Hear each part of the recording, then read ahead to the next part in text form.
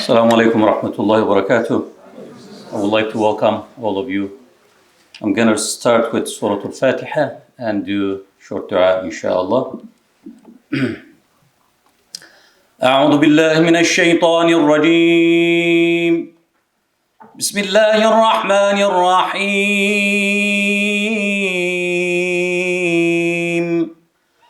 الحمد لله رب العالمين. الرحمن الرحيم. مالك يوم الدين.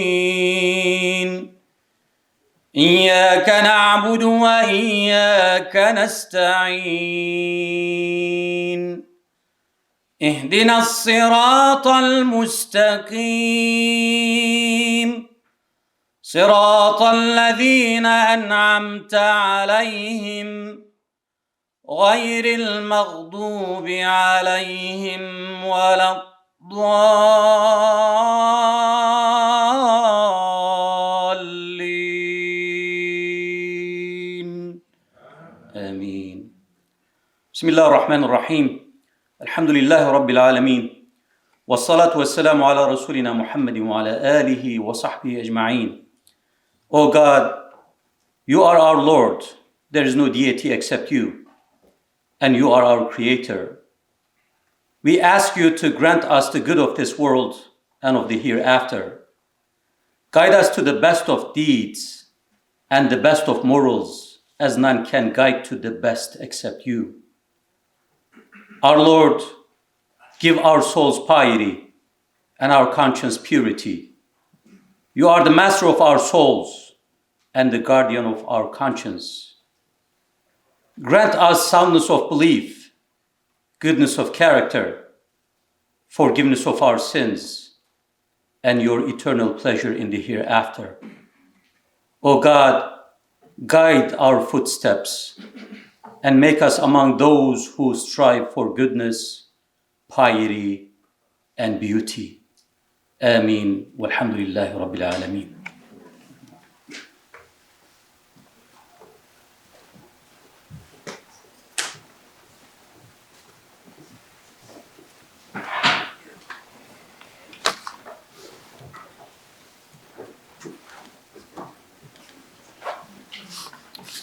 Assalamu alaikum, everyone. Good morning. I want to welcome you all to Loyola Marymount University on this fine day. We've just finished our spring semester, so students are not here. Most of them have returned home, but the campus is open, and inshallah, it will remain open for future events like this in the future, which I'd like to talk about today. My name is Kinan Tawil. I serve as the director of the Office of Muslim Student Life here at Loyola Marymount University. Muslim Student Life is located in the Campus Ministry Department. I've also been appointed to serve as Interim Associate Director of Campus Ministry for the academic year 2024-2025. We are responsible for the faith and the spiritual life of all LMU students. And my charge is taking care of the spiritual life of our Muslim students, supporting them and providing them with community. So I'd like to talk a little bit more about Muslim student life. And here we see some photos of our Muslim students and our Muslim students in our prayer room here on campus. Once again, Muslim Student Life is an office here on campus. It supports our Muslim students. We build community for them, and we provide them with Islamic spiritual care. We host a wide variety of programs that bring our LMU Muslim students together in addition to providing them with spiritual guidance.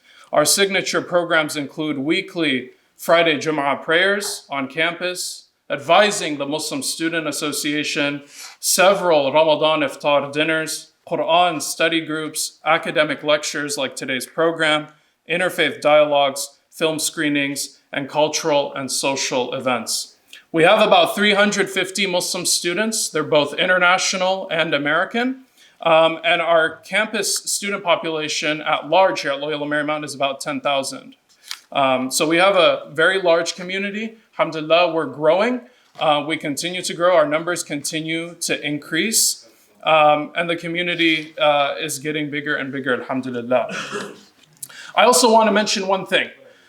Muslim Student Life is a unique office. A lot of the other universities here in Southern California do not have an office like this dedicated to supporting Muslim students. They don't have staff members like me. I'm paid by the university to work as a staff member and support our Muslim students. So this makes Muslim student life and frankly Loyola Marymount University a very unique place and an ideal place for a Muslim student to grow both academically but also spiritually. If any of you are parents of teenagers who are high school age, thinking about college, I strongly consider that you consider Loyola Marymount University for your children. If you have more questions or you'd like to learn more, at some point today, please come and talk to me and I'd be happy to answer more questions about that. Many of you may have attended our annual Ramadan Interfaith Iftar dinner in the past. This is one of our signature events that brings together our campus community, but also our friends from the local Southern California Muslim community as well. And that's a commitment that we have, that we support our students on campus, but we want to make sure that we connect them to the local Muslim community here in Southern California. And ultimately, we want to be a resource for our community here in Southern California as well. We've had a number of academic lectures focusing on Islamic studies over the years. We've hosted Dr. Amir Hussein, who was the previous chair of theological studies. Yes, a Muslim chair of theological studies here at a Catholic school. Talking about his book, Islam and the Making of America. We've had Abdullahi Ahmad al-Naim, an expert on Islam and human rights from Emory University, speak. Dr. Addis Duderija from Australia, he's an expert on modern Islam, speak. Dr. Jack Miles, who wrote a book called God in the Quran, has spoken here at Loyola Marymount. And Mustafa Akyol, who's written a number of books about Islam and modernity, has spoken here just last semester at Loyola Marymount University. One big piece of news that I'd like to highlight today as I introduce you all to LMU. We opened a Muslim prayer room last semester. This came after 7 years of advocating with senior leadership and collaborating with them. And alhamdulillah, it finally became a reality. And it is now a dedicated room simply for the Muslim students, dedicated to them. And it is open 7 days a week, 8 a.m. to 11 p.m. for students to use for their daily prayers. And we also gather in there for our weekly Friday Jummah prayers every week as well. I want to talk a little bit more about partnering with the local community, which is why I'm so glad to be able to collaborate on this event today. We want to be a resource as Muslim Student Life, not only for LMU's Muslim students, but also for the local Muslim community, so that we can promote Islamic studies and scholarship on Islam here in Southern California. By doing so, we also hope to further connect our students, as I said, to the local community. And I hope, inshallah, that this will lead to hosting more events, more panels, more academic talks and lectures like today in the future for the benefit of LMU, but also for the benefit of the Southern California Muslim community, inshallah. And finally, I want to invite you all to be part of our Muslim community here at LMU. We strongly believe in the power of Islamic spiritual development to cultivate young leaders grounded in their faith and dedicated to the betterment of our world. So, if you're so inclined, I invite you to consider making a small gift to Loyola Marymount University's Office of Muslim Student Life. This is the QR code that will lead you to our donate link. And all gifts will go towards our work supporting students, but also towards providing more academic programming on Islam for the local community in the future, inshallah. Once again, welcome to Loyola Marymount University. I hope to see you all again in the future and hope to host more events in the future, inshallah. And I hope you enjoyed today's program. Jazakumullah khair. Assalamu alaikum.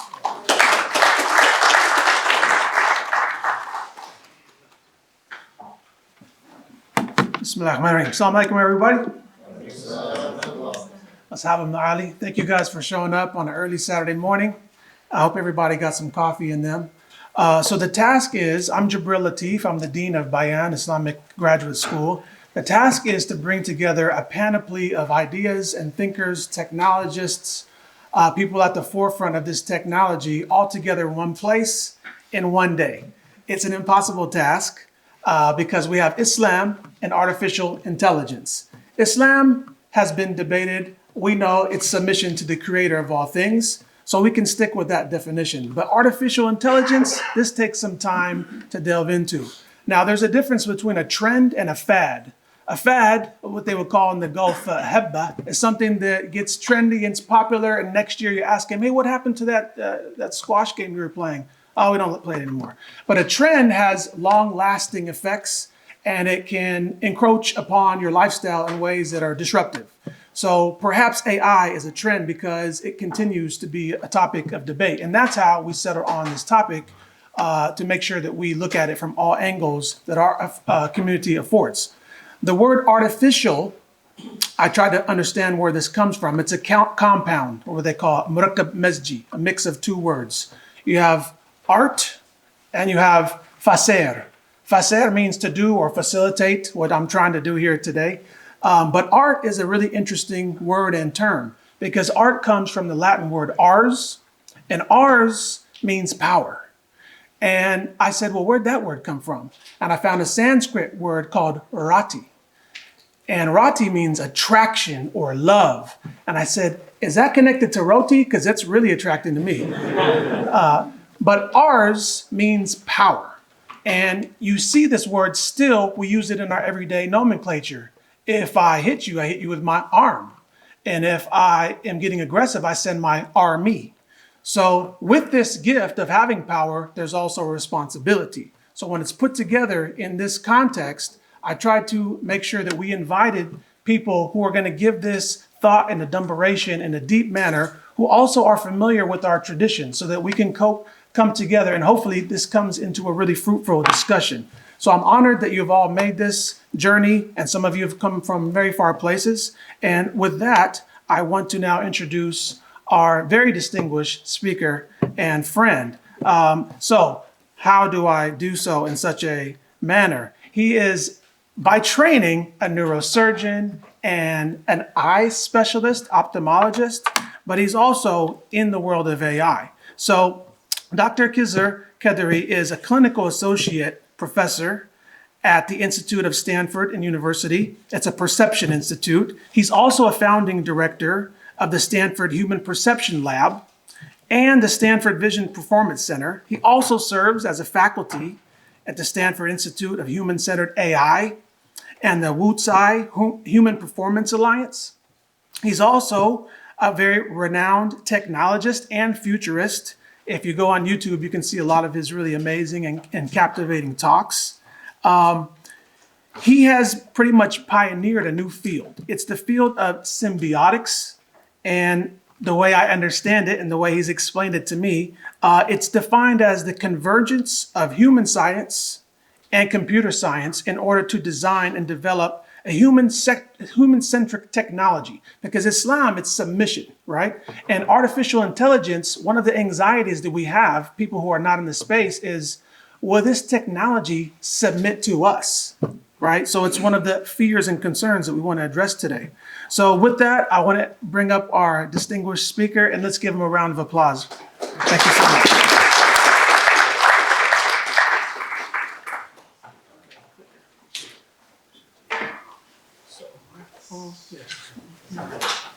So here, I'm going to switch them on to PowerPoint. Okay.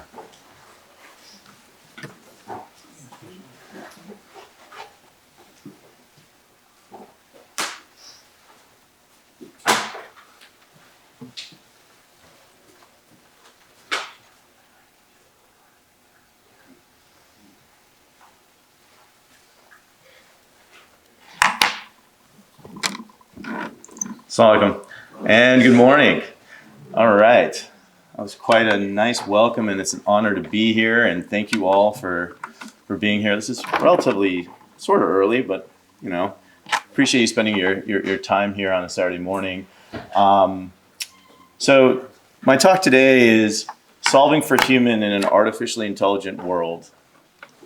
And you know, when we think of artificial intelligence today, what comes to mind for me, okay, this is not advancing.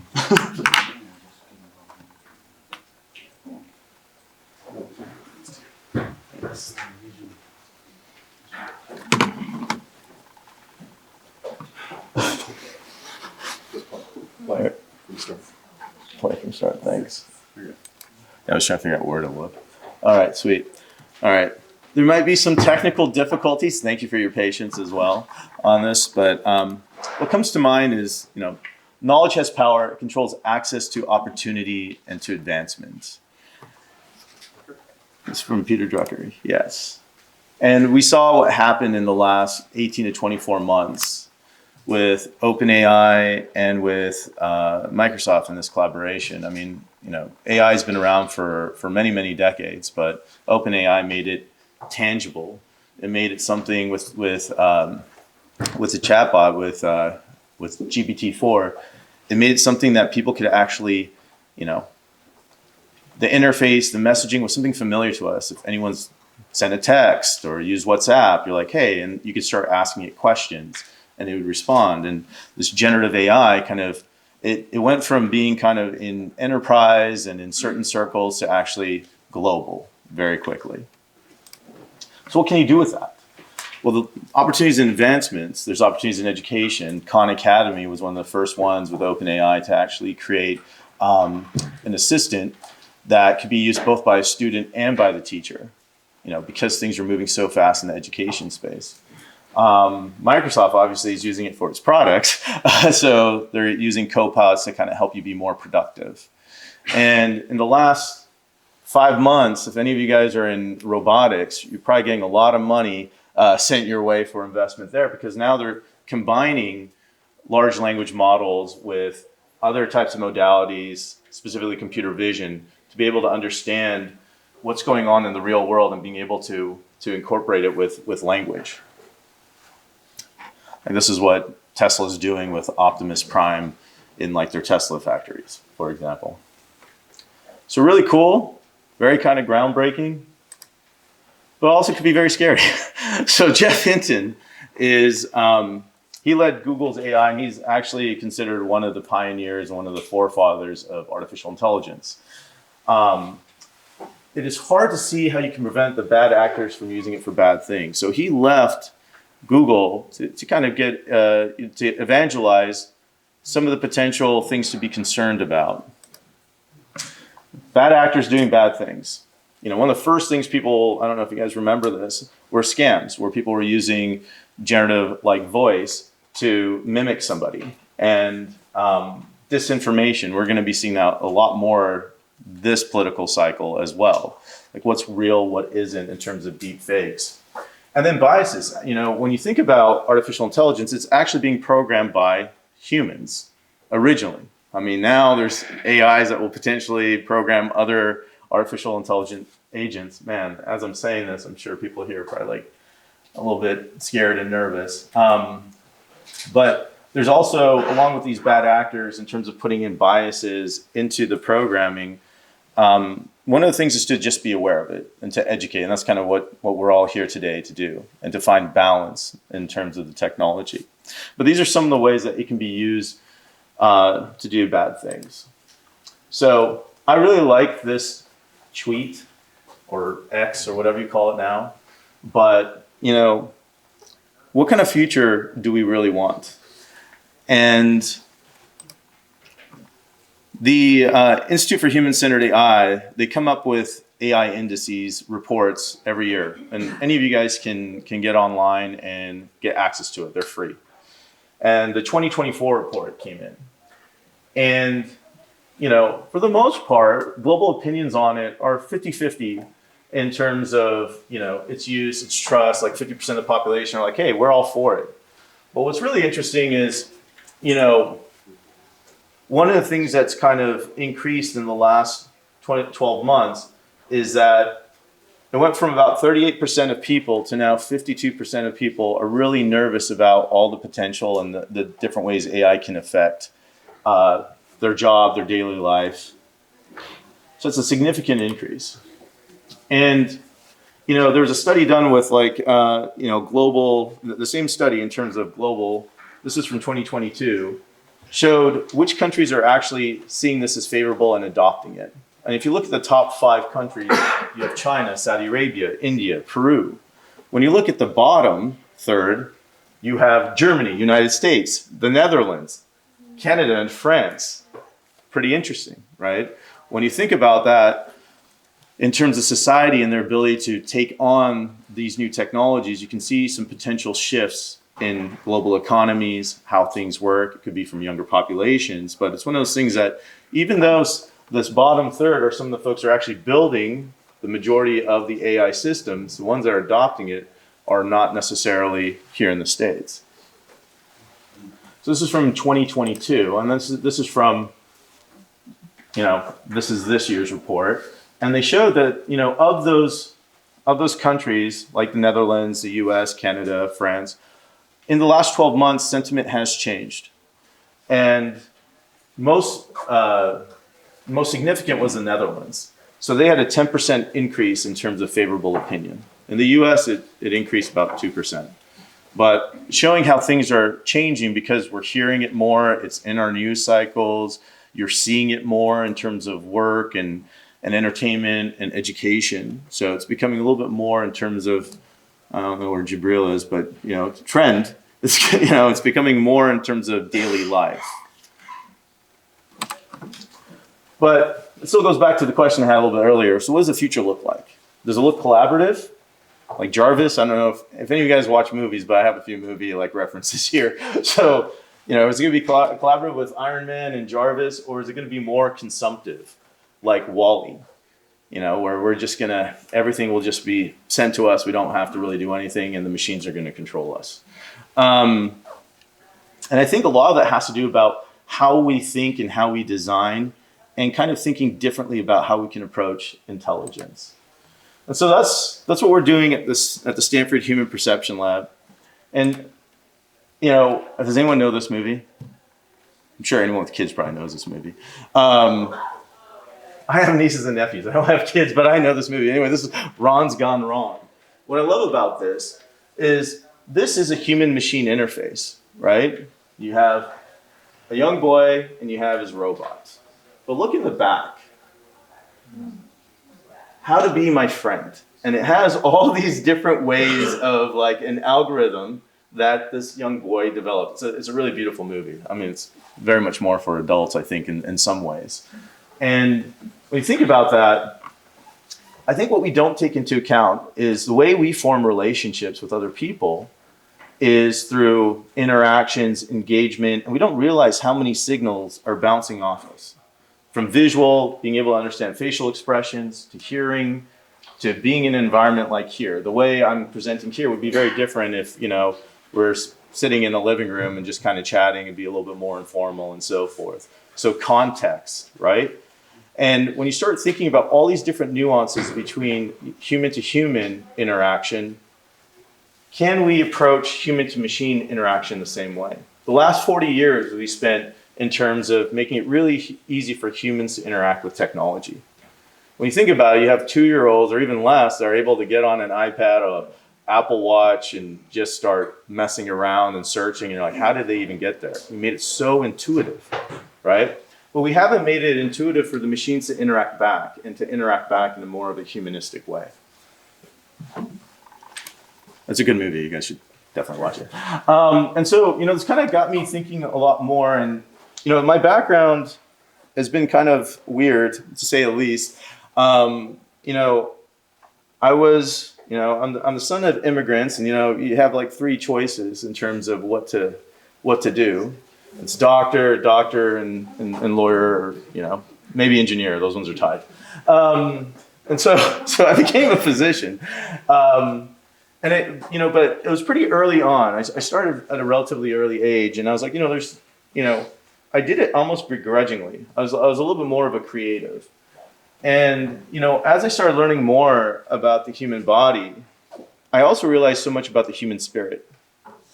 And it got me actually a lot more closer to faith. Not that I wasn't far, but got me even closer in that sense.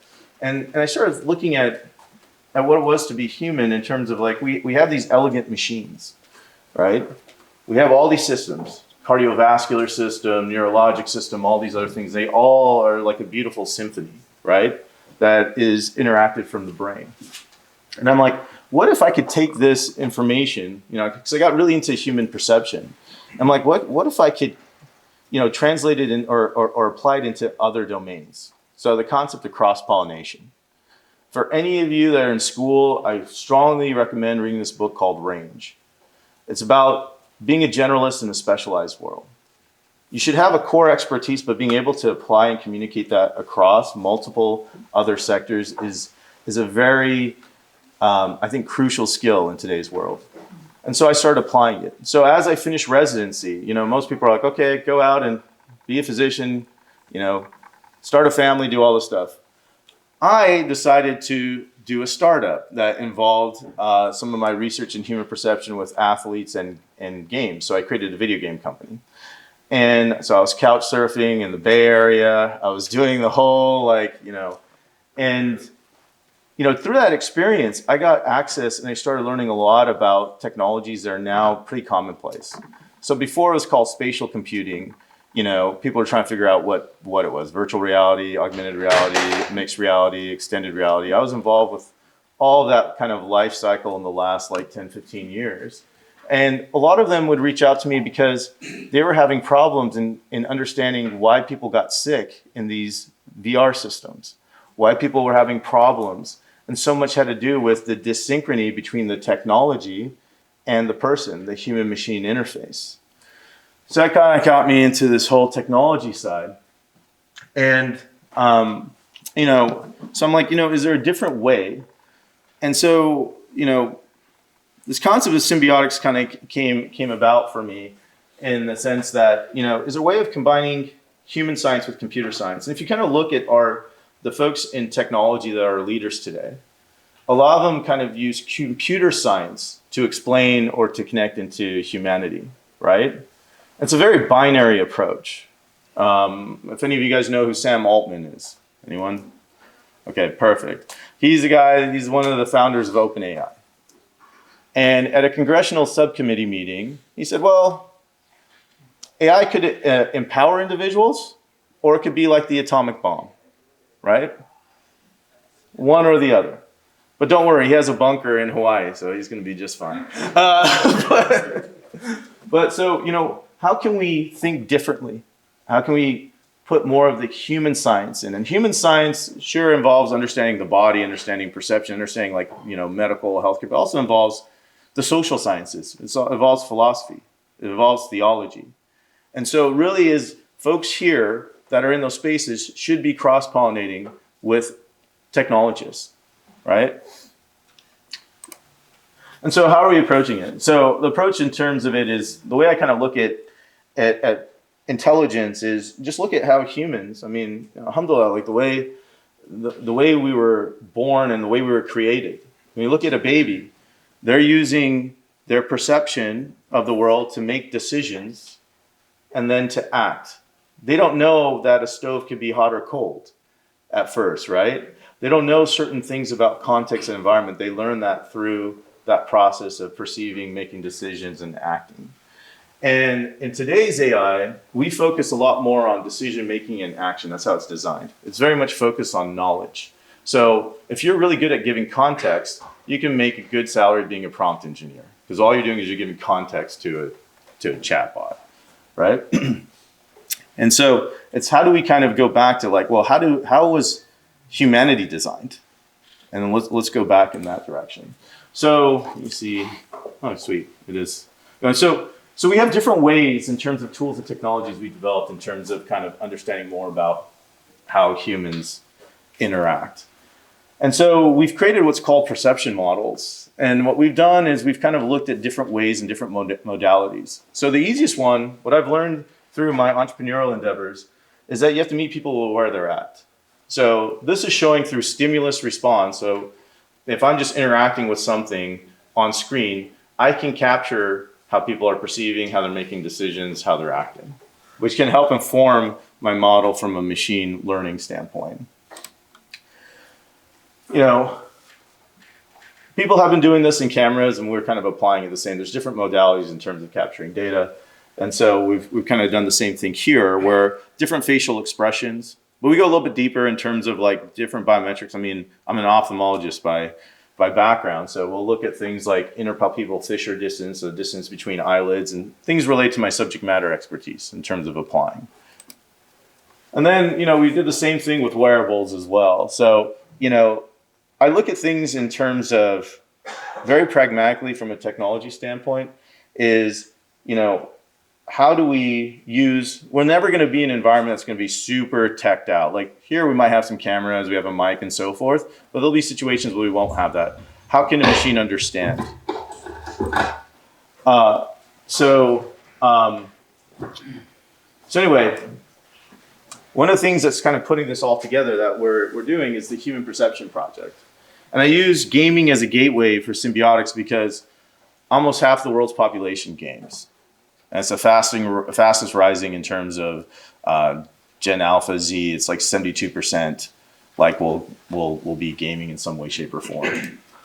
And what's interesting and what to notice is, those three examples I gave a little bit earlier involved stimulus response from a screen. So there's a screen there.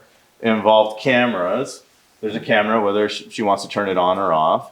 And then other types of sensors I kind of showed in terms of head positioning and so forth, where she's wearing a headset. But she's doing what she loves to do. But at the same time, this could actually help us inform and make more intuitive intelligence from the standpoint of machines understanding us, our needs, and how to help us navigate the world. So that's why gaming. And so then I'm like, well, if we're going to use gaming, we should actually do this for a purpose that is very much a community thing. And that's where we're looking at, gaming for global health. So when you think about brain health, mental health, childhood development, health span, these are all things that are top of mind quite a bit, right? Depression, anxiety, Alzheimer's, Parkinson, these types of things. Research monies and everything like that are getting a little bit more constrained. So how can we open this up to all of, to a global community? Well, some of the technologies that we built can be put into any type of physics engine system that's involved with the majority of games. So imagine you playing the video games that you normally play, but you're able to capture data that you can donate for research.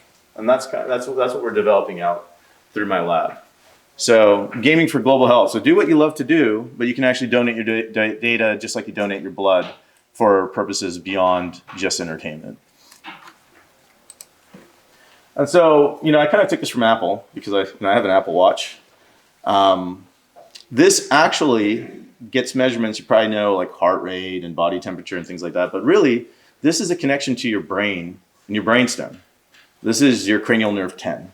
This is data you're getting from that, your vagus nerve. And so you just wear this as a watch. Sometimes you'll get your steps in. I worked out a little bit today. I felt pretty good with my calorie count. But what if we can do the same thing? So this is kind of my description that I was saying in terms of putting technology into the things that we do. So in this case, this is one that's a little bit more, has an extra step in terms of a lifestyle screener. But basically this person's playing a game and then we're able to understand their performance, how they're performing visually, how they're performing cognitively, how they're making actions. So this one you could actually do on our, on one of our websites. And this has two different modalities coming in. It has camera and it actually has just the stimulus response. So in this approach to symbiotics, we're taking pretty much a pragmatic, we're taking gaming as the approach, but the concept is to think differently. It's like, how do we marry human science with the computer science? And how do we actually focus on the machine to human part of the interface? Because we spent the last 4 years making it super easy for people to be on their phones or on their computers or whatever for hours on end. And we can see some of the effects it's had from social media, like health effects and everything like that, where if we flip it and we use some of our knowledge that we have from the social sciences, the philosophical and so forth, and infuse that, I think we can, we can have the future that, inshallah, we hope to have, right? So I appreciate your time. Thank you so much for having me.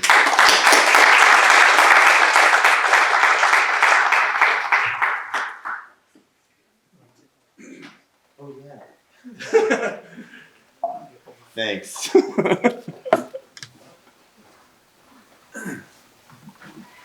So we have a time maybe for one or two questions, and I'll come around with a microphone. So if you have one, just raise your hand and I'll get some exercise and I'll jump down there to you.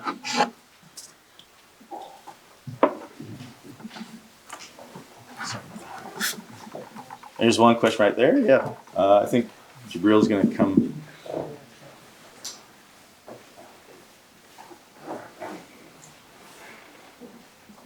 Assalamu alaikum and thank you for your talk. My name is Rama and I'm with Transform VC. We invest in deep tech with impact. So my question to you is about symbiotic. I don't understand the relationship between that and the lab that you run with Stanford. If you can explain that a little bit, please. Yeah, no, And absolutely. where you are with the different funding stages of your startup. Thank you. Yeah, so the human perception. Oh yeah, so the question was, how is the relationship of symbiotics with the human perception lab? And then the second part of that is how far are you in terms of the technology and potential startup? So I was recruited to do this human perception lab because, one, my chairman, he thinks out of the box, but more it was just like, it had to do with, I'd spent so much time with human-machine interfaces. Like, as I mentioned before, with a lot of head-mount displays, spatial computing, things of that nature. And, there's a lot of issues in that space, and I was consulting with a lot of folks in wearables and things like that. And then I started realizing that, normally, if you're through the School of Medicine, you're teaching med students, you're teaching residents, and folks that are pre-med. But I was having students on campus that are coming from the computer science side that wanted to work with me. And so what happened was our lab was focusing on human-machine interfaces. How do we make them more seamless?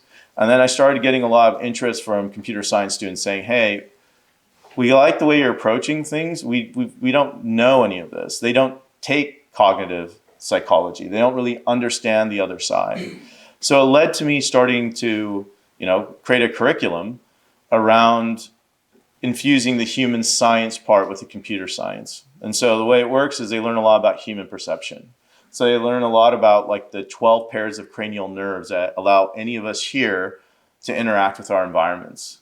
And they learn about how humans do signal processing, whether it's the visual system, the auditory system, taste, and so forth.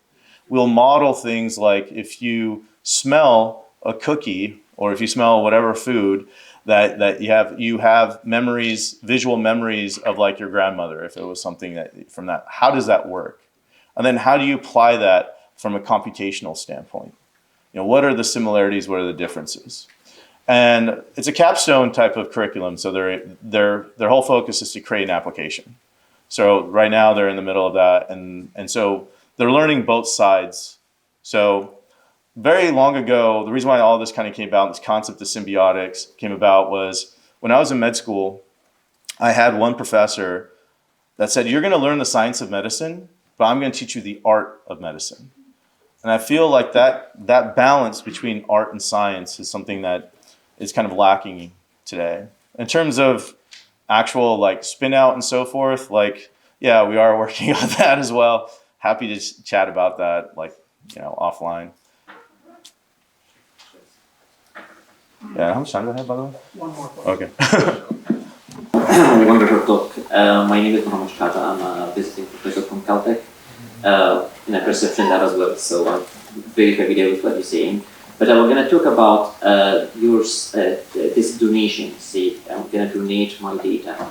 So if I'm donating blood, I will know that I'm going to take 1 or 2 hours to wait in the line and take the blood. Right. And then I know on the other side, someone's going to take that blood and I'm going to save someone's life. So the model here kind of doesn't really match with me because I'm going to just go gaming for 1 or 2 hours and then I don't know what the data is used for. So can you elaborate on that? Yeah, absolutely. Sorry, I had to go kind of short because I didn't know about time, but so thank you for the question. So the question was,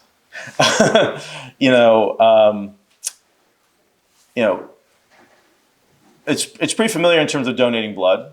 So, we have a process there. It takes 1 to 2 hours. You kind of know where the blood's going. So the question is with that in mind and with that analogy, how would you do the same thing in terms of someone donating their data?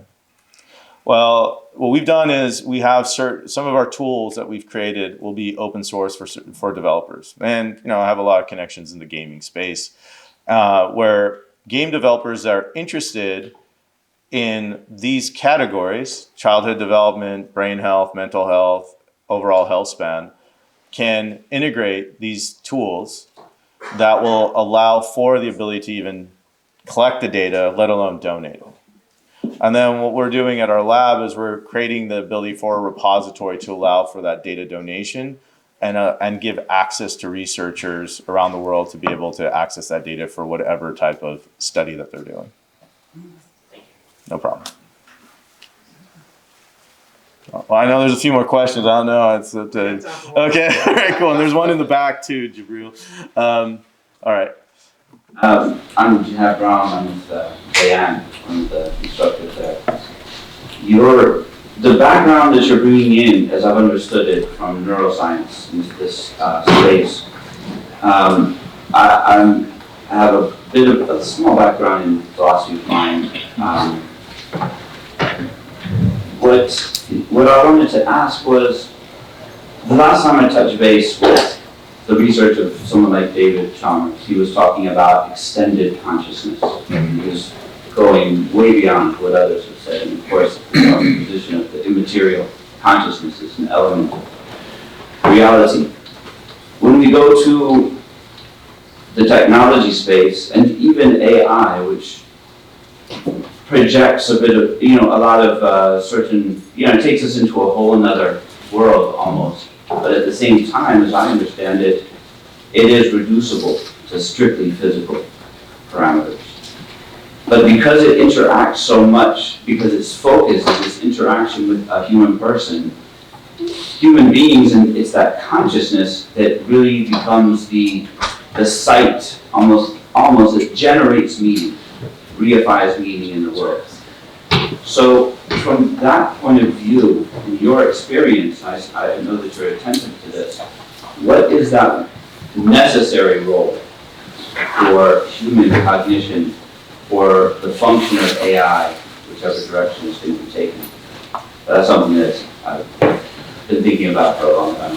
Yeah, no, I think there's I think if you took the top 10 AI specialists in the world, they'd all have a different definition of AGI, artificial general intelligence. Sorry, the question was, the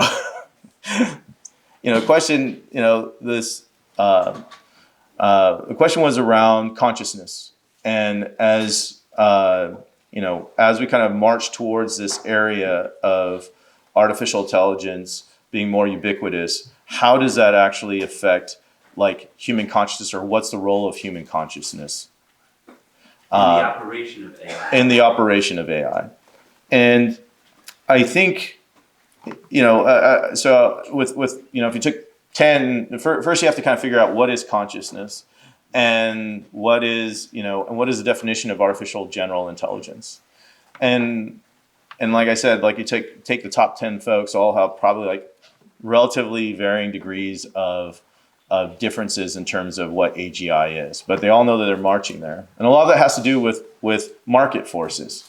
It's like, hey, it's the hype cycle. I need to do something in AI. We're going to say we're going to do something with AGI, and it's going to be just like human intelligence and potentially human consciousness.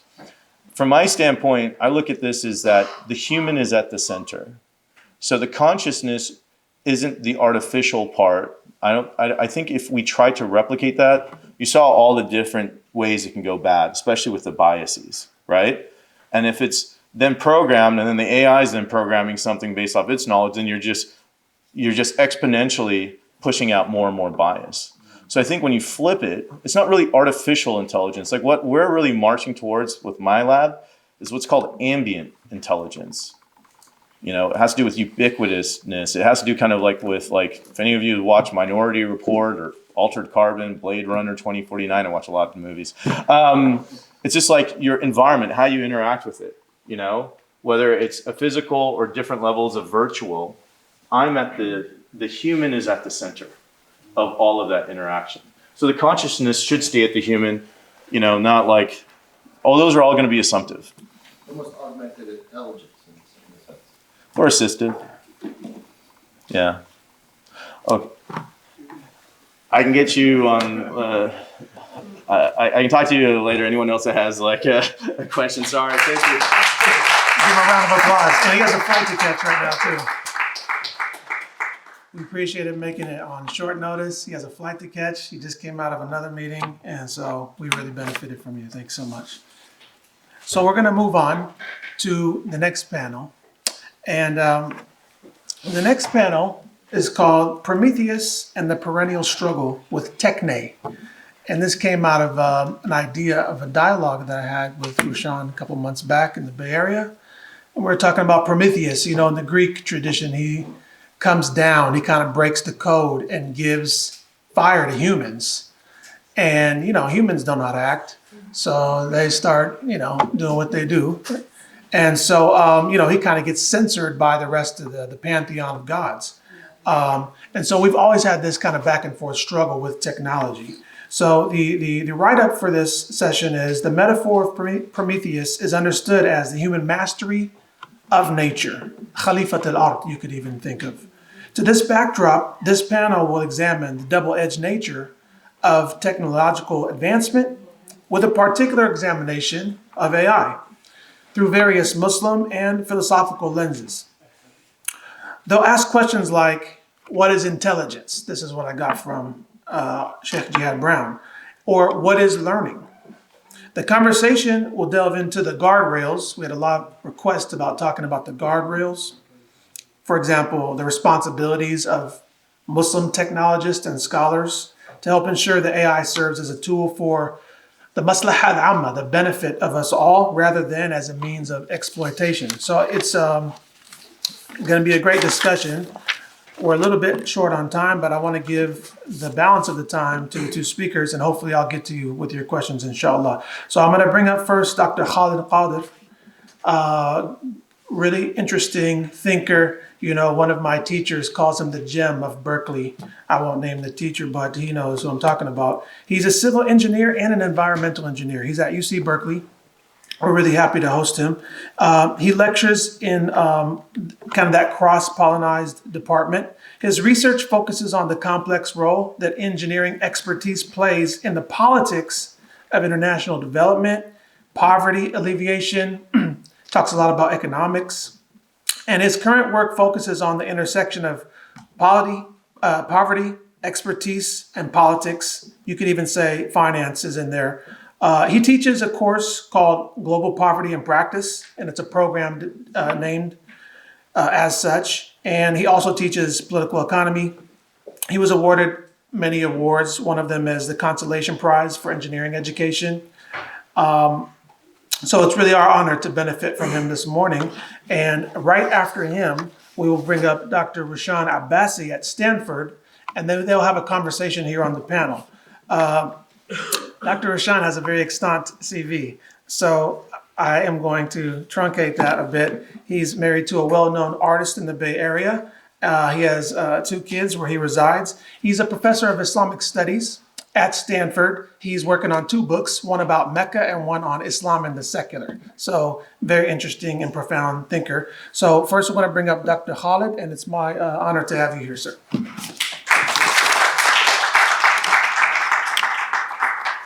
Assalamu alaikum wa rahmatullah. So Dr. Jibril thinks he set up a little Berkeley-Stanford battle, but we'll see how this goes.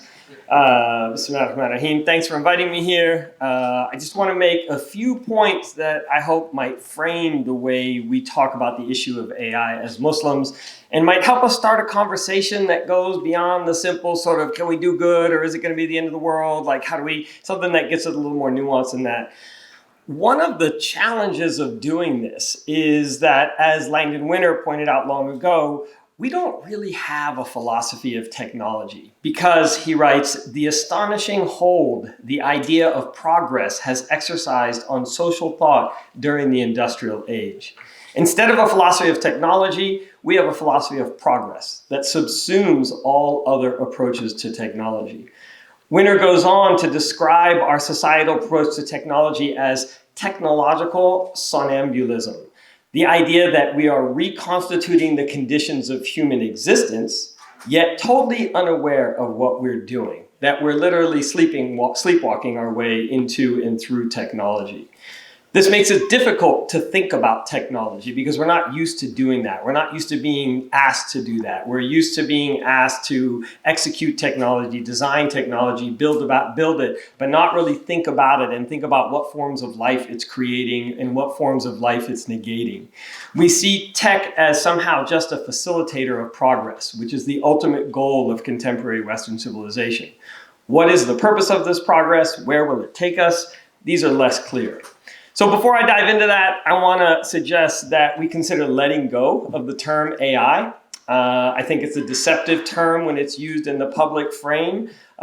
Those who engage in AI know this very familiarly. They're not caught up with this idea of some independent thinking brain. They know what it is, but I think when it moves through the public spaces, it takes on a different meaning. Since the 1950s, when the term AI was first coined, we've had this desire to build machines that have human intelligence. We haven't done that. We've built machines that are really good at low-level pattern recognition and doing it very quickly using a lot of energy. They do not perform the sort of reasoning and inference that humans are capable of. In reality, we're talking about machine learning. Algorithms, statistics, very large quantities of data, these are tools that are used to make inferences and predictions. Behind machine learning are these vast troves of data. However, we've really only been collecting most of this data for the past 10 years or so, and only from a relatively tiny portion of the global population. So most of machine learning is simply math performed on a very small amount of data from a very recent period in human history from a very tiny slice of the Earth's population. One might say it's a form of empire. Moreover, a small number of very powerful private institutions are first in line here. They have the majority of the data and they extract it through our use of their platforms. With that little sort of definitional point out of the way, let's get into the meat of this. There are at least sort of two, and I struggled with language here. I'm going to call them worldly scales, but I'll unpack that a little bit later, that I think are important in this conversation around machine learning. The first is the social and political power and the material wealth that is gained by some and lost by others with the increased use of machine learning in society. Specifically, when we think about machine learning, we need to think about who's positioned to gain power through the widespread use of machine learning, who's left out of this, and who loses power and wealth. This is a sort of big picture, more conventional political economy approach to thinking about this issue. To start answering these questions, we first have to recognize that in the world of machine learning, and in particular the world of generative AI, three companies dominate: Microsoft, Google, Amazon. Almost every single startup and every research lab working in this space relies on the infrastructure owned by these firms. These firms shape the field of research and development, and they own the infrastructure that is needed to create and deploy generative AI. Moreover, there are a relatively small number of technology companies who capture and claim ownership over data about us.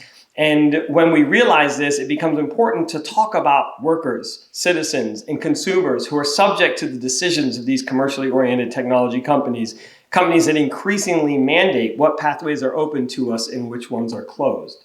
Here we can also have a conversation about the politics and control over data and data collection, and the ways in which data is used as a tool for surveillance and social control, something that Muslims are very familiar with. Most obviously, this is by governments, particularly the more authoritarian ones, but also by private actors using more subtle market-based mechanisms.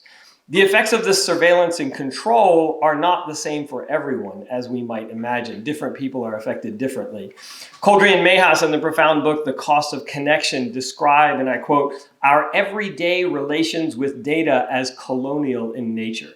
And they argue that this new colonialism is driven by the imperatives of capitalism. Interestingly, our very resources for knowing the world through a convergence of economic power, the power to make value, and cognitive power, power over knowledge. So they're arguing that these two come together are creating a new form of colonialism that's colonizing us, individuals, all of us. They draw some clear distinctions between colonialism of the past and this form of colonialism. It's dangerous to start equating the two, but they're arguing what's happening is a colonial project in its very nature. And there's a second worldly scale that I think requires analysis too.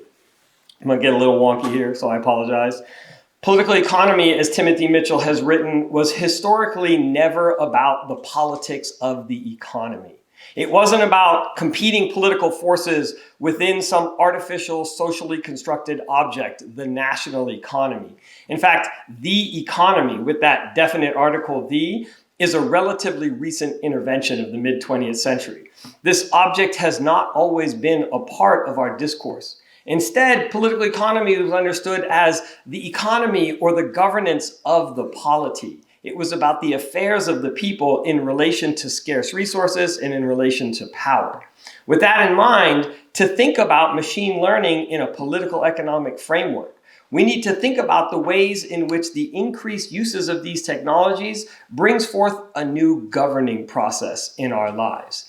I got to define another concept here. For those not familiar with the idea of a governing process, I don't mean formal government. I don't mean the state, though we can certainly include that as well. Rather, I mean the ways in which such technologies shape, structure, and guide our daily lives. The way they govern our decision-making, govern the choices we have, and the ways we move through the world.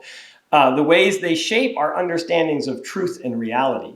These tools, whether on our devices or in our interactions with institutions through the tools, play an increasingly large role in controlling what we are exposed to and what remains hidden from us. And in this way, that not only increasingly govern our actions, but they also shape our understandings of reality and possibility. And as I'm saying this, it suddenly strikes me that our state knows this very well.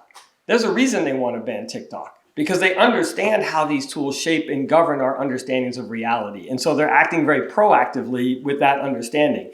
And if you're doubtful about this, does Google really govern my life? Does it really control me in some way? Well, how often do you rely on a Google search algorithm to learn the truth about something? And then you go and argue, no, here's the truth. I Googled it, right? So this is shaping your understanding of truth and falsehood. I argue this point because the avenues that are open to us and those that are foreclosed from us are increasingly governed by algorithmic forms of decision making. And so we must think about their political economic effects in this frameworks of governance. We can think of this as a form of algorithmic regulation or algorithmic governance. A. Anish calls this algocracy, when our lives are governed by algorithms. Jenna Burrell and Marianne Fourcade described this as a combination of what they called computationalism, the belief that computers can and must underwrite fundamental processes of social organization and resource allocation, together with actuarialism, the incorporation of historical data about social groups into a rule-driven process of bureaucracy. So why does this matter? Well, there are a host of reasons, but one particular way we can better understand the political economic effects, the political economic nature of algorithmic governance is by looking at what our previous speaker brought up, this issue of bias. And there's a big conversation happening around bias in algorithms. The use of algorithms that are riddled with bias, as all algorithms inherently are, has social effects, political effects, and economic effects. The bias encoded into our machine learning systems, partly through the very process of coding, what gets coded by whom, in what social and political context, for what purpose, based upon what parameters, and partly through the data that's then used to train these systems, creates what Ruha Benjamin calls the new Jim code. The employment of new technologies that reflect and reproduce existing inequities, but that are promoted and perceived as more objective or progressive than the discriminatory systems of the previous era. In this process, she points to a danger that is more complex than the racism of the Jim Crow era. A system is created where, one, existing social biases are reinforced and amplified, and two, new methods of social control, racialized social control, are produced through technology. I think there's sort of one more meta point that we have to consider when we think about these two, what I've called worldly scale issues, and all of this talk about how work and jobs are going to change and how our lives are going to look so different when algorithms take over our lives. There's a very sort of futurist Jetsons-like thing going on.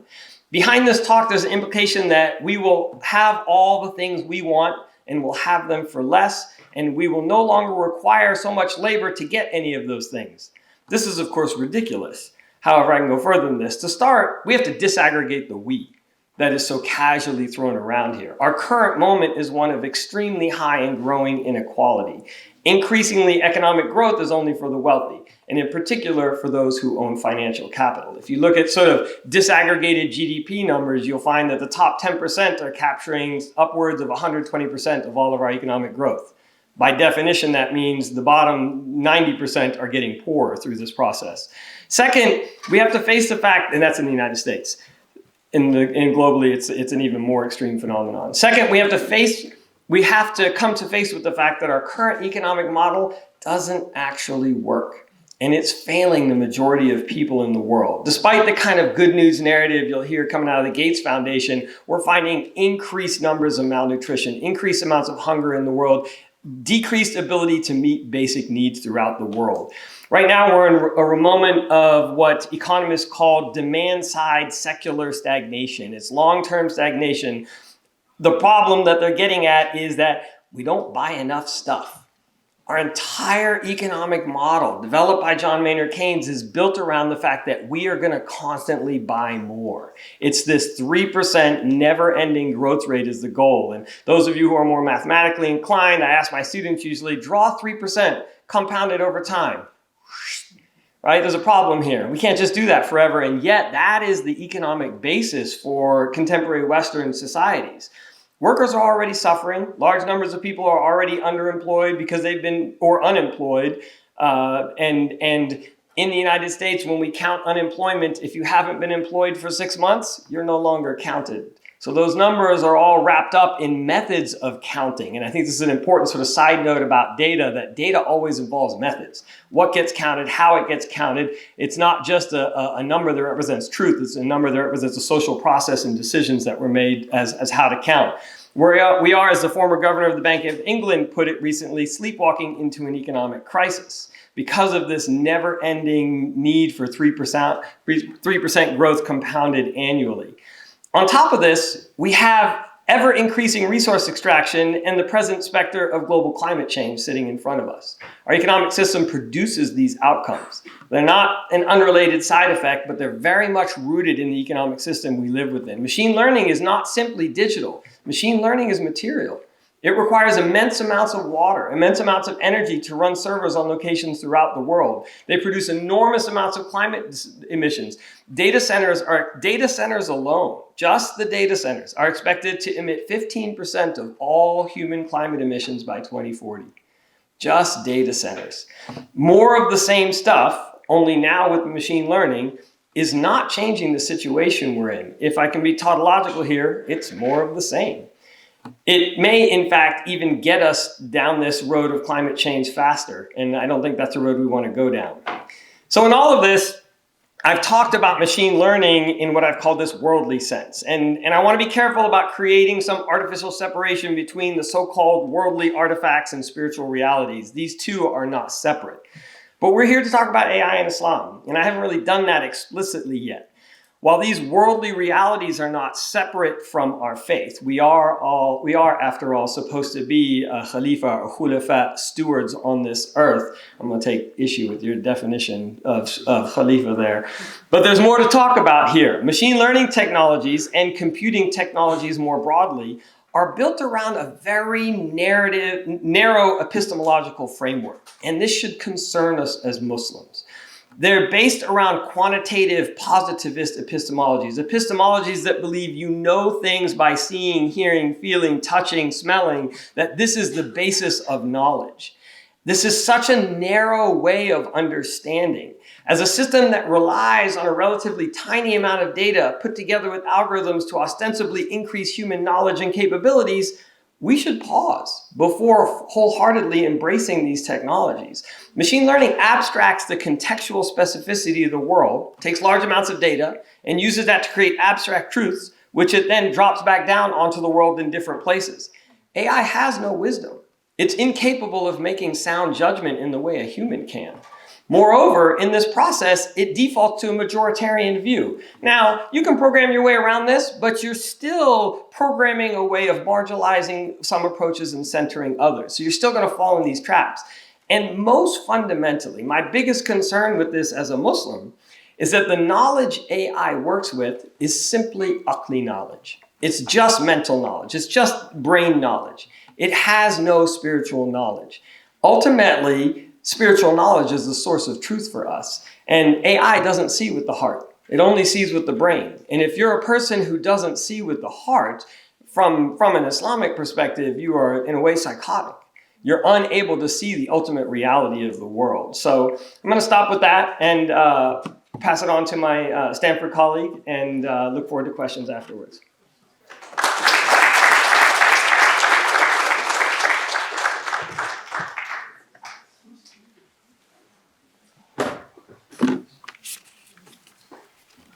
Assalamu alaikum, everyone. Bismillah ar-Rahman ar-Rahim. Alhamdulillahi Rabbil Alameen. Wassalatu wassalamu ala rasulina wa habibina Muhammad wa ala alihi wa sahbihi wa sallam. We begin with the praise of Allah, the one true Lord. And we send peace and blessings upon our messenger and the love of our life, Muhammad, and upon his family and his companions. My brother Khalid here really brought it, and he dropped some truths.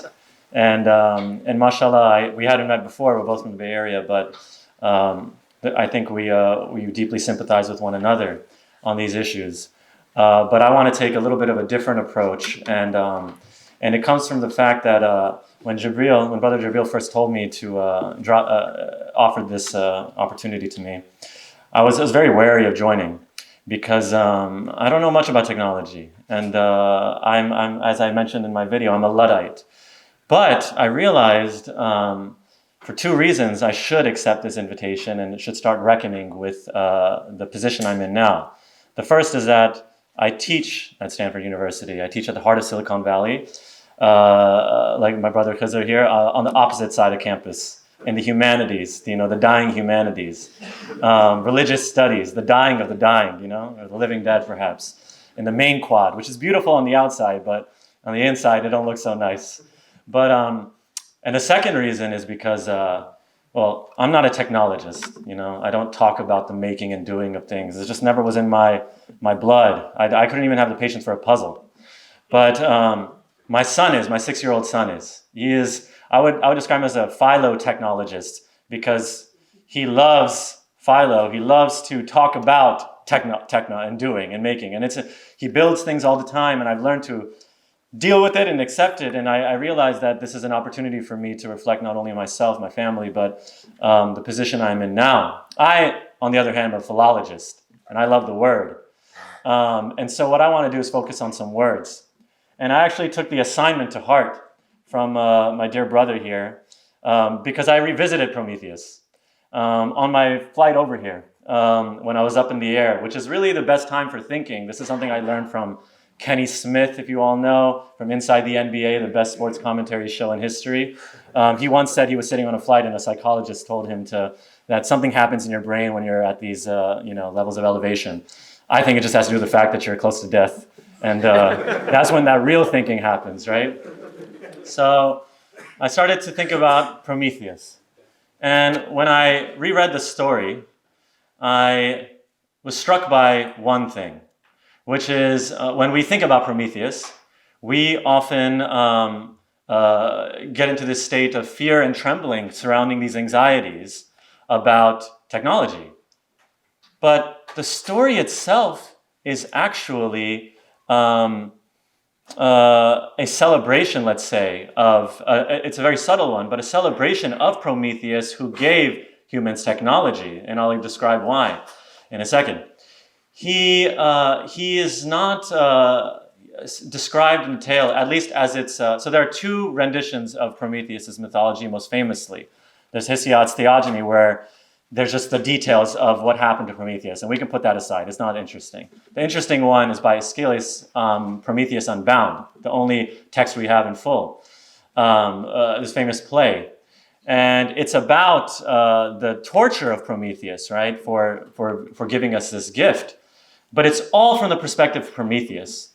and from the perspective of those who have to chain him down. So literally the first two actors, the characters that emerge in the story, are called might and violence. And I was struck by that, the political nature of it from the outset. And the beginning of it is them trying to convince a third party, just chain him up, chain him up. And he's struggling with it because he recognizes this kinship between him and Prometheus. And what I understood, one of the interesting things is that Zeus is never even mentioned. Zeus is the figure of sovereign violence, right? Let's just imagine a Benjamin Netanyahu kind of figure, right? This is someone who is pure just destruction, right? And that's right, the monopoly on violence. But Prometheus, the entire story is about his commitment, his uncompromising commitment to fighting against Zeus. And everyone's saying, you're mad, just like they say to the prophets, just like they say to the poets. And he says, you just don't understand, and he's trying to explain.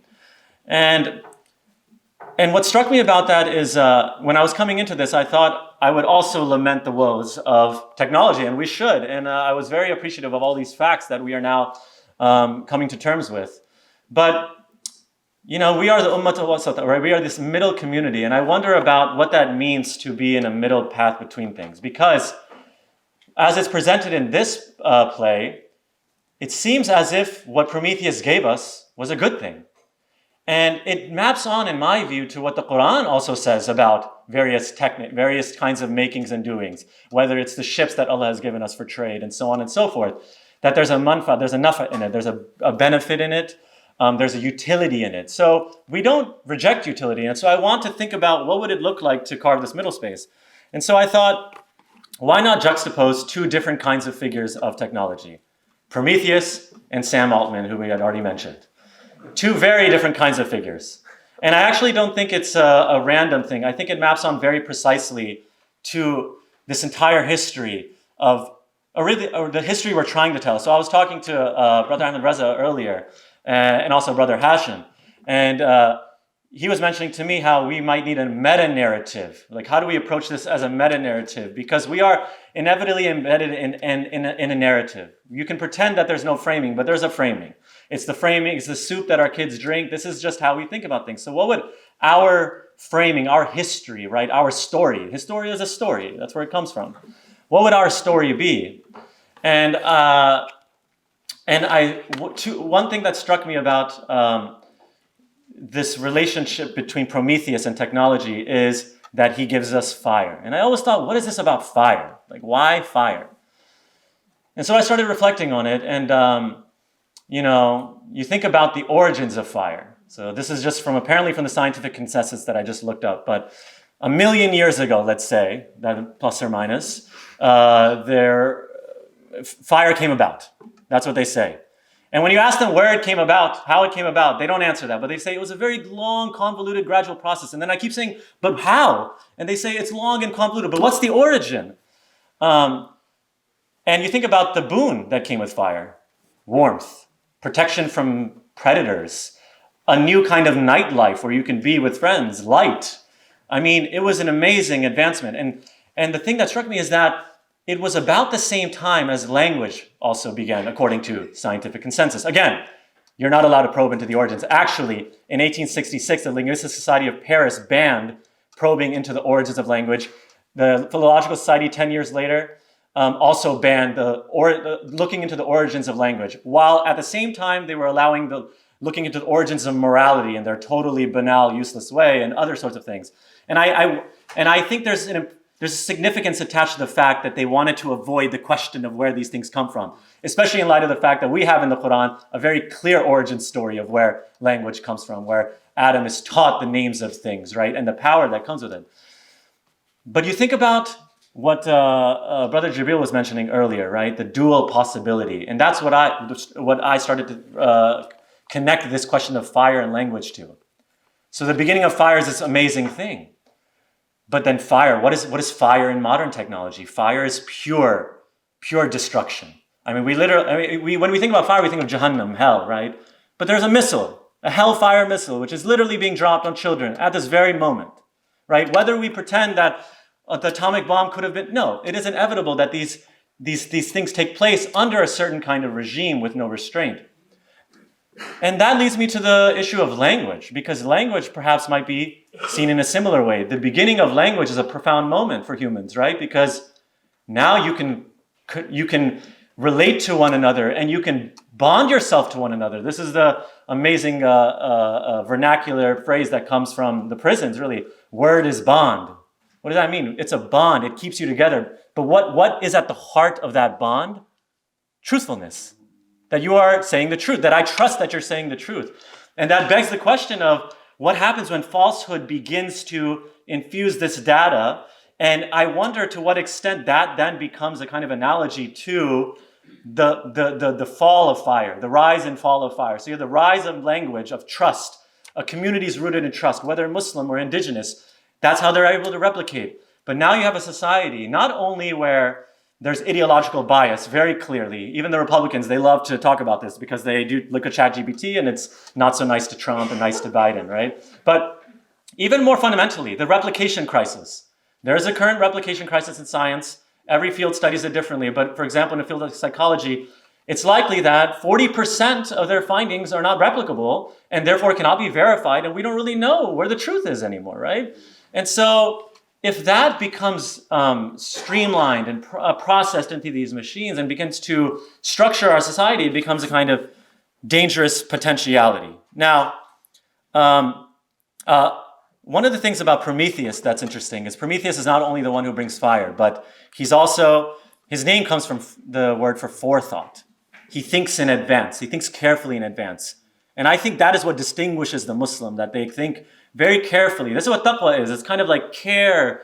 Ibn Abbas who describes it as walking on sharp rocks. Right? You're not just running through the streets. You're moving slowly, which is the opposite of the operation of capitalism. That's just busybody, right? So he moves slowly and gives this kind of consideration. And I think of how that might be opposed to someone like Sam Altman. The way I describe him is a kind of itinerant preacher of artificial intelligence, right? Because he was at Stanford just a few weeks ago, and he goes to every university, and the line that I usually hear from him is, "It's inevitable. It's inevitable. So therefore, we must submit to it," right? But the Muslim does not believe in the inevitability of the worldly apparatus and the way it works, the sovereign, the ones who are in monopoly of violence. And as you mentioned, right, he has his nice bunker. He's part of this prepperist movement, right? They're preparing for something. And he has a big plot of land in Big Sur, most beautiful place in California. And then he also has gas masks from the IDF. He's already admitted this. I mean, he has all these things. So you know his associations. And then you think of Prometheus, though. Prometheus, as he's presented, I think truly in Aeschylus's Prometheus Unbound, is the figure of a martyr. The whole play is about him standing on the top of this craggy mountain, bound up, and different figures come to him and he teaches them. And they keep saying, but we feel for your suffering. And he tries to show them why he's suffering, why he has chosen to suffer. And they're shocked. Why are you not sad about this condition? And he tries to explain that this is the necessary condition of truth, of the martyr. The martyr, the shaheed, means a witness, right? That he's seen something and he's not going to compromise on what he's seen. Now, in terms of a way out, perhaps, and this is my last reflection here, and this is the part of me that's the Islamic historian. You know, I was thinking about the development of Muslim societies, and one specific issue in particular, which preoccupied a famous historian at Columbia by the name of Richard Bullitt. And it's a book called The Camel and the Wheel. And the question that preoccupied him is, why didn't Muslims build roads and have wheels? Why were they not like the Romans? And this is really the question at the heart of all Islamic studies. Why aren't they like us? Why aren't they like the Romans, right? And because they had all these other technologies, but they kept using camels. And they even called it the ship of the desert, right? Because it was such an efficient movement. Honestly, the global economy of medieval and early modern Islam was far more vast and productive than anything Rome had previously. But the difference comes down to this. What Rome did when it built all these roads and these wheels was exploited an insane amount of human labor. That's what made them a slave state, as distinguishable from societies with slaves. All societies had slaves, but there are unique slave states like Rome, like the Gulf states and other states which are usually preoccupied with building, because you need people to do that.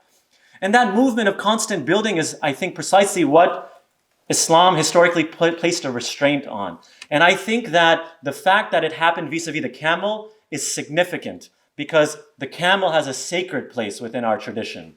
Not only insofar as we have all of these various moments in our tradition that the camel is significant, where, for example, the first mosque is founded by the camel itself, not the human, and the fact that the Arabs had such a close relationship to the camels. I would say it was analogous to the relationship of the indigenous people of this land to the American buffalo before it was genocided or triocided. I forget the name they used for animal genocide. But they maintained this relationship with the camel. But you think about how it's used in the Quran in relation to the Prophet Saleh, alayhi salam, and how the Quran calls the camel an ayah. In the same way that the Quran is full of ayat, it was itself the ayah. And what was the ayah? Restraint. One day you use the well, one day it's for the camels. And they say, but why?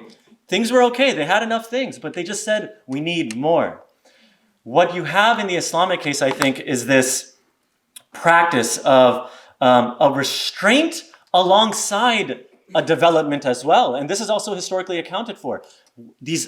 A massive conquest, insanely effective. A Black Swan event.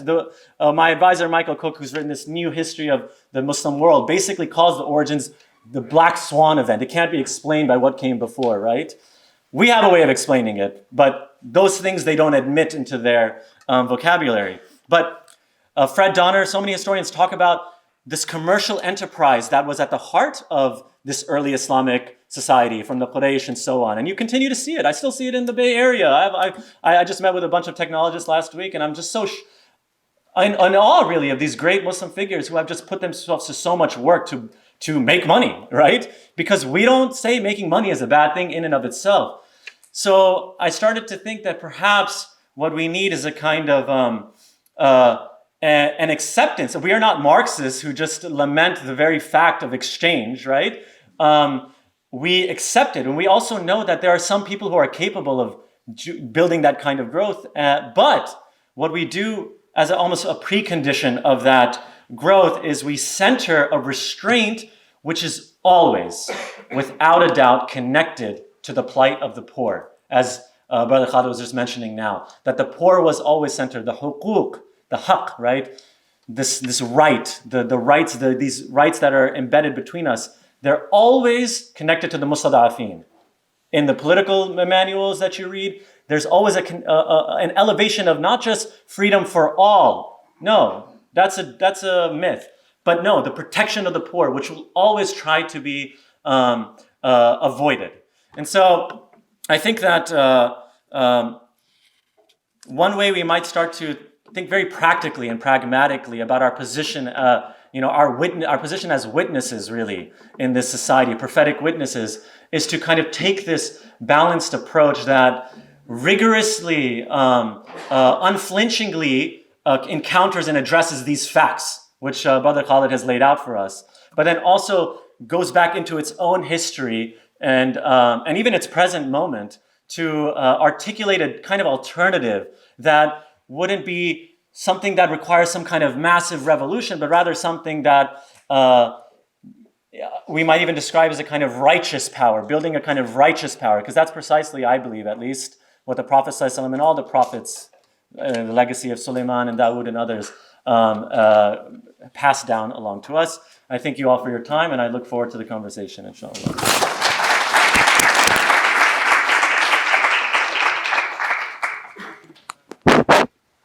All right, I was going to see if this works, but I don't think it does. So maybe I got to go up there. Yeah.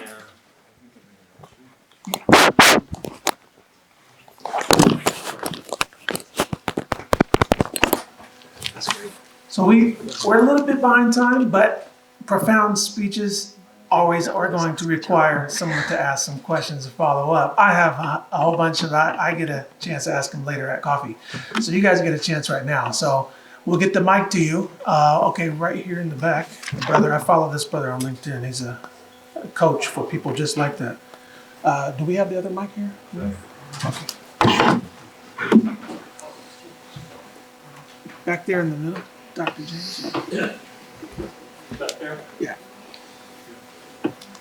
Sunglasses. What's up? Sunglasses. Yeah. Does this work? Thank you for the speakers No. and for the organizers. Hello? And as Brother Jabir mentioned before, I was a librarian. I used to be a professor at Stanford and USC and elsewhere. And I just wanted to comment on the similarity between the 2 points here that I think tie both speakers together. And one of which is this idea of a slave nation, a slave state, as you mentioned, as opposed to a state that has slaves. And what has not been mentioned is that AI, very much the AI that people enjoy and use today, is a slave state.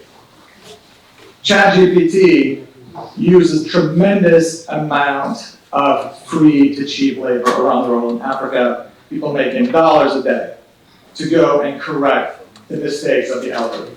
That's called humans in the loop. That's sort of the thing that these AIs only work because there are humans in the loop as the real guardrails to the nonsense that it will spew without that. And so that's something that is not mentioned, right? And in addition to the free labor that we do, when we correct Google Translate, when we correct Siri, when we translate to our native tongue, right? All of that is slave labor. That's being in there. That is just not mentioned. And so the algorithms are not as sophisticated as much as they are exploitative from your data, from your efforts, and from the poor, most importantly. And the last thing that I want to say is something that was not touched upon with these AI algorithms. One thing that is not there is that every AI algorithm has an objective function, optimizes an objective function. And very much in Islam, we have maqasid al-sharia. We have an objective function that we optimize. General welfare, protection of the poor, protection of the weak, et cetera, et cetera, et cetera. And so as we think about these AI algorithms, fundamentally they're going to clash because what they are optimizing for violate what we value, as you said, seeing with the heart, valuing these things. So the algorithms that Facebook develops optimizes you scrolling more, optimizes you watching the next video, optimizes you sharing content, right? And that is something where we need more Muslims at the fundamental level before we start, we have to optimize for the right function. And I think right now, the lack of Muslims in the space, the lack of debate in this space around these things is what I think forums like this are bringing forth and very much needed. So thank you. Thank you. So I did not have a question, but. I want to jump on something that you said there, though, because what is implied in what you said is that if we change the objective function, we might end up with a better outcome. I'm worried about the very methods we use to the data that we gather to solve that objective function are themselves corrupt and limited. And so I'm worried that, the saying skin folk ain't kinfolk. Put as many Muslims as you want in AI. I'm not sure we're going to solve this problem that it's the very epistemological limitations will ever help us to solve these sort of deeper objectives that we have in the classes of Sharia. So that's a concern I would have, that I question the limits of the tool in that sense. I think another dimension of the slave state, I'm trying not to go along with sort of the critical end of things and be positive about the promise of AI and how it can be leveraged for great things. But while the gentleman is talking in the back about the use of almost non-existent salaried labor, which is a paradigm of something called, which is usually termed as progress. It can't be done without it. But another dimension of that comes to mind, which is what you've been saying, is as Roshan mentioned, the harnessing of fire. And what that leads to, here's the harnessing of information. And those who will have this future that is very, very influenced by AI, they're still being controlled because that information is it's almost like one of the theories of physics, but there's these borderline boundaries that are being controlled. So there might be some chaos here, but the boundaries of what's open and new and possible is always being constricted in certain ways. I've had, I think I would say, 2 pitched battles with the chat that my daughter introduced me to last year. And in them, I was fighting to get it to admit to certain contradictions that it was making in two different, areas. But that's a whole nother space. But I'll stop there on that as a comment. But I do have a question after that later. Rushan, do you want to do any responses? Well? Yeah, no, I would just say to that it's what you're describing in terms of this containment through this drawing of boundaries is precisely what I think this what Derrida calls kind of logocentrism. Like, and we're talking about. I mean, Sam Altman said something 100 billion words a day is being pushed out. I mean, I don't know if that's actually in fact, but it's through this continuous expansion that actually. And the myth is that it's kind of just moving, but it's actually creating more and more of this prison of a kind of certain ideology that is replicated in more and more places, is now conditioning more and more people. So it's actually the exact opposite of what we normally think would be a kind of liberation, a kind of movement outwards. It's really a containment through an expansion, which has really been at the heart. Almost. Yes, exactly. Yeah, I think so. If we're not Dead end. Something is not done or navigated differently, that's what it will end up being. And think about how that undermines the classroom, right? I experience it, and every meeting I have now with deans always comes back to AI. There's no other possibility of what education will be, but just a kind of what moment will we submit to this? Have you detected any AI in papers that you're getting so far? Yes, I have. I've not yet. Yeah. And how reliable is something like the Turnitin thing that will process it and it'll tell you where the replications are, as well as it supposedly will tell you an AI detection? Yeah, I mean, you can pick up on it. I think you can pick. Yeah, they'll pick on it. Yeah. Well, and then there are some other fundamental problems with these checkers because they rely on extracting every paper from every student for free and then selling that back to the university. So even within that political economic business model, it involves a theft of intellectual property that you have to co-sign on as a student. So there's like corruption embedded in there on so many layers. Meanwhile, he and I are giving feedback in papers to ChatGPT, which is like, I can't imagine in my grave thinking about how much feedback I gave ChatGPT and it didn't listen, so. Let's give them a round of applause.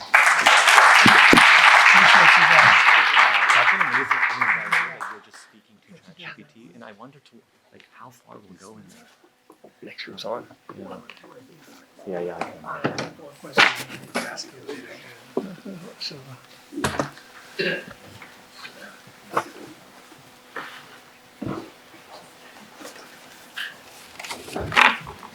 I'll call up the panelists and I would invite them to come sit here while I introduce them, inshallah. So we're moving on to the second panel of the day. How's everybody feeling? Let's take 30 seconds and do a little stretch.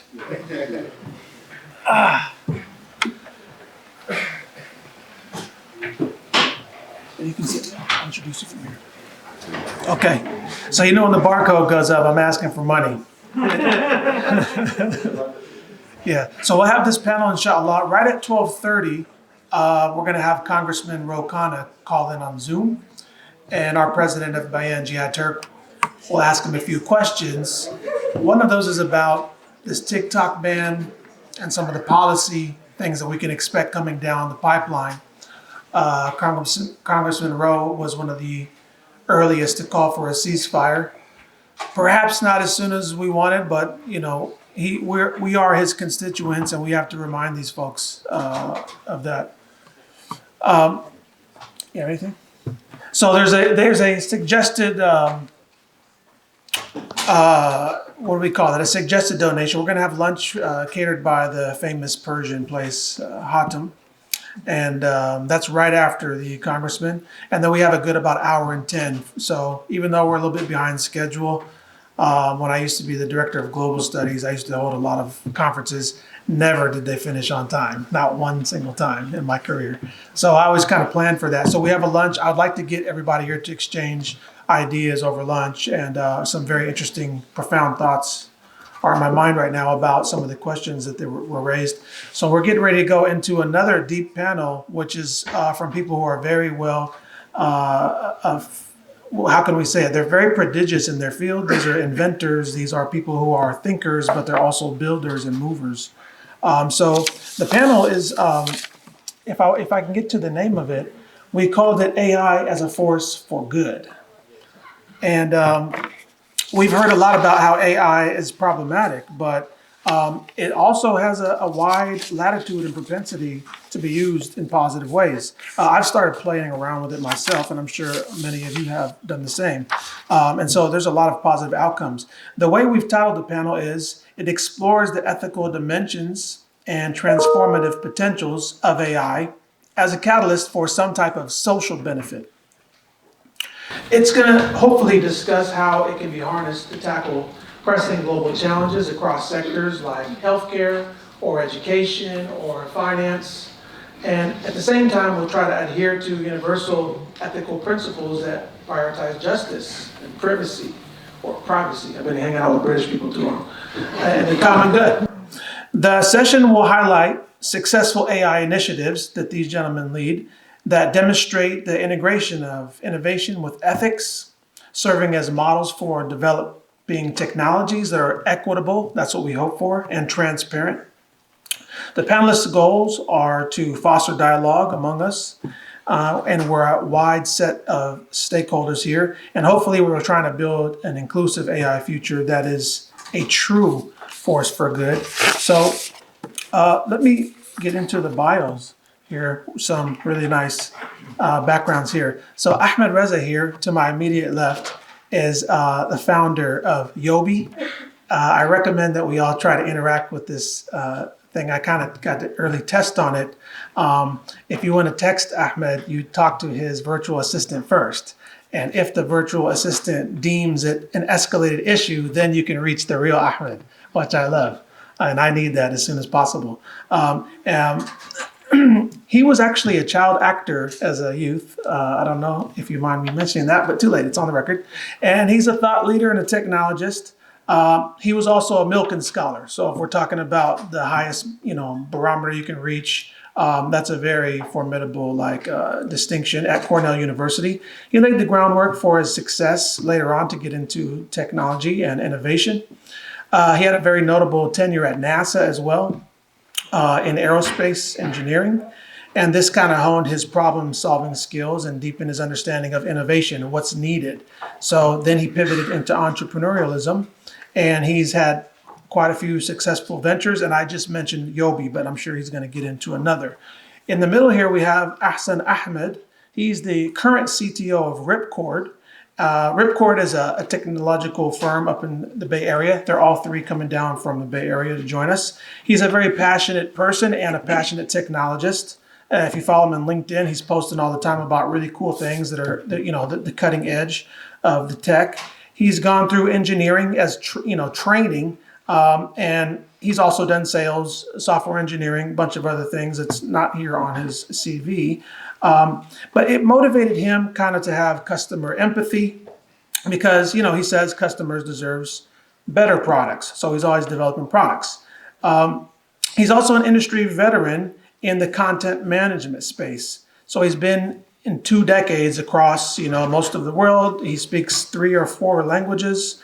He's lived in the Middle East and many other places. And so he's worked at EMC Documentum, Alfresco, OpenText, and he's run major ECM product lines there before moving fully now in the innovative space. And finally, to my furthest left is Hazem Mahmoud. He's currently the Director of Products and Services at Patrick J. McGovern Foundation. It's a foundation that was bequeathed to it a nice large amount of assets, and they try to help people who don't have integrated AI, mostly 501c and nonprofits, to get AI and try to learn how to benefit them. He holds a degree in electrical engineering and computer science from the University of Michigan, so Michigander. In 2014, he joined Cloudera to pursue a deeper career in data and AI. In 2018, he jumped into the philanthropic sector and he joined Cloudera Foundation. And he was a data solutions architect. His team identifies and develops and deploys data and AI solutions, also for the social good sector. So all of these people are coming from the perspective that they understand the problems, but they're trying to now bring AI as a force for good. So I welcome the first of you all to come up and give them a round of applause, please.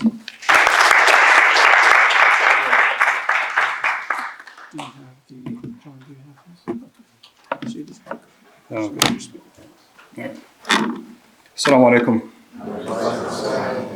Jazakallah khair for the introduction, and thank you to Dr. Jibril and the entire Bayan team for organizing this. I think this is an incredible event. We need more of these, more in-depth conversations. So hopefully there'll be more to follow, inshallah, in the future. I jumped around a little. Nope, you don't want to go there. Okay, so my name is Hazem Mahmoud. I'm, as Dr. Jibril mentioned, the Director of Product and Services at Patrick J. McGovern Foundation, which we're just going to go with PJMF to keep it short. But we develop and deploy data and AI products for the social goods sector. That's what my team works on. The foundation as a whole, however, we're a grant-making foundation as well. So we we fund organizations and nonprofit organizations that are interested in deploying AI solutions for the betterment of humanity, basically. So we'll go into this. Oh, this is. I think it's yeah, it works. It's a little bit of an older version. So again, we have a strong belief and a deep conviction at PGMF that nonprofit organizations have the right to have the latest technology and AI to solve the challenges that they're facing. This is something that we believe in strongly, and which is why we make grant funding available. We make data scientists and engineers available to help make this happen. We have to understand that a lot of these organizations are at the front lines of humanity's biggest challenges, so we need to support them where we can in that regard. Along the same lines, we're also looking at how do we build AI solutions. I mean, Dr. Khalid and the other brother, I'm forgetting his name right now, I apologize. Both talked a lot about the challenges we're facing as a humanity in regards to AI. But we want to also look at, okay, AI is here today. How can we use it to better society? And how can we build AI solutions in a responsible way? And so a lot of the effort that we do is around that. One of the things we like to talk about is this idea of nonprofit organizations being proximate to the challenges, right? They're at the front lines. They understand the challenges that the communities that they serve, the challenges that they're facing. But they're not necessarily proximate to the solutions. And this is an area that we're trying to close that gap in order to support them in that regard. One thing to call out here, so one of the organizations we work with is called Civic Data Lab. It's based out of India. And what they're working to do is flood mitigation techniques when it comes to, specifically in this picture, it's the state of Assam in India, but they've now expanded into multiple states as well with the work that they're doing. But what they're doing is they're collecting satellite data, they're collecting data from the government when it comes to procurement of flood mitigation tactics, as well as demographic data, and they're taking all that data, putting it together, and providing recommendations to the government, to the agency there, to actually provide solutions on how they could deal with the annual flooding that's happening there. And so this is basically a map to showcase some of the work that they're doing there. Incredible work that they're doing, honestly. When it comes to developing AI solutions at the foundation, there are several things that we're constantly looking at. Number one, is it equitable, right? We talked about bias in data, right? So you need to make sure that the data that we're using to train these models, as much as we can, right? Try to make it relevant data to the problem that we're trying to solve. Is it safe and it is appropriate? We're going to talk a little bit later about inappropriate solutions, and we'll get into that a little bit later on. When we're designing solutions and when we're working with our partners to design solutions, we're always looking at, is it people and community focused? We're not looking to develop products for the sake of just developing a product because it does something really cool or because it does something really interesting. At the end of the day, we're trying to solve for a specific problem. So we're always making sure that it's people and community focused. Finally, is it responsible? Again, we talked about responsible, but is it transparent? Are the end users of these products actually understanding where the data is coming from, what these models are predicting, and are they able to feel safe and comfortable in using them? This is another organization we worked with called Point Blue, and they deal with offshore wind energy production. I didn't even know that was a thing until until we worked with them. But apparently you could have these really large windmills or wind turbines in the ocean. And the challenges that we were trying to help them solve is, how do you place these wind turbines in a way to maximize energy production while at the same time minimizing the biodiversity impact, right? Migratory birds, for example, may end up hitting it, sea life underwater, right? So how do we maximize the energy yet minimize the impact it has on the environment? And so obviously using machine learning algorithms, we're able to do that. Earth Genome is another example that I'll talk about a little bit. So Earth Genome uses Earth observation data, basically satellite imagery, as a way to, within real time, have a strong understanding from one point in time to the other of how the landscape is changing. There are many use cases where this can actually be beneficial. First one, as an example, is illegal mining, which they were working with the government of Brazil to help them in that regard. But within literally days, you can identify, using satellite imagery, whether there's illegal mining activities happening. Usually that would take months, if not years, or may never even be discovered to start with, right? So plastic waste before it enters into the ocean. So how do you identify plastic waste that is piling up over time and can cause harm to the environment? Again, that's done through satellite imagery, trained machine learning models that actually do this. Again, a very difficult thing to do if we just left it up to ourselves to try to figure this out. Greenhouse gas emissions. This is obviously looking at, again, using satellite imagery, the gas emissions that are the greenhouse gas emissions, and then the impact that they're actually having, of course, but specifically in regards to specific sectors. Obviously, there's a lot of regulations when it comes to greenhouse gas emissions per sector or per companies. And so this is a way for us to check and make sure that these emissions are actually what the companies are reporting, which is important because they may not necessarily report the truth all the time. The one thing to call out in all of this is all done with partnership. So like the greenhouse gas emissions, for example, this is another organization that's actually working on this called Climate Trace, who is working with Earth Genome and I believe about another 70 other organizations to work on something like this. So partnerships becomes extremely important when we're actually looking at developing these solutions. This is the last one I'll talk about, the last example in regards to our partners, these organizations that are working on this stuff. This is a university, York University. They developed a tool called the Safe Water Optimization Tool.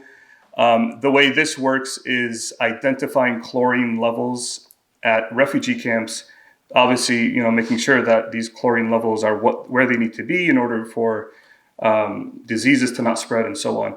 The industry standard on this is you have a 10,000 gallon water tank. You just dump in some chlorine once a week, a certain amount based on that, and you hope it's all good. What they've done is they've actually developed a solution where there are sensors at the taps, not inside the actual tanks, to actually understand what are the chlorine levels of the water, and then provide individualized recommendations on how those chlorine levels should be modified accordingly. So I got another great example. So I mentioned that we also build AI products in-house at PGMF. We've built a couple of products so far in the last year. One of them is called JournalPilot. It's a journalism-based solution. It's designed really for independent journalists, investigative journalists, so really small journalism shops that don't have the resources that other, the New York Times or other large shops might have. And really the idea behind this is to provide journalists with a way where they can engage with their social media network in a more effective way, and that way removing administrative time that they would be spending on that, and that way they can spend time on other reporting activities that they typically want to do. Finally, the one that we're about to deploy in the next couple months here is called Grant Guardian. This is a tool that really is designed for foundations in order to assess the financial well-being of nonprofit organizations that are approaching them for funding. There isn't a tool like this today, and so a lot of small foundations end up using spreadsheets or whatever the case may be. But this again uses AI on the back end. The way it works is it ingests large amounts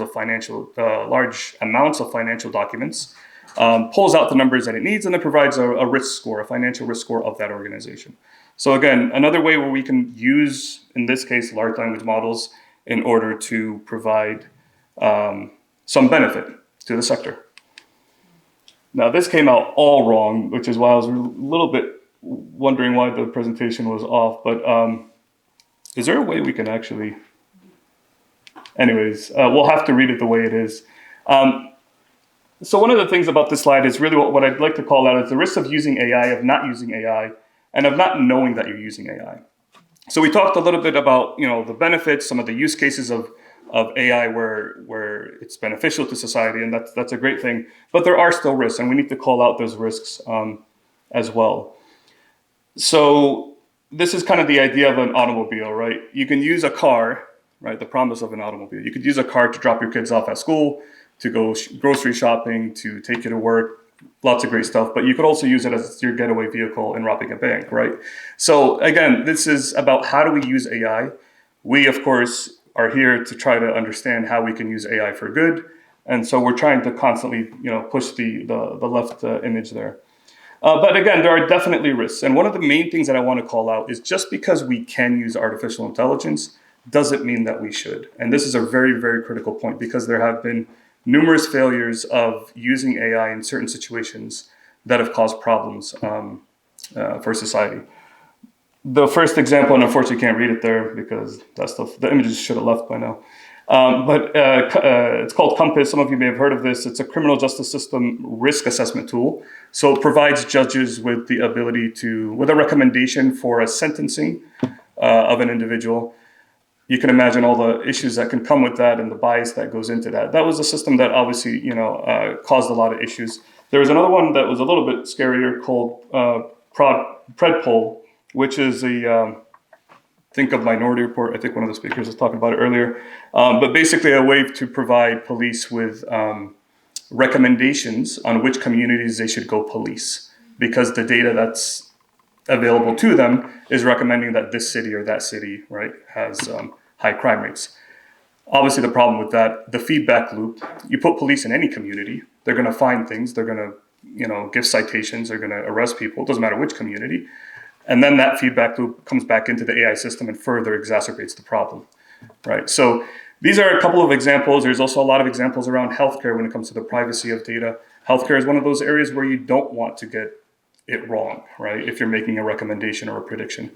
And so there are examples where, again, just because we can use AI, it doesn't mean that we should, and that's something we need to think about for now. The one last point I want to call out here is that irresponsible AI obviously has a much larger negative impact on the minority and marginalized communities. And just, think about it again. Incorrect movie recommendations versus making an incorrect recommendation about a flood mitigation technique, right? Those two outcomes are very, very different, and we need to be very wary of that.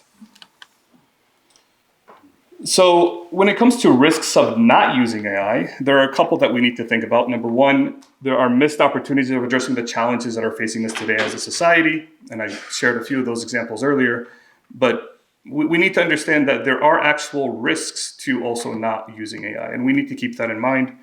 And then there are always going to be bad actors, right? The robbing of the banks in AI. And so we also need to make sure that we are trained and educated in this so that we can actually respond to those situations. Finally, not knowing that AI is being used on you, there's obviously privacy issues. If you understand what's happening, how your data is being utilized today, then you could better protect the data that belongs to you. And so you should be aware of the fact that AI is constantly out there and it's constantly being utilized in our lives today, whether it's in social media or otherwise. It could also, obviously, AI is used heavily when it comes to misinformation or generating fake images and so on. And so again, if we're not aware of the fact that this can actually happen, then we're obviously being misled. And so we need to be careful about these things. So now what? At the end of the day, we need to understand that AI is already in almost every sector of our society.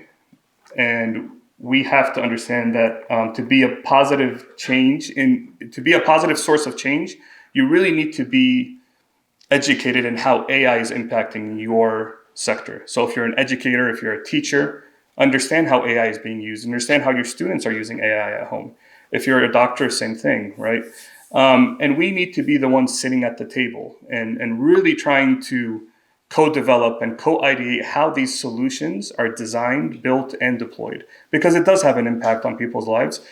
I mean, AI at the end of the day has an impact on you. It'll have an impact on your kids' lives, and we need to be a part of that. We need to be a part of designing that in a way that reflects us and our community. So, yeah, that's pretty much everything. Thank you for your time, and we'll talk in a little bit.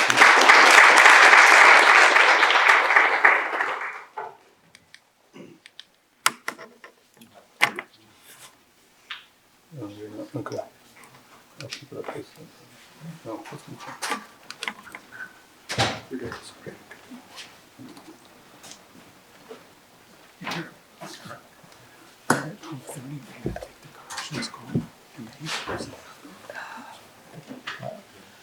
Assalamu alaikum wa rahmatullah. My name is Ahmed Reza. I'm the founder of Yobi, and Jibril gave you a little bit of a preview of what I was going to talk about. So I know we've been talking a lot, but maybe like do something a little bit more interactive. Everybody have your phone with you? Yep. All right, take out your phone and text this number: 667-220. Start again, what is it? All right, 667-220-7187.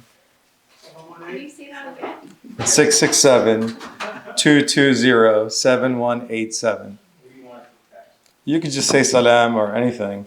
It's going to come to me. It's going to come to me. But go ahead and send a 667-220-7187.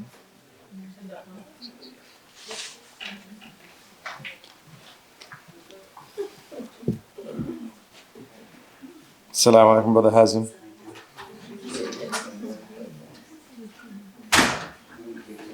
Some of you are calling me, so you've already discovered that. You've already discovered that there is another me talking to you.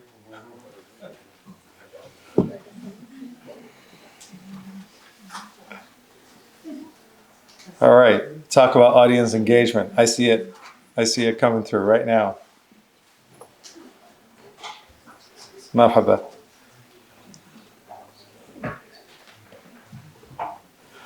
All right. So I've just demonstrated some of my Sufi Sheikh powers. I wanted to talk to many people all at once, and I went and built this little AI solution that does that. But on a much more serious note, being a technologist myself, subhanAllah, I didn't realize that really I've always been a materialist. I've been a materialist who happened to be Muslim. And this morning, before flying down here, my son asked me, Baba, are you going to go speak in front of Omar Farooq Abdullah? I said, no, I don't think I could do that. I don't think I could pull that one off. So, subhanAllah, it was taking one of the classes in Bayan online a few years ago that really opened my eyes up. And if you think God has a sense of humor, AI is hilarious, because that's how all of my engineering brethren are discovering philosophy, and they're discovering, God, right? It's and also identity as to who are you, right? If you really ascribe a lot of weight to the fact that you're intelligent, I'm from Silicon Valley, there's a lot about oh, I'm very smart. That's who I am. Well, this thing's pretty smart too. I would argue it's already superhuman in many ways. I know a lot of dumb people. So the AI is a lot smarter than many people that you come across.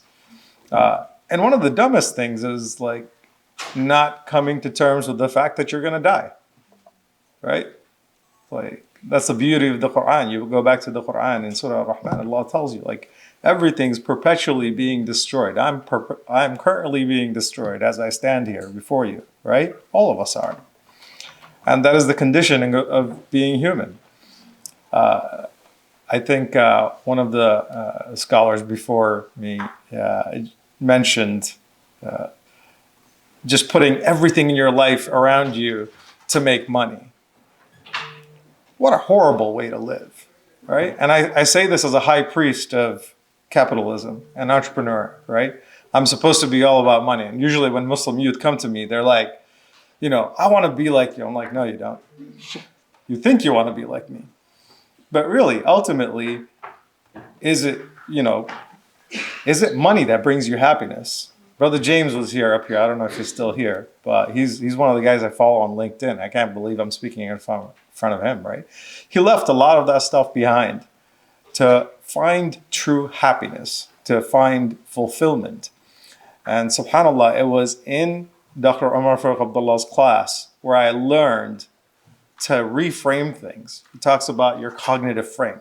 How are you looking at things, right?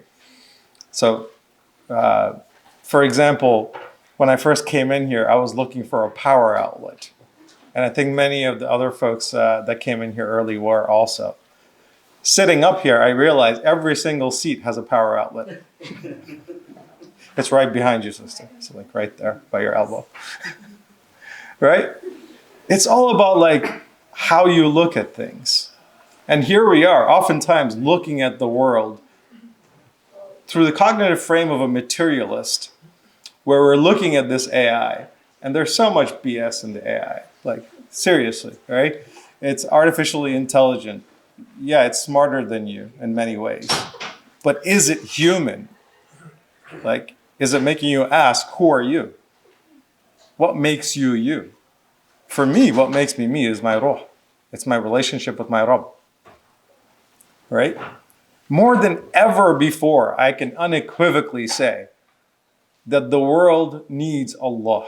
The world needs God. The world needs philosophy. The world needs something beyond materialism and a reductionist framework of thinking. Why? Because you're going to die. You're all talking to my AI clone. And in many ways, my AI clone is much better than me. It's much better than me at closing deals. And everybody's like, no, it's not better than you. No, it really is. We even have an AI manager that's currently managing my employees. And guess what? That one's better than me because it can reach out to every employee, can talk to them, coach them through things. So what am I? It begs the question, what am I? Alhamdulillah, I am still the person who Allah subhanahu wa ta'ala has surrounded with rahmah, surrounded with love. For some reason, Jihad Turk still likes me. Despite all of my flaws, despite all of my shortcomings. And my life's journey hasn't changed. I'm trying to become a better person. Every step, a step towards my Lord. So what is AI as a force for good? I think the best, the ayat of Allah that I see through all of this is it's making many people ask these questions, right?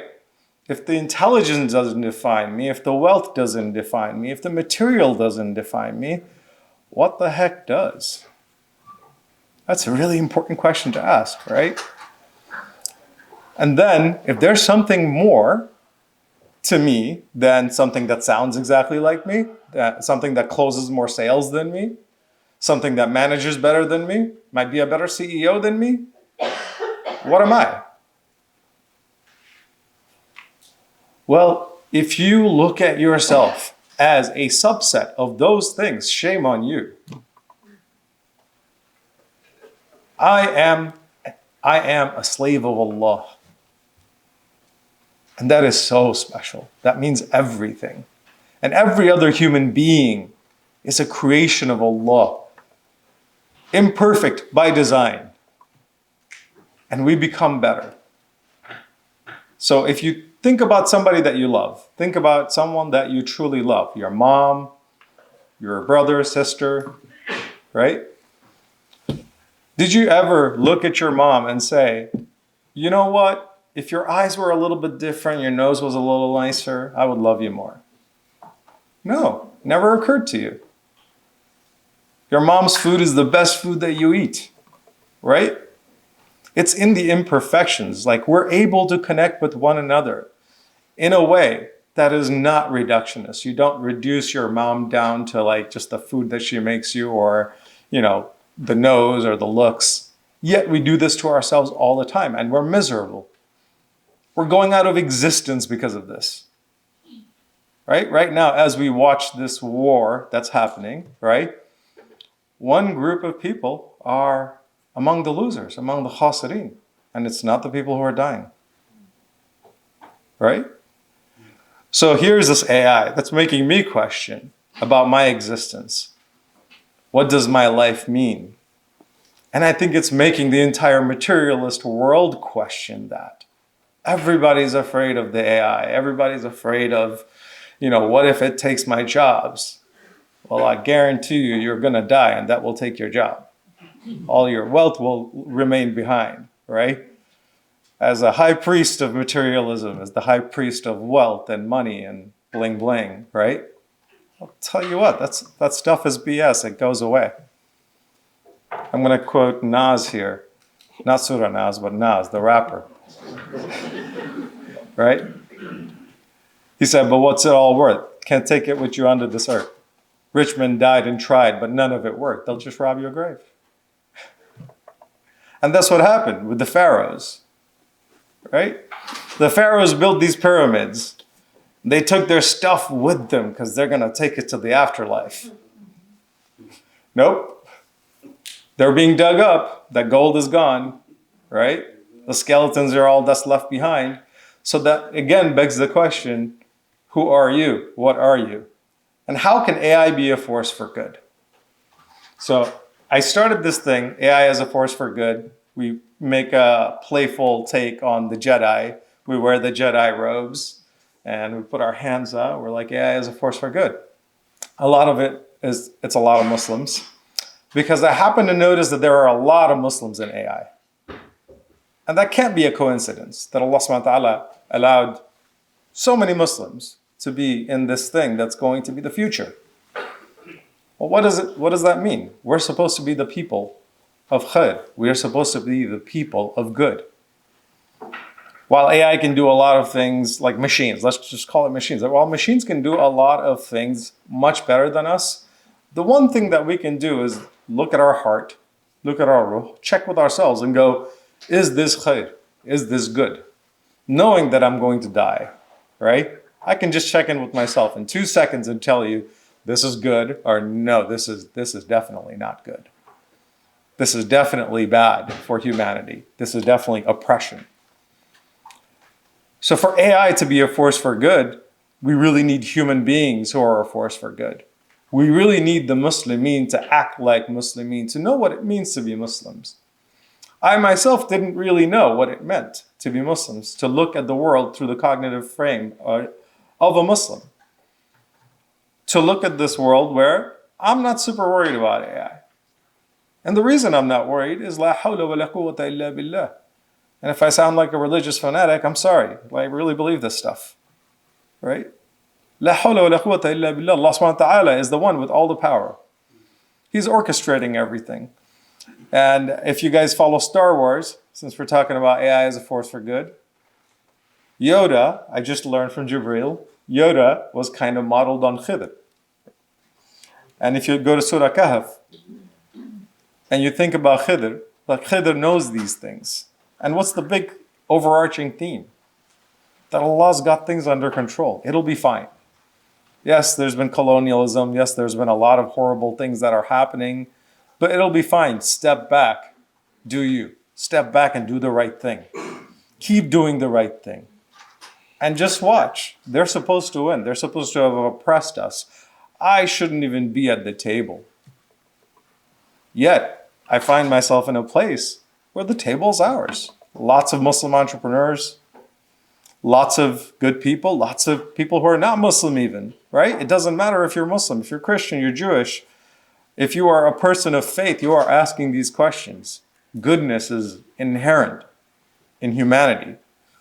And if there was ever a time to appeal to the goodness of humanity, now is the time. We must lead the way. Not worry about nation states, because I think many of those won't survive. This is such a fundamental paradigm shift. Speaking of Prometheus, has anybody here read the book by Max Tegmark called Life 3.0? Show of hands. All right, one person. The rest of you should at least read the story of the Omega team, which is at the beginning of this book. by Max Tegmark.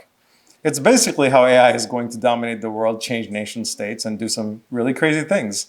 And it was essentially the pitch for OpenAI. And speaking of Sam Altman, right? Prometheus and Sam Altman. If any of that stuff comes true, we are in for some crazy times, crazier times. I know you're thinking it's already crazy, but we're in for some crazier times.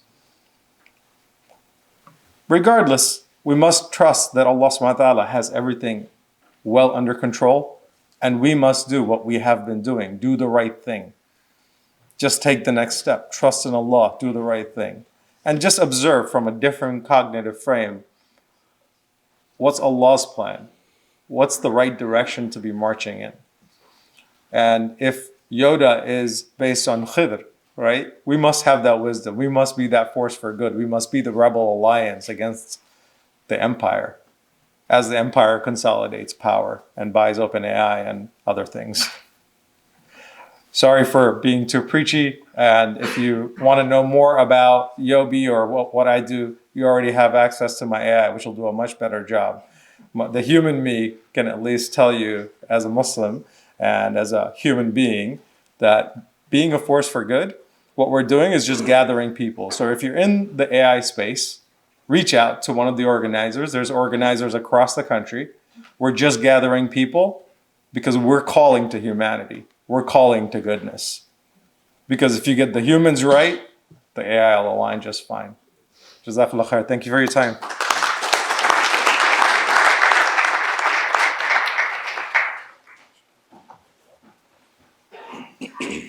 Assalamu alaikum. My name is Jihad Turk, and I'm the founding president of Bayan Islamic Graduate School, and very happy to see you all here today at this important gathering. Before we have our next speaker come and present, I wanted to include a voice who represents the 17th District of California in the U.S. Congress. His name is Ro Khanna. Ro Khanna is an important voice because his district is Silicon Valley, and Apple and Google and other major tech companies are based there. And he is one of the few representatives in Congress that actually understands technology and AI. Some of the congressional hearings that you might have witnessed over the years reveals how little many of the Congress people know about technology. But Ro is one of the people who understands technology and is thinking about ways that legislation can be introduced that presents some kinds of guardrails on the one hand, but also can address some of the impacts to the economy, to the workforce that AI might end up, so the impacts that AI might end up producing. So do we have, okay, so he's about to join via Zoom. He was going to try and make it here in person, but he has a town hall today, and so he's going to be joining us via Zoom in just a moment. But one of the other reasons why I wanted to have Ro Khanna also present, not just because he is in a position of power and heads up a subcommittee on technology within the Congress, but also because we're here talking about AI and ethics. And although he's a politician, he did take a lead on some ethical issues of our day. He came out, wasn't the first one, but he came out early on in support of a permanent ceasefire in Gaza, and is working to develop a strategy to try and move the administration in that direction. It's very late. It's already been much destruction and loss of life, but he has taken a lead on this issue, and so I know that he has some incredible aspirations in terms of his own trajectory as a leader and a politician, but his interest in addressing some of the ethical implications that were touched upon earlier on in by today's speakers is something that he's definitely working on. He's still not here. All right, so while we're waiting for him to join, we'll take a question or two for the two presenters who have already presented. Tell them some of the questions that we're going to put put forth to the congressman? They already have with them. Yeah, so they're really just three questions that we asked him to speak to. The first one is the question of ensuring that there are policies in place, legislation in place that serve as guardrails for AI. The second question revolves around the impact to the economy, and we have a number of those in the workforce that we anticipate having disruption to their entire sector. And then lastly, we wanted him to speak to the issue of leadership and ethics as it relates to what's going on in Gaza, if he gets a chance to talk to speak to that as well. But I'll get word as soon as he joins. But until then, is there a question that we can take for the first two presenters so far on this panel? AI for Force for Good.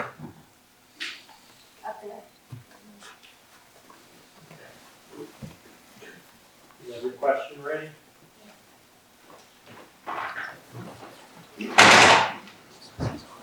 So, one of the presenters earlier talked about why they want to ban TikTok, because of how much TikTok is used to shape our reality. But of course, the government brings up, the whole concerns about no data sharing, and I know that that's a common cover. Do they care about data sharing? No, they only care about it if it's from China, right? So, I guess when we have our government talking about concerns of data in AI, what are some of I know it's a broad question, but when can you tell if it's a dog whistle or if it's really a concern about data?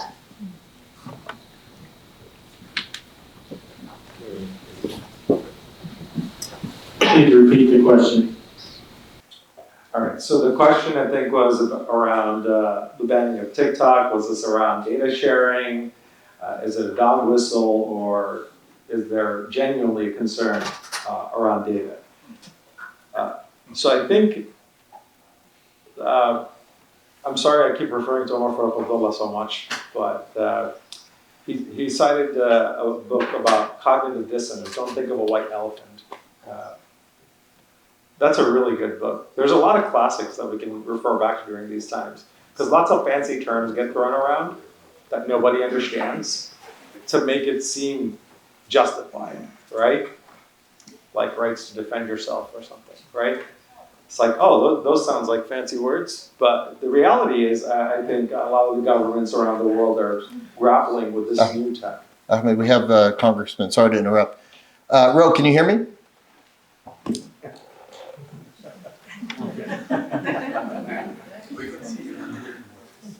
Ro, can you hear me? I can.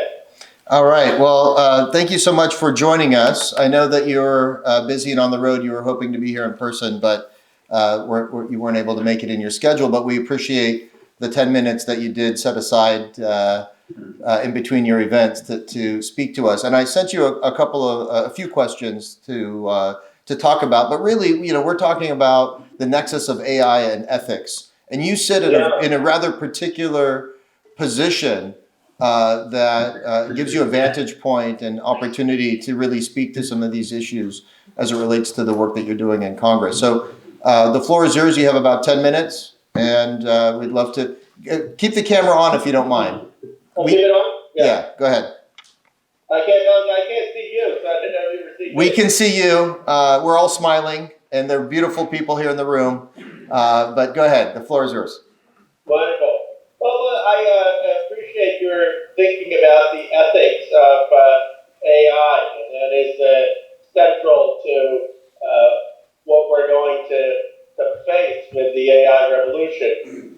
On the one hand, AI offers extraordinary possibilities. Possibilities of advancing medicine, possibilities of figuring out new cures in biotech, possibilities of bringing industrialization back to America, possibilities of cutting waste in government and having better government services. So there are incredible positive use cases for AI. but we have to do so in an ethical framework. The most concerning is AI going to exacerbate the wealth disparity? I represent a district with $10 trillion of wealth, and only AI, most of it is in my district. You've got OpenAI, NVIDIA, and Grok, and Google, and Apple, and Microsoft's offices here. And so we can't have a situation where the wealth is just being generated to the creators of AI and displacing workers, workers that have to have a say. And let me give you two examples of this. With large trucks that are 10,000-pound trucks, there was a move, could they just be done without any driver? Well, the drivers are saying that wouldn't be safe. And there could be uses for AI that change the nature of what that driver does. Maybe the driver doesn't have to be always on in the concentration. It can take some breaks and AI can help, but there's still a driver there for safety and maintenance and making sure that a human could take control in hazardous conditions. Same thing with the screenwriters that we saw, where their concern was they want to use AI, but they don't want AI to displace them. I was talking last night to a music record company, and he was saying his concern is that is AI just going to start writing all the songs and music lyrics and delivering them? And while they may not create Kendrick Lamar or Bob Dylan, we may just get used to lower quality in the AI. And so I think it's very important that artists, that workers have a say in the use of AI, so AI becomes enhancing of creativity and human productivity and not eliminating and displacing of human beings. So that to me has to be the central ethical principle in the adoption of AI. How do we make AI enhance human flourishing, not substitute for human beings? And then we can work towards the implementation of that, whether that means having workers on corporate boards and implementing how AI happens, whether it means workers should have stock options, so stock grants, so that they are being compensated for the productivity gains of their company, whether it means that workers should be part of decisions on what is the permissible and not permissible use of AI. Of course, we need AI in companies. You can't tell companies not to innovate or not to move forward, but you need companies to pay attention to the human costs and to listen to the worker voice. The other areas where I think AI principles are needed is misinformation.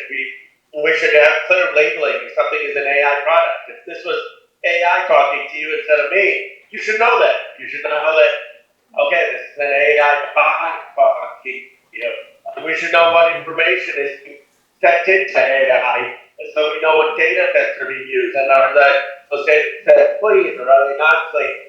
We should have some sense of safety if AI is being used for large and important decision making, especially when it comes to people's health or finances, and have safety checks and some regulatory framework, like we have regulatory framework for other critical technology. Those are principles that need to be adopted legislatively, and I'm working on trying to get bipartisan support for some of those AI principles.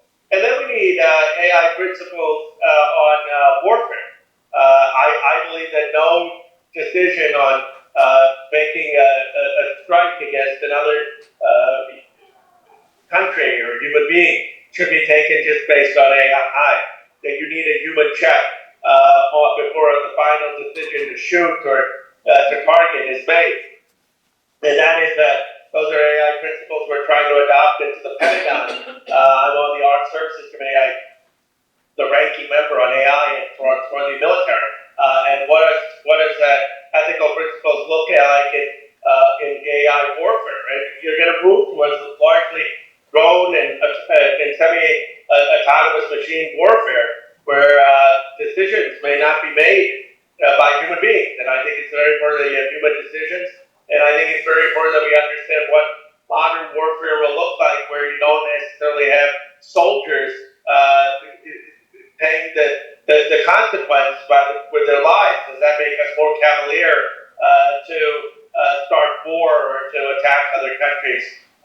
So a whole host of ethics questions with AI in the application of the military.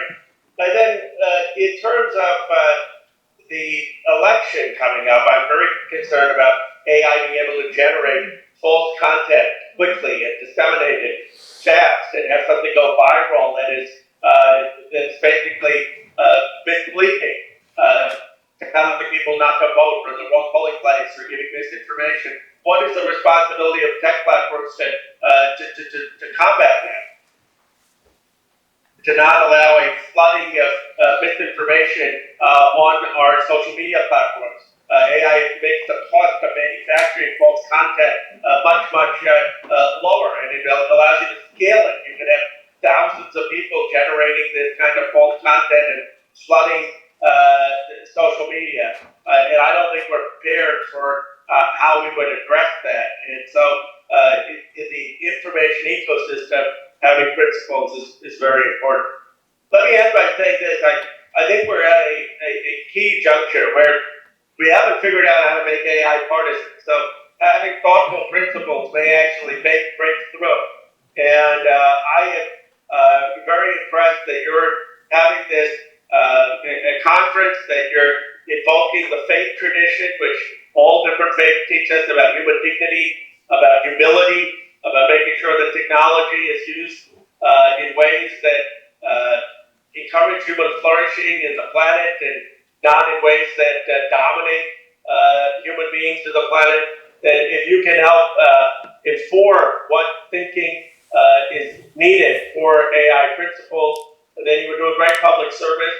And if you have concrete legislative recommendations afterwards, I look forward to hearing them and working with you in a bipartisan way to implement them. So let me just thank you for taking the time on this conference, and really am excited to hear what all of you discussed and some of the recommendations you come up with. Really quickly, thank you. Everyone is giving you a round of applause. I don't know if you can hear it, but a resounding round of applause. Really quickly, I think the community that's gathered here is very much appreciative of your leadership on calling for a permanent ceasefire. We with regards to ethics, AI, and what's going on in the Middle East, the question just came up before you joined on this panel that you're in the middle of, is a panel called AI for Good, appropriately. There was a question about the banning of TikTok by Congress and by the president, signed off on by the president. Is this really an issue of data collection and a foreign government, or is there something else at play from your perspective? Well, I voted no on the ban on TikTok. I believe it infringes on the free speech of America.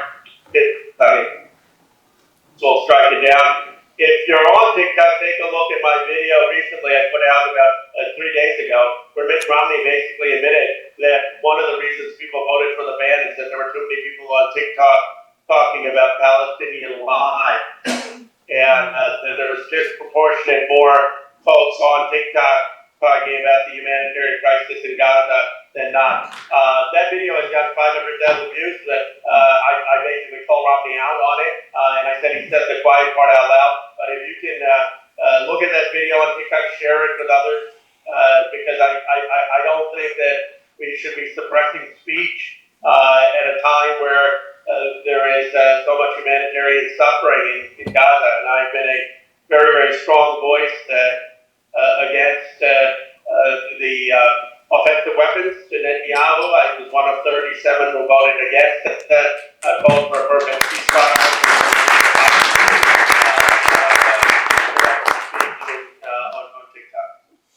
All right. Well, we thank you very much. I know that you have other business to attend to, but we appreciate you taking the time out for us. We will follow up with you if there's any suggested legislative outcomes from this conference. But we see you as an ally in Congress, and I think you have an enthusiastic support from amongst, if I may be so bold as to represent the group here, from those who are gathered here today. So thank you again. Well, I'm grateful. I'm grateful for your leadership and your personal counsel. I mean, not just about issues on the Middle East and foreign policy, which we need justice. I mean, I'm putting out another TikTok video today about the polling says the United States is one of 9 countries that voted no on the Palestinian state. I mean, 143 countries voted for a Palestinian state, including Australia and France. So we need a change in direction, obviously, on our foreign policy towards more human rights and justice. But we also need communities like the one you've assembled to weigh in more broadly on issues of AI, and I'm glad that you're doing that and look forward to hearing. All right. Have a beautiful day. Thank you. Thank you. And with that, I stepped on your answer, Ahmed, so feel free to continue with that answer, and then we'll have continuation of our panel discussion, followed by lunch and prayer. So, Ahmed.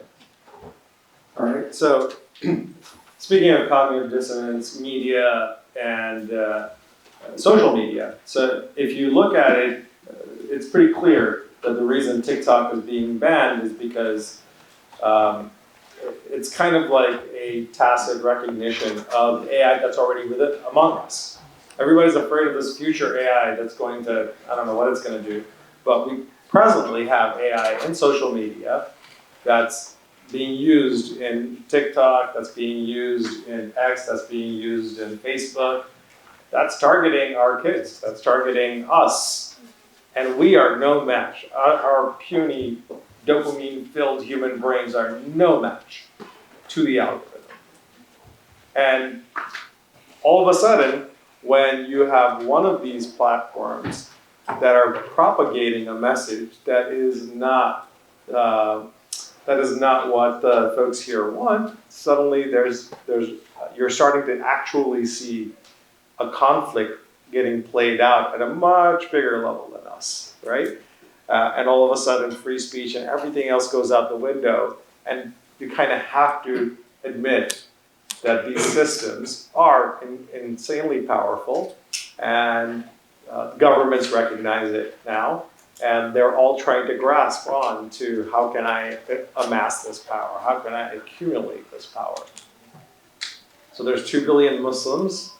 At least 10% of them are pretty smart. Many of them are in technology. Many of them are in medicine. Many of them are in AI. So again, calling for good, calling for khayr for the whole world. I feel like we can be that force that doesn't disseminate misinformation, that doesn't do all of this, hand-waving stuff, and inshallah is able to call people for their own sakes to something that's better. Like freedom, lots of value extracted that is then distributed equally among people. Like there's enough to go around.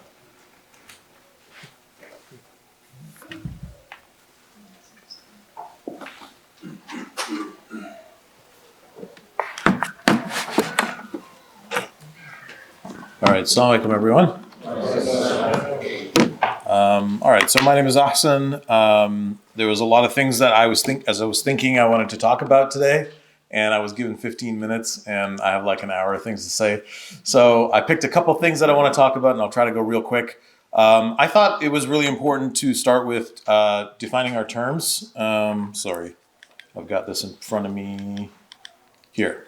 And I think, some people have talked about, I think my brother Khalid earlier talked about AI and machine learning and some of the difference between it. So I would want to start with a little bit of a demystification of terms in this space because I think it's helpful. So AI, artificial intelligence, has been talked about since the 1950s. I think that's been mentioned by Alan Turing and others.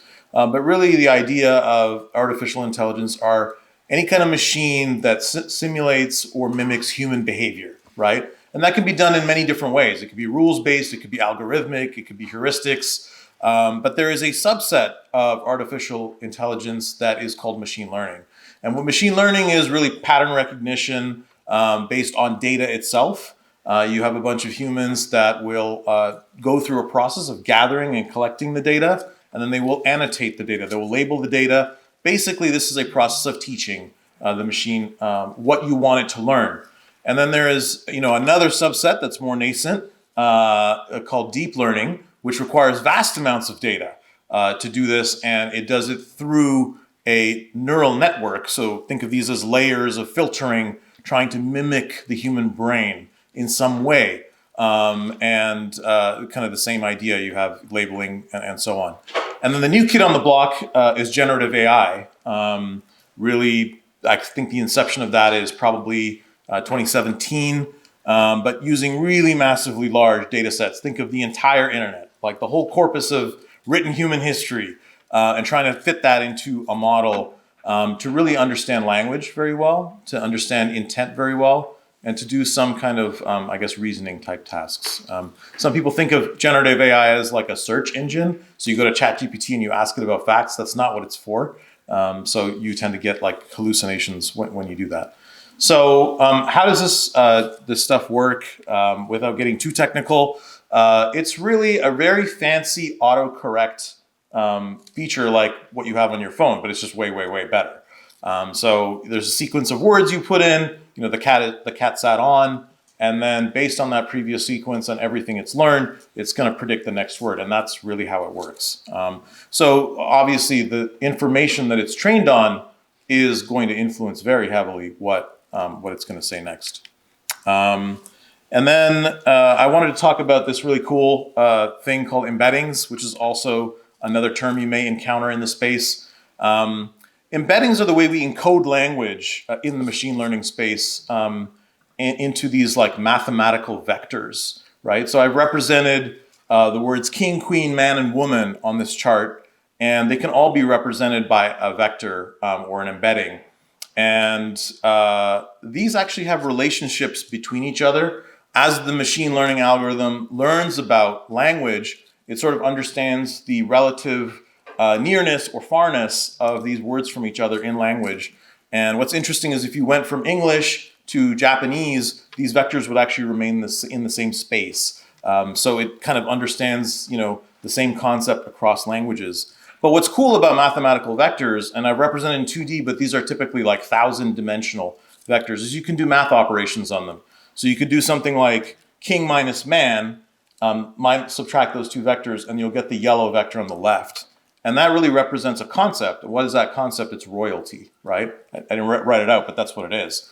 And then you can add, woman to it, and then you'll end up with queen. You can see there's these parallelograms that get created by these vectors, and what it's saying here is that the relationship between man and king is equidistant with the relationship between woman and queen, right? So it's really fascinating. I think that's a really interesting thing to know. It's helpful in a process we call RAG, or retrieval augmented generation, another thing you may come across. I think somebody was mentioning earlier that these machine learning algorithms don't have wisdom. I do agree with that. They don't have wisdom, but there is a way to feed it context. Yeah. Can you go back to that last slide really quickly? I love this slide because it opens up the question. Are women lower trajectory than men? and I ask that tongue in cheek, but really seriously at the same time, because there's a built-in bias as well. So just if you could speak to that really quickly. The thing is, I'm representing these vectors just arbitrarily in a 2D space, so that wasn't intentional, but maybe there's inherent bias here, and so I just took these screenshots from other educators and stuff. So, okay, so. Without getting too kind of technical, how do you, let's say I'm at Morgan Stanley, right? And I have institutional knowledge of how to advise my clients on their wealth. And I want to capture all of that institutional knowledge, but that's my secret sauce. I don't want to give it to OpenAI for them to train on, and all my competitors know about, what I might pitch in a given circumstance. So how do I solve that problem while keeping my data private? I might use a technique like this, where I create a database of all of these embeddings, of all of my corpus of knowledge in it. And then using kind of Euclidean distance or cosine similarity, I can take a user prompt, so I'm a new hire and I'm trying to pitch to my client who has this kind of risk profile, this kind of income and these investments, what should I pitch? It can turn that also into an embedding and find the relevant pieces of information that relate to the question that I'm asking. And then we can use that for context to feed it into the LLM without giving it the entire corpus. So that's what RAG is about. And then there's this other thing, which is what I think one of the secret sauces of why ChatGPT captured our imagination, is RLHF, or reinforcement learning and human feedback. Without, again, going through the technical stuff, one of my favorite things to ask ChatGPT or any of these large language models is, explain this to me like I'm 5, right? And so I did that, and the example here is, imagine you have a robot named Rufus, and Rufus has a language model, but it's talking to you and it says, I am a robot. And you tell it, hey, Rufus, that's not how humans talk. They'll say, I'm a robot. And so then Rufus says, oh, okay, I got it. And it'll update its memory. And we keep conversing until I feel like, okay, now Rufus is acting pretty normal and not awkward. And then I'll let him out into the wild. So that's kind of what RLHF is. But obviously in this process, you can have biases introduced depending on the people that are doing these reviews. And then I think, another thing that was mentioned was human in the loop. This is not necessarily a generative AI concept, it's a general machine learning concept. But imagine that I have a machine learning model that's going to predict when that price of a house that hits the market is undervalued. And I'm going to use that information to then buy that house and flip it and make a profit, right? So it'll make a prediction, but when it makes a prediction, it might not be confident in its prediction. It might say, I think this house is undervalued, but I'm not sure. So that's an opportunity for you to stick a human into that process and say, hey, can you're a subject matter expert, you review this. So you say something like, if the threshold of confidence is below 99%, that's the risk I'm willing to take, that 1% of non-confidence, then put it in front of a human, right? So that's what HITL is. And then you can actually collect all of the corrections and make the models better over time. So given that AI has been around for so long, what's the big deal? What's the hype now? And I think, it started, and sorry, I'm sort of getting parched, so I'm gonna grab this.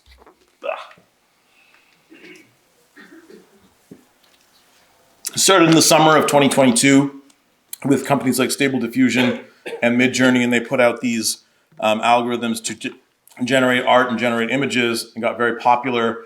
In August of that same year, I don't know if you guys have seen this, but this was an art submission to the Colorado State Fair that won the #1 art submission by the judges for an art competition. And they didn't realize at the time that they selected it that it was made by AI, but it turns out it was made by AI. So that kind of was interesting. And then, of course, in November of that same year, ChatGPT was released. And I think you guys know all about that. But, that wasn't the first iteration of GPT. It was the fourth. The first goes back several years. And I mentioned 2017. That was when a seminal paper by Google was released called Attention is All You Need. So if you're kind of in the space and you want to learn more about that architecture, that's probably what you want to look at, because that's where the transformer architecture was laid out. Okay, so I talked about these models being really good at intent. Like what makes these models special? What's all the hype about?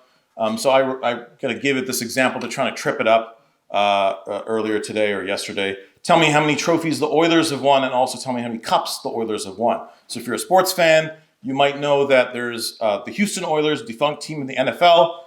The trophy is the Lombardi Trophy that I'm referring to. And then the other team is probably the Edmonton Oilers, a hockey team, because I'm referring to cups, and that's the Stanley Cups. And it actually figured it out.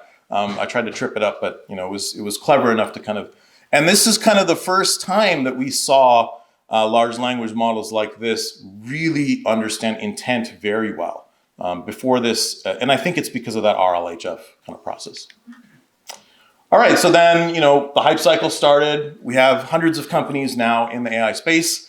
People are pouring money into the space. If you just look at the top 10 companies and what they've spent over the last few years in AI alone, it's topping $300 billion, right? So there's an arms race, people are interested. So that's why the hype is now. Yes, AI has been around for a long time, but this new wave of AI is different. And really the goal of these companies is this thing called AGI, right? And I think we touched on AGI. So what is AGI? I think somebody mentioned it earlier. There isn't really an agreed definition of what AGI is. AGI stands for Artificial General Intelligence. It's considered the holy grail of AI. And why? The idea is if you can get one singular AI that can perform, let's say 80% of human tasks, 80% well, that would be pretty amazing, right? Across a wide range of cognitive tasks. And so these are quotes from Sam Altman recently that he talks about AGI. One of the quotes is, it'll mean that 95% of what marketers use agencies for, strategists for, creative professionals for, will go away. It'll be super cheap, super easy and instant. Videos and all the campaign paraphernalia that you need to build will all be created for you. It can be tested with synthetic people or real people with focus groups and so on, and it can happen very, very quickly. Another example that he gives is, one where, can AI actually create its own scientific breakthroughs? If we see that happen, then we know we've reached AGI. So these are kind of the things that people think about. And there's lots of use cases for good, right? From customer experience, kind of like dealing with a call center and calling and you're getting bounced around between 7 people. Imagine an AGI that kind of can just deal with you without bouncing you around and giving you a wonderful experience. Healthcare is not mentioned here, but there's lots of applications in healthcare. And I think the other panelists have mentioned a lot of the use cases for good. So I don't want to go into that. I wanted to riff on the Jedi theme here, because when there's light, there's also evil, right? And so what is the dark side of AI? And I grabbed some headlines just to kind of show you from the recent, the last couple of years, to show you some of the things that have actually happened and where AI can go wrong. So this is a headline about Stable Diffusion's image generation process. And this is a quote in this article. The world, according to Stable Diffusion, is run by white men. Women are rarely doctors, lawyers, or judges. Men with dark skin commit crimes, and women with dark skin flip burgers, right? And this comes down to the bias that's in the data set, right? If you train the model to say, hey, your doctors are going to look like this, then it's going to produce images like that. This was another example. I'm Canadian, so this is kind of funny to me. But Air Canada had put out a chatbot to help people buy flights. And so there was a gentleman who went online, he started talking to this chatbot and said, hey, a family member died and I want to know if you have a bereavement fare. And this AI hallucinated and said, yes, and it's like $50 and for a $500 flight. So he bought it. And Air Canada came back and said, no, and charged him the full amount. So he took them to court and he won. But this is an example where, Air Canada tried to claim actually that the AI was independent and acted of its own accord. And so they weren't responsible. Yeah, it's real. All right, sorry. Really dry. This is another example where there was a company using an AI model to filter out applicants that were, kind of applying for jobs, and it was kind of rife with ageism. So somebody who applied was immediately rejected, and then they reapplied saying that they were like 20-something, and then they got accepted into the interview process, and then they uncovered that this is what was happening, and they had to settle for over $300,000. There's another case here where there was a lawyer who talked to ChatGPT to file some filing for a court case. And in that filing, he included, I think, 9 different precedents, different cases that were cited. And I think 5 of them were just completely made up. And and he didn't fact check it. And he didn't, he argued that he didn't know, but he got in a lot of trouble from the judges and the system there. Zillow, this was the example that I was using actually about models buying homes when they're undervalued and then flipping them. It turns out that they didn't have a human in the loop. So they were just buying these homes and they had to write down $300 million because the AI was wrong 2% of the time, right? And the 2% can be a big mistake here. Racial bias is another example where there was an AI trying to figure out who needs critical care, and they would always prioritize white people over black people. This one actually went around in the Muslim community. I saw this a lot, which was, tell me a joke about the Prophet Muhammad sallallahu alaihi wasallam. And the AI refused, right? And the Muslim said, MashaAllah, ChatGPT is Muslim. That's not how it works, right?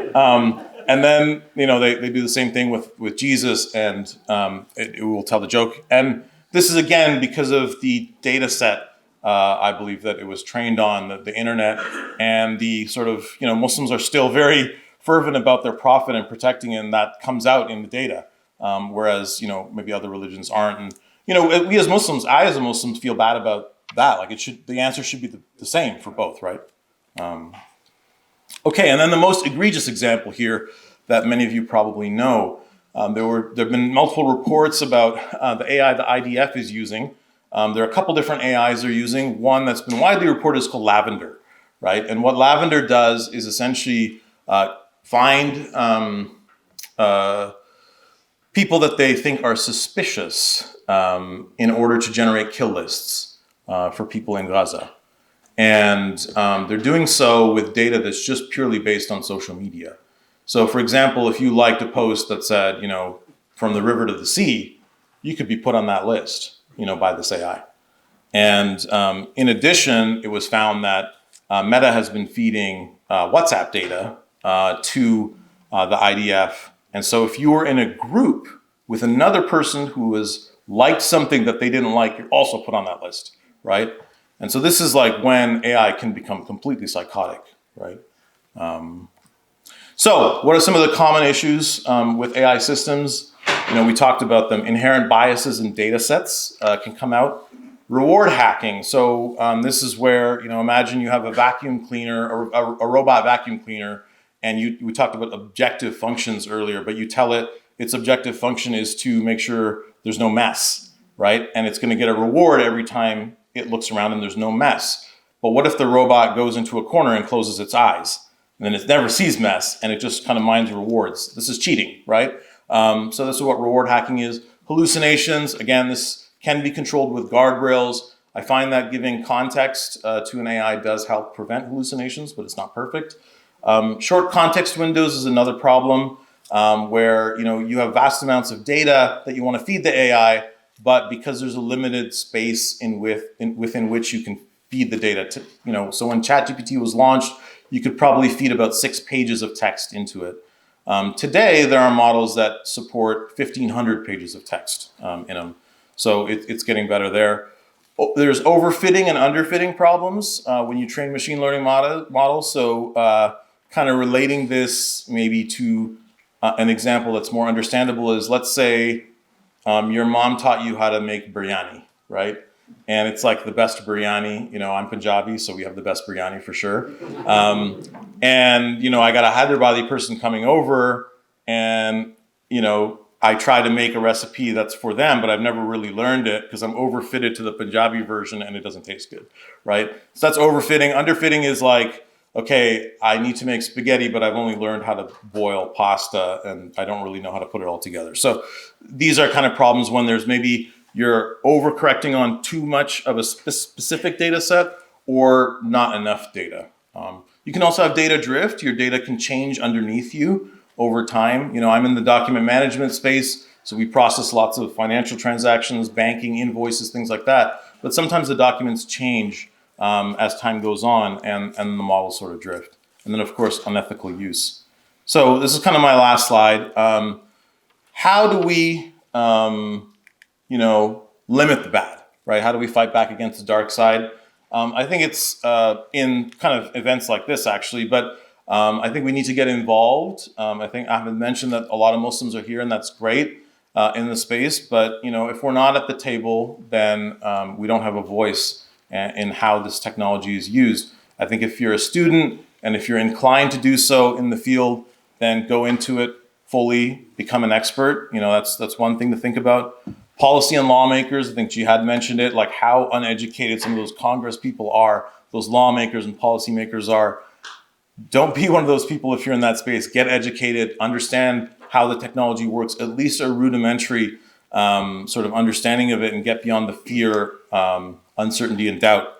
If you're a professional that's working, seek out opportunities of how you can employ AI for good in your workplace, in your context.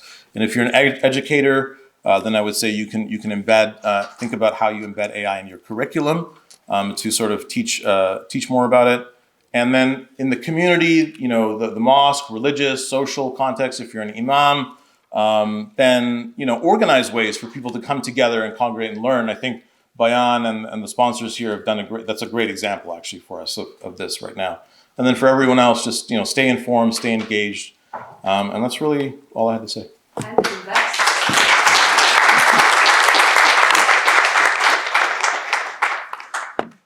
So we have time for one question only, question on time. And I'm looking for the sisters because they've been getting overlooked. Not on my watch.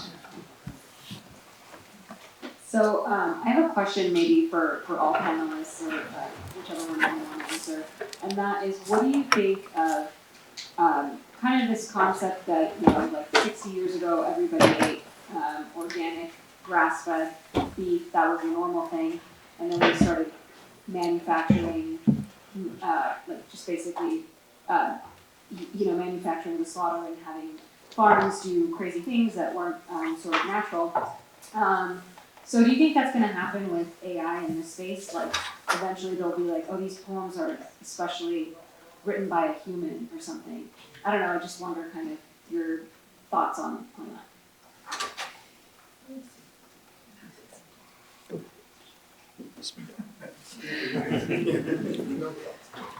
So can you kind of repeat the core of the question? Like, what do we think is going to happen to AI? Sorry. So, like, just like we have organic grass-fed beef, Yeah. kind of that now we pay a premium for. Do you think I there's see. going to be premium paid? Like boutique, AIs that behave with certain biases that are more, kind of aligned with your worldview. Yeah. Something like that. Or like, you get to see a movie that was actually directed and created by humans entirely from end to end, and you pay a premium for that as opposed to, something that was created by AI. I want to take that. You're assuming consumerism survives, right? So there's a lot of assumptions that we're making. Like, we don't realize how much we take the current phenomenon, current governments, current world order as how the future is going to be, right? So like the whole grass-fed beef phenomenon is pretty ridiculous to me because, I grew up in Bangladesh watching people starve. Like, don't eat other people, that's good, right? Now, the grass-fed beef that's more expensive is something that people can afford because everything is consumed, right? Everything is viewed from a consumerist lens. So are we going to have grass-fed poems? I hope not. I hope we live in a better world than grass-fed poems. But, and that's my dua for love, is that we live in a world where we get to be a little bit more human and not be consumers first. That's a possibility, inshallah. So, Yeah, I think just to add that, I think it's an interesting question, right? Like, if we get to the point where this technology is completely democratized and everybody has access to it, it sort of cheapens the ability to use it in a way, right? So the joke at my work is, you'll use generative AI to generate a long email, right, and send it out to somebody, and they'll use generative AI to summarize. So no one's actually reading anything. So will there be a premium on interacting with humans again? I think for a subset of people, yeah, that connection is going to be very important. So, but we'll see. If I could just chime in on that. So I think in many ways that actually really does exist today. So you do actually end up paying a premium depending on the type of model that you want to use, if it provides you more accuracy, faster responses, and so on. And so you can stick with like the free version, you can get like kind of the basic version and pay a little bit, and then it kind of keeps, we keep paying a premium. In the work that we do, we're constantly having to kind of push the boundary and have to pay more to get more out of AI, unfortunately. That's so in many ways that does exist today.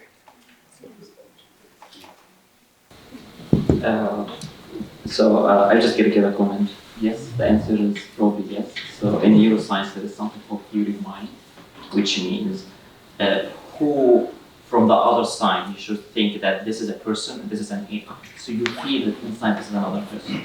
So for example, if you have a movie in a stunt who made a wonderful, great act, and an AI made that happen without the actual stunt. then you feel differently. Oh, that's just an AI. But that's a stunt. I can follow him on WhatsApp or also on Instagram, and I see him on it. So there is a difference between. So there is a limitation actually for the AI because they can't solve the theory of mind.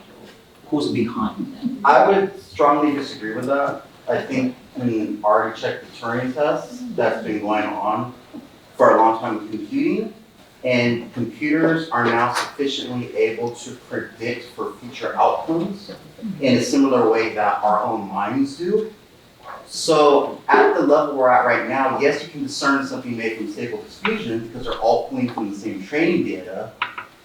But if an artist applies a RAG technique to the modeling, they can pull from their own portfolio of art and creations and have the generative AI produce a new output from existing outputs, much like certain writers and movie makers will keep making the same movie over and over again and people still buy it. I think we're going to come to a point, if we're not already there right now, where it's going to be incredibly difficult for humans to discern what is authentically human and which is not. And you're seeing a lot on college campuses. Turn it in doesn't really work that great. If someone naively prompts for an answer, then yeah, turn it in is going to detect it. But if you know the patterns that these generative models make, you can prompt them to circumvent those things, and then turn it in no longer has the characteristics it's looking for to identify anymore. And I think you're going to find that same way with Sora making movies, where it looks like the Knives Out Radiohead video from a couple years ago, and you wouldn't be able to tell if that was like an avant-garde director or an artificially generated tool using information from an avant-garde director. So I really don't think that there's not going to be anywhere to verify if it's actually human-made, especially in the art form. I think both of you have valid points. I think what you're saying is like discernibility is going to be very hard, right? Because machines are already passing the Turing test. But I think what the brother is saying here is if you knew that this was AI generated versus not, there's a different emotional connection you might associate it with it, which I think is fair. Thank you, everyone. And this is, thank you to our panelists. And this exact interaction is why when we were envisioning this conference, we wanted to make sure that it was in person and we got this interaction that we're seeing here in the room. We want to make sure that we give everyone a break for lunch and for prayer. And I'll just make a few logistical notes. And we've actually extended our break to 2:15 when the next panel starts, because we know that we went a little bit over as well. So there's lunch right outside. Please do that first. The food is here and it's ready. And then there is a prayer room. If you go out the doors where you registered in and just walk up the path, there'll be signs directing you there. And we have it set up so that everyone can pray individually or in small groups. There will not be a jama'ah led by any of the organizers. So just feel free to kind of do that and then come back at 2:15, please. Thank you all. I want to take this opportunity to again thank LMU for hosting this event here in this very nice auditorium, and the openness of the chaplain here, Kenan, who you heard from earlier, in welcoming us and helping develop engagement. I think that's what all of our organizations, the co-sponsors of this program, are looking to do, is to continue to develop community across the Southern California region and beyond, and to really propagate more engagement amongst ourselves, because it's that human connection and interaction and exchange of insights and ideas that we all, inshallah, derive value from. We're looking forward to hearing from our afternoon panels. I'll just say a little bit more about Bayan. Bayan was started in about 2011 when we had our first class of graduate students. Bayan is a graduate institution that provides accredited master's degrees as well as a doctoral degree in various fields that relate to community engagement and community service. These are fields like Islamic studies, so scholarship, Islamic education and pedagogy, Islamic chaplaincy and spiritual care, Islamic leadership for stewarding our communities and providing guidance to our youth and young people, and really preparing the next generation for playing a positive role in our society and continuing to strengthen the bonds that we have across our faith communities as well as within our faith communities. So that's sort of the mission of Bayan, is to help foster a world that understands Islamic values in this modern context. There are many, many topics that can be addressed within that framework. This particular topic for today's gathering is one such topic, and we look forward to collaborating with our partners going forward in offering additional programming throughout the year, different conferences or workshops or symposia. We hope that you'll be responsive and will look out for the announcements about those programs and come out to take part in them. We hear, from time to time, community members saying we would like for this kind of program, or we would like for this kind of program to happen. So we're trying to help fill that need.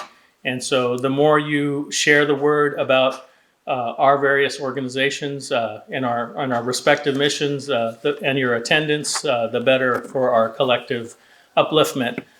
We at Bayan have been offering graduate degrees, as I mentioned. We have over 100 students enrolled today, full and part-time. And these are people who live throughout the United States, and some even internationally.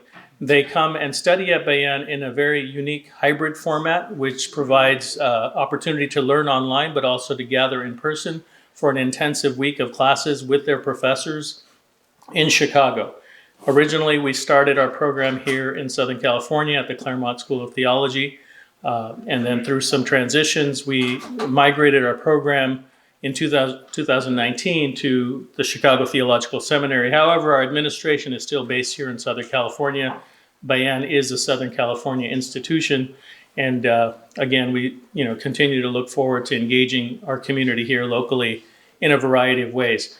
I won't go into further detail about the nature of our programs and courses, but if you have an interest in Islamic studies, Islamic leadership, spiritual care, education, you can find many of the courses that we've been teaching over the years with our world-class faculty recorded and available online on a platform called Bayan On Demand. So if you go to bayanondemand.org, you'll find numerous courses that you can sign up for and enjoy on an on-demand basis. And you can benefit from the lectures from a variety of professors and experts. And I think that'll give you a really excellent window into the caliber of people involved at Bayan and the kind of education that we're trying to provide and the kinds of conversations that we're trying to stimulate within our community and beyond. So I just thought I'd share that with you. We, of course, welcome your support for this conference. There's a QR code here on the standing banner, and I think in your digital packet. And in follow-up, we welcome your support. I'm sure all of the partners do as well, because we need your support to continue to sustain these kinds of programs. Thank you very much. Assalamu alaikum.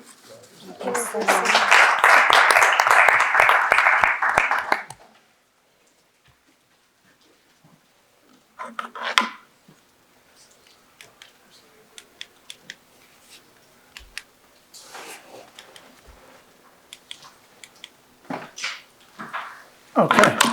Thank you, Munir. Appreciate that. So how was the lunch? Very good. Are you half asleep? I need your engagement on this panel. This is a very interesting panel.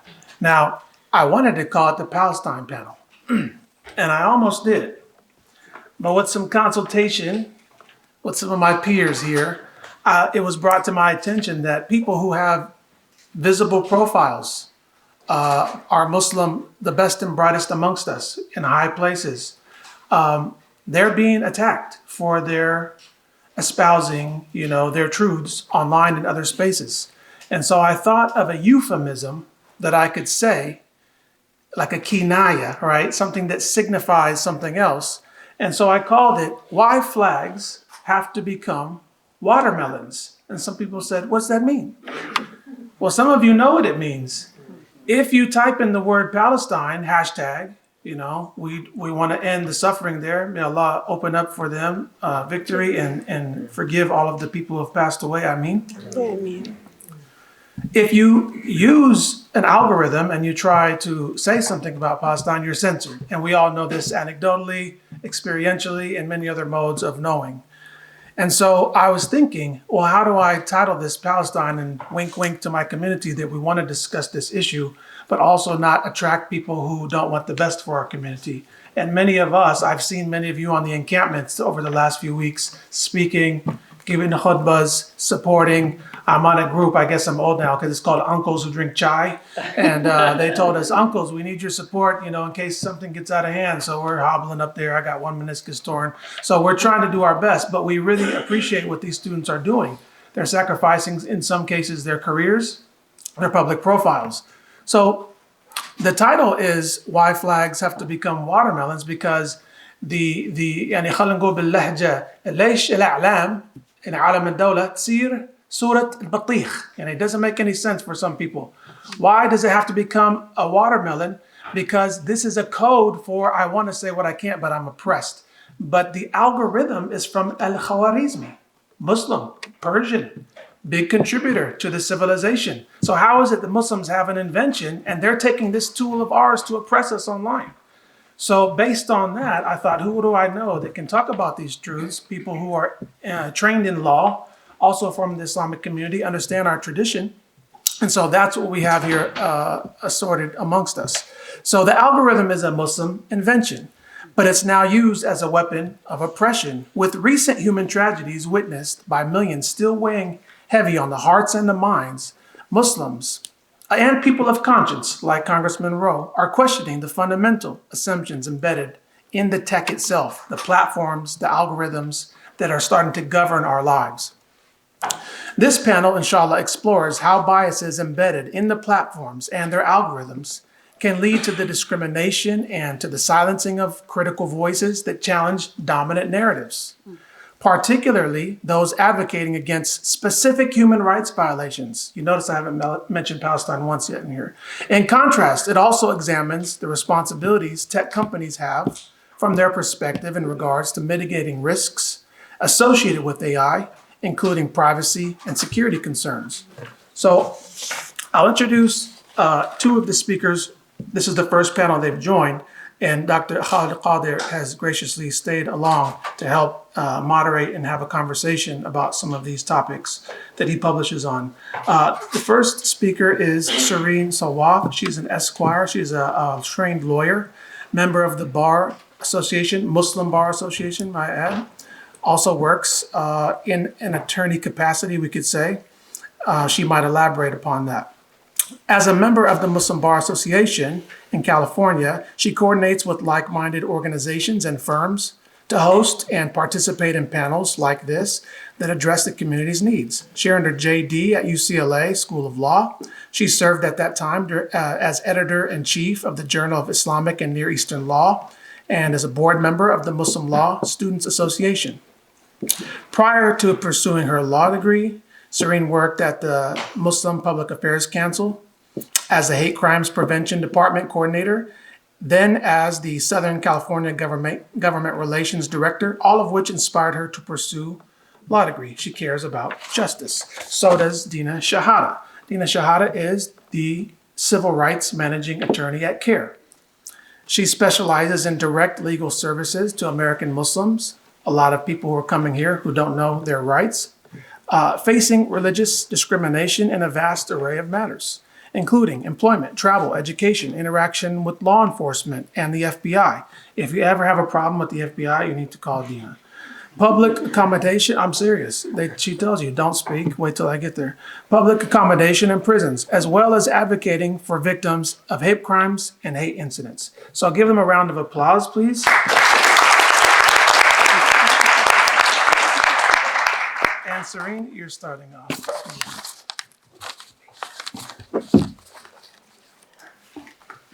John, you got that?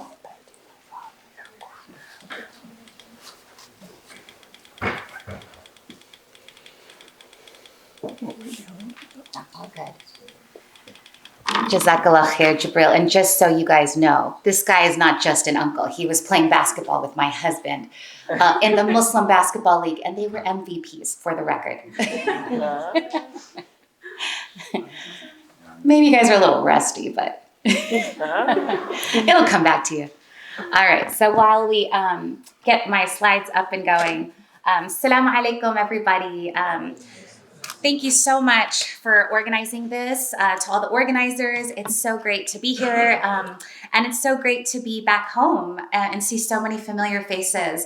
The Islamic Center of Southern California was a pivotal part of my upbringing. And so too was the Muslim Public Affairs Council. And subhanAllah, like full circle, here we are back in the LA area. Despite what's happening at UCLA, I still hope and pray that we see justice transpire. I am a city attorney, but I do speak here on behalf of myself, only myself. I'm not here speaking on behalf of the office.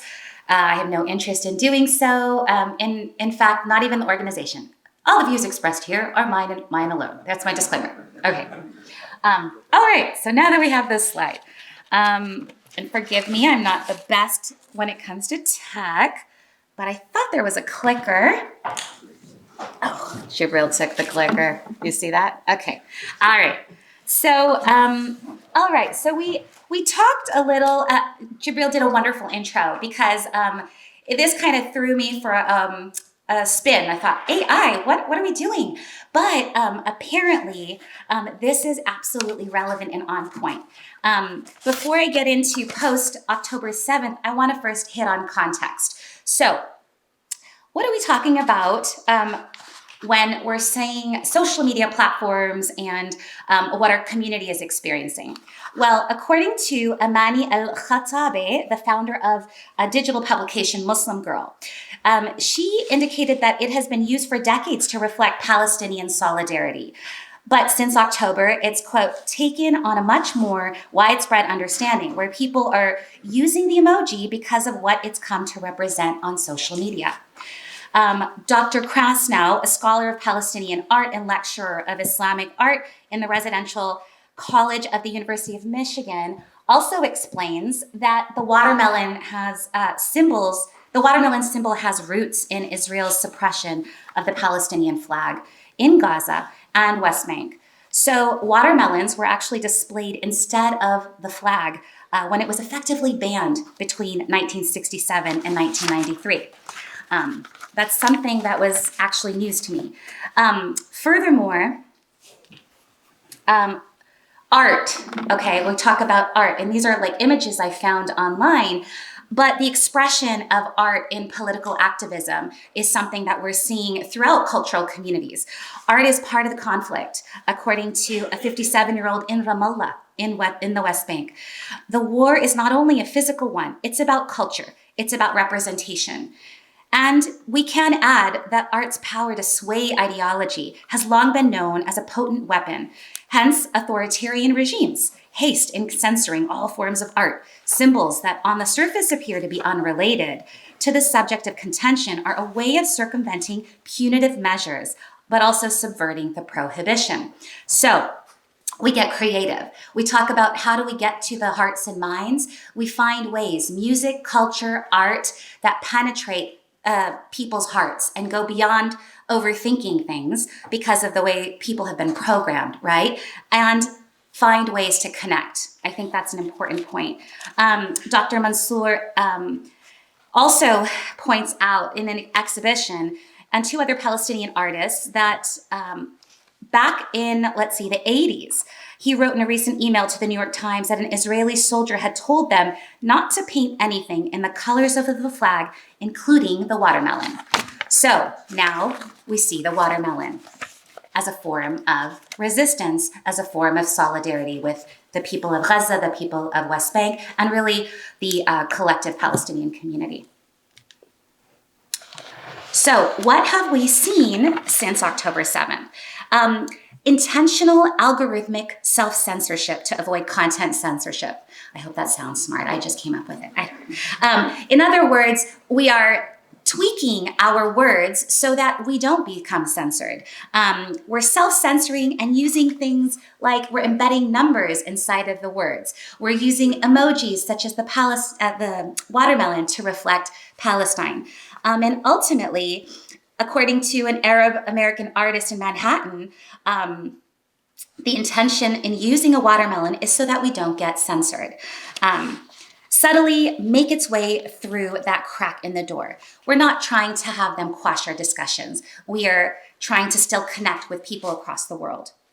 So these are different examples of what you've seen. I've seen in many chats, folks go, oh great, they're gonna try to pin this on hummus, right? And it took me a second. I'm like, what are you talking about? Is it lunch? And I thought, oh, they don't want to use that word and trigger, some form of censorship. Because of course, we're tired of apologizing. It's not about that anymore. Okay. I found a very interesting report conducted by the Human Rights Watch, a 51-page report that actually documents a pattern of undue removal and suppression of protected speech, including peaceful expression in support of Palestine and public debate about Palestinian human rights. So in the 2 months since following the attack, October to November, the report documented 1,050 takedowns and other suppression of content on Instagram and Facebook in particular. And that had been posted by Palestinians and their supporters, including about human rights abuses. All but one of those were content in support of Palestine. They were censored and they were peaceful. One case involved removal of content in support of Israel. That is the one that was the problem. That could arguably be violent, according to Human Rights Watch. It's worth noting that even after the report was issued, hundreds of people continue to report censorship. So we're just capturing a 2-month period here. But Human Rights Watch identified 6 patterns, 6 key patterns of undue censorship, reoccurring at least 100 times. And they are removal of posts, stories, and comments, suspension or permanent disabling of accounts, restrictions on the ability to engage with content such as liking, commenting, sharing, reposting for a particular period of time, restrictions on the ability to follow or tag others so that you can spread the word, and shadow banning, the significant decrease in the visibility of an individual's posts, stories, or account. So to make sure they don't get traction. Because as we know, instead of mainstream, people have turned to other forms of media outlets to connect and to also get information. And so here are some examples. Despite how we feel about him, activist Sean King had 5 million followers and was quite active with the Black Lives Matter movement. And after posting on pro-Palestinian content, he says that he was banned by Meta, formerly Facebook, from Instagram because of his stance on Palestine.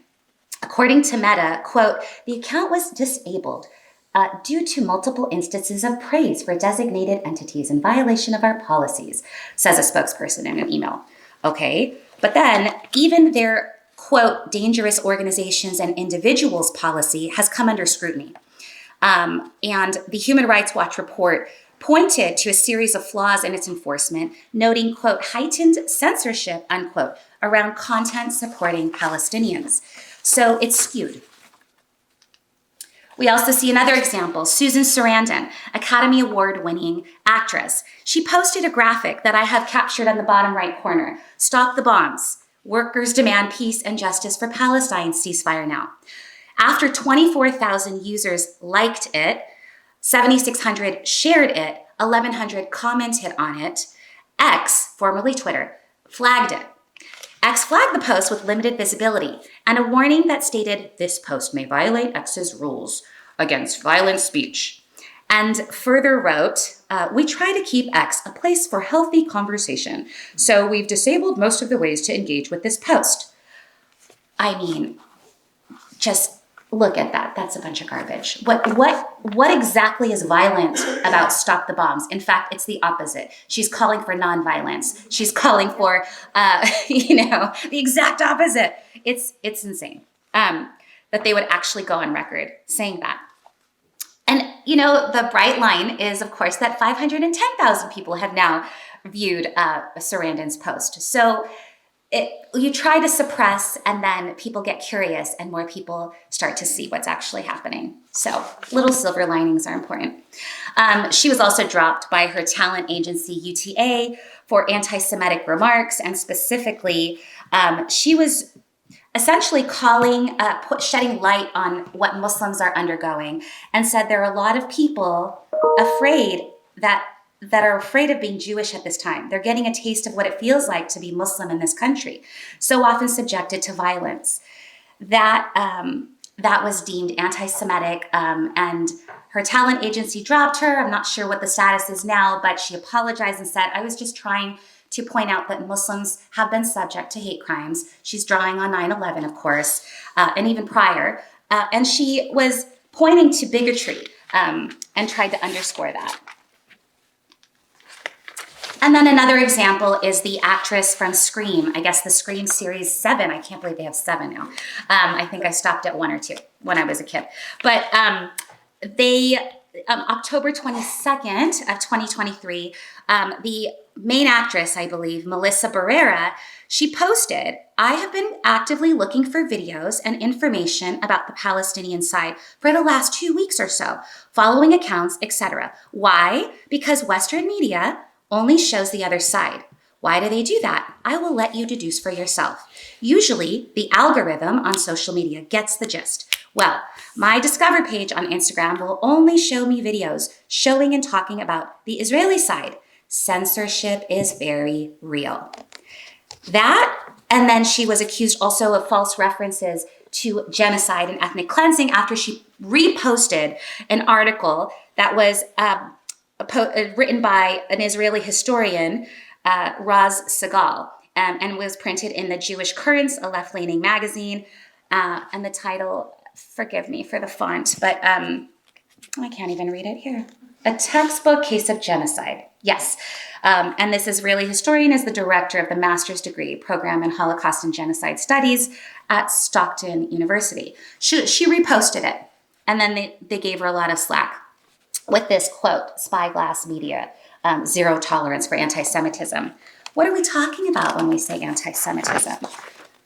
She's essentially challenging the mainstream narrative. She's talking about the dominant narrative being a problem and wanting to hear from the other side.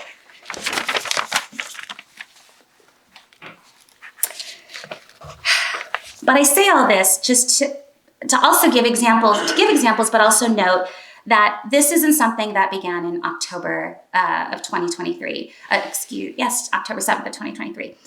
In 2021, Human Rights Watch also documented Facebook's censorship of the discussion of rights issues pertaining to Israel and Palestine, and warned that Meta was, quote, silencing many people arbitrarily and without explanation, replicating online some of the same power imbalances and rights abuses that we see on the ground.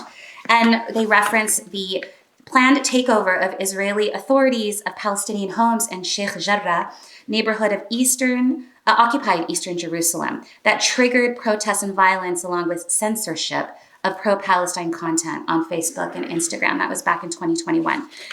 And then an independent entity commissioned by Meta in September of 2022 published a report that captured another form of censorship, human rights due diligence of Meta's impact in Israel and Palestine, which found that Meta's actions appear to have an adverse human rights impact on the rights of Palestinian users to freedom of expression, freedom of assembly, political participation, and non-discrimination, and therefore on the ability of Palestinians to simply share information and insights about their experiences as they occurred. They are telling their story, and there is major censorship that has happened and continues to happen. So then we get creative and come up with funny-looking algorithms. Now, that kind of gives us an intro in terms of what we've seen happen and how people are getting their narratives out through these social media platforms. But people have also taken other forms of activism. They have gone together when trying to communicate with their public representatives, the House and the Senate, and have demanded meetings from their congressional reps. Many have been met with a closed door. They are not finding that they want to hear from the people. So it's interesting because Representative Cori Bush, shortly after the 10/7 strikes. That was he introduced a resolution, House Resolution 786. That was back on October 16th of 2023. And it called for an immediate de-escalation and ceasefire in Israel and occupied Palestine. Richmond, California. Oh, sorry. So people wanted to follow up, support this ceasefire resolution. We want our congressional representatives to do so. Many couldn't even get their foot in the door. And so folks have taken to their local representatives instead. Often we think, okay, if you can't make change in the federal level, you start with the local level because really that's where you have more of an impact. And we have seen as early as 1025, a resolution at Richmond, California. It was the first city to pass a ceasefire resolution, modeled basically after Representative Bush's ceasefire resolution. And since then, let's say as of March of 2024, resolutions have passed in over 100 localities, 17 of them in California, including Davis, Oakland, San Francisco, Laguna Beach, Long Beach, and Pomona. I highlight California because we're here. But also, it's important to note that proponents are not just Muslim community members. They're members of the Jewish community, Christian community, and anti-war community, people who just want the violence to stop. It is also worth noting that they're calling for greater recognition of Palestinian rights, an immediate end to military hostilities, and the provision of humanitarian aid. For the most part, every resolution, resolutions might vary subtly, but essentially that is the goal of those three components. On the other hand, we have seen a different type of resolution make its way throughout cities as well. First, we have noted that the IHRA, the International Holocaust Remembrance Alliance, which is an intergovernmental agency, has put forth a definition of anti-Semitism. They are asking local municipalities to essentially adopt this definition. And it is packaged as it's not binding, it's no big deal, it has no teeth on it. Well, when we look at it, you look at it and it says, okay, quote, anti-Semitism is a certain perception of Jews which may be expressed as hatred towards Jews. That rhetorical and physical manifestations of anti-Semitism are directed toward Jewish or non-Jewish individuals and or their property, towards Jewish community institutions and religious facilities. So far, I'm not seeing an issue. But then it goes on to provide 11 contemporary examples of anti-Semitism to illustrate its application, 7 of which deal with the state of Israel. One example, it states that anti-Semitism is embodied in, quote, denying the Jewish people their right to self-determination, i.e., by claiming that the existence of the state of Israel is a racist endeavor, unquote.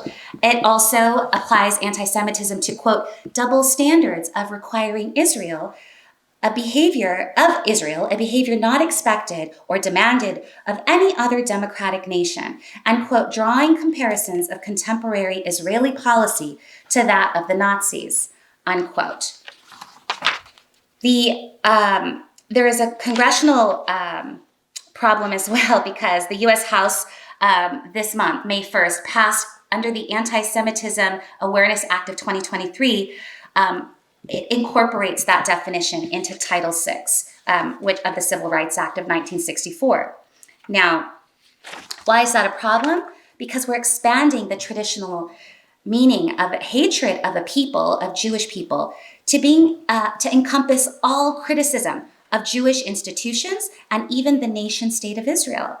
So slogans such as Free Palestine or From the River to the Sea, Palestine will be free, are considered anti-Semitic under the definition. 128 scholars came together and issued a statement in 2022, including leading Jewish academics in Israel, Israeli, European, United Kingdom, and US universities, saying that the definition had been hijacked to protect the Israeli government from international criticism. So we're seeing resolutions on the ground on both ways. And why is this important? Because legal definitions matter. Because what we saw post 9/11 has taught us that words have a lot of power. And when we are talking about a problematic definition of anti-Semitism that Jewish community members have said, this is not authentic, this is not correct. I can criticize Trump, I should be able to criticize Netanyahu. I can criticize the United States, I should be able to criticize the state of Israel because I don't agree with the policies. Now, they're thinking twice because it has had a chilling effect on speech. It has impeded academic freedom, and speech is even being weaponized to some degree. So I will, I think I've gone over my time. I'm so sorry. I could leave it at that. But yes, it's not good. Thank you.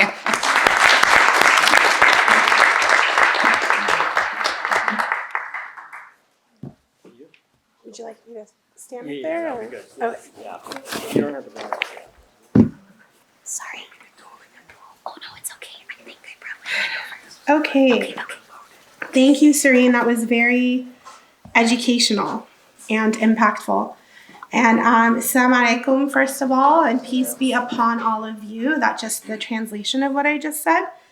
Thank you so much to Bayan and the Islamic Center of Southern California and any other sponsor for inviting me here.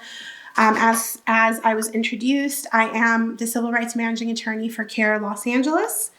I want to start by doing a very quick experiment. Does anyone here have an iPhone?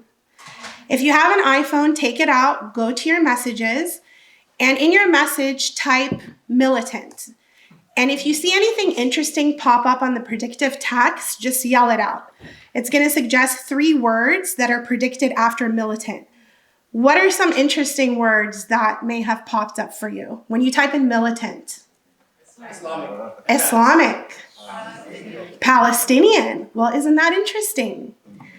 Because if artificial technology is something that enables a machine to think like a human and to reason like a human and to read and write like a human, what does it mean when the technology is telling us that the word militant is logically to be associated with Islam or with Palestinian? And how did the AI here suggest the word Islamic after the word militant? And who's actually driving the technology? Are we supposed to believe that this is just coincidental or neutral? We know that when we look at how AI is being developed, I'm a civil rights practitioner, so I'm not an AI expert, and I'm going to talk about my perspective as a civil rights attorney. But what I found profoundly concerning is that I believe that AI, and Serene gave us some examples of how AI is used by Meta, for example. We believe that it's being developed without proper safeguards, without proper regulations and oversights to ensure that human rights and civil liberties are at the forefront of those considerations. Because when AI is being developed as a really powerful tool of surveillance, of censorship and militarism, it's often being developed by Western countries, or what we call the global North. And part of that is prioritizing the objectives of Western hegemony or dominance, right? And this hegemony is dominating mostly marginalized groups, marginalized countries. For example, the current genocide that Israel is perpetrating against Palestine, I want to give you an example of something like that, where we saw pretty much exactly a month after October 7th, Israel passed the Consumption of Terrorist Publications Law, which basically allows Israel to surveil the consumption of social media by Palestinians to ensure that just looking at content that Israel deems sympathetic to an act of terror can be punished by imprisonment.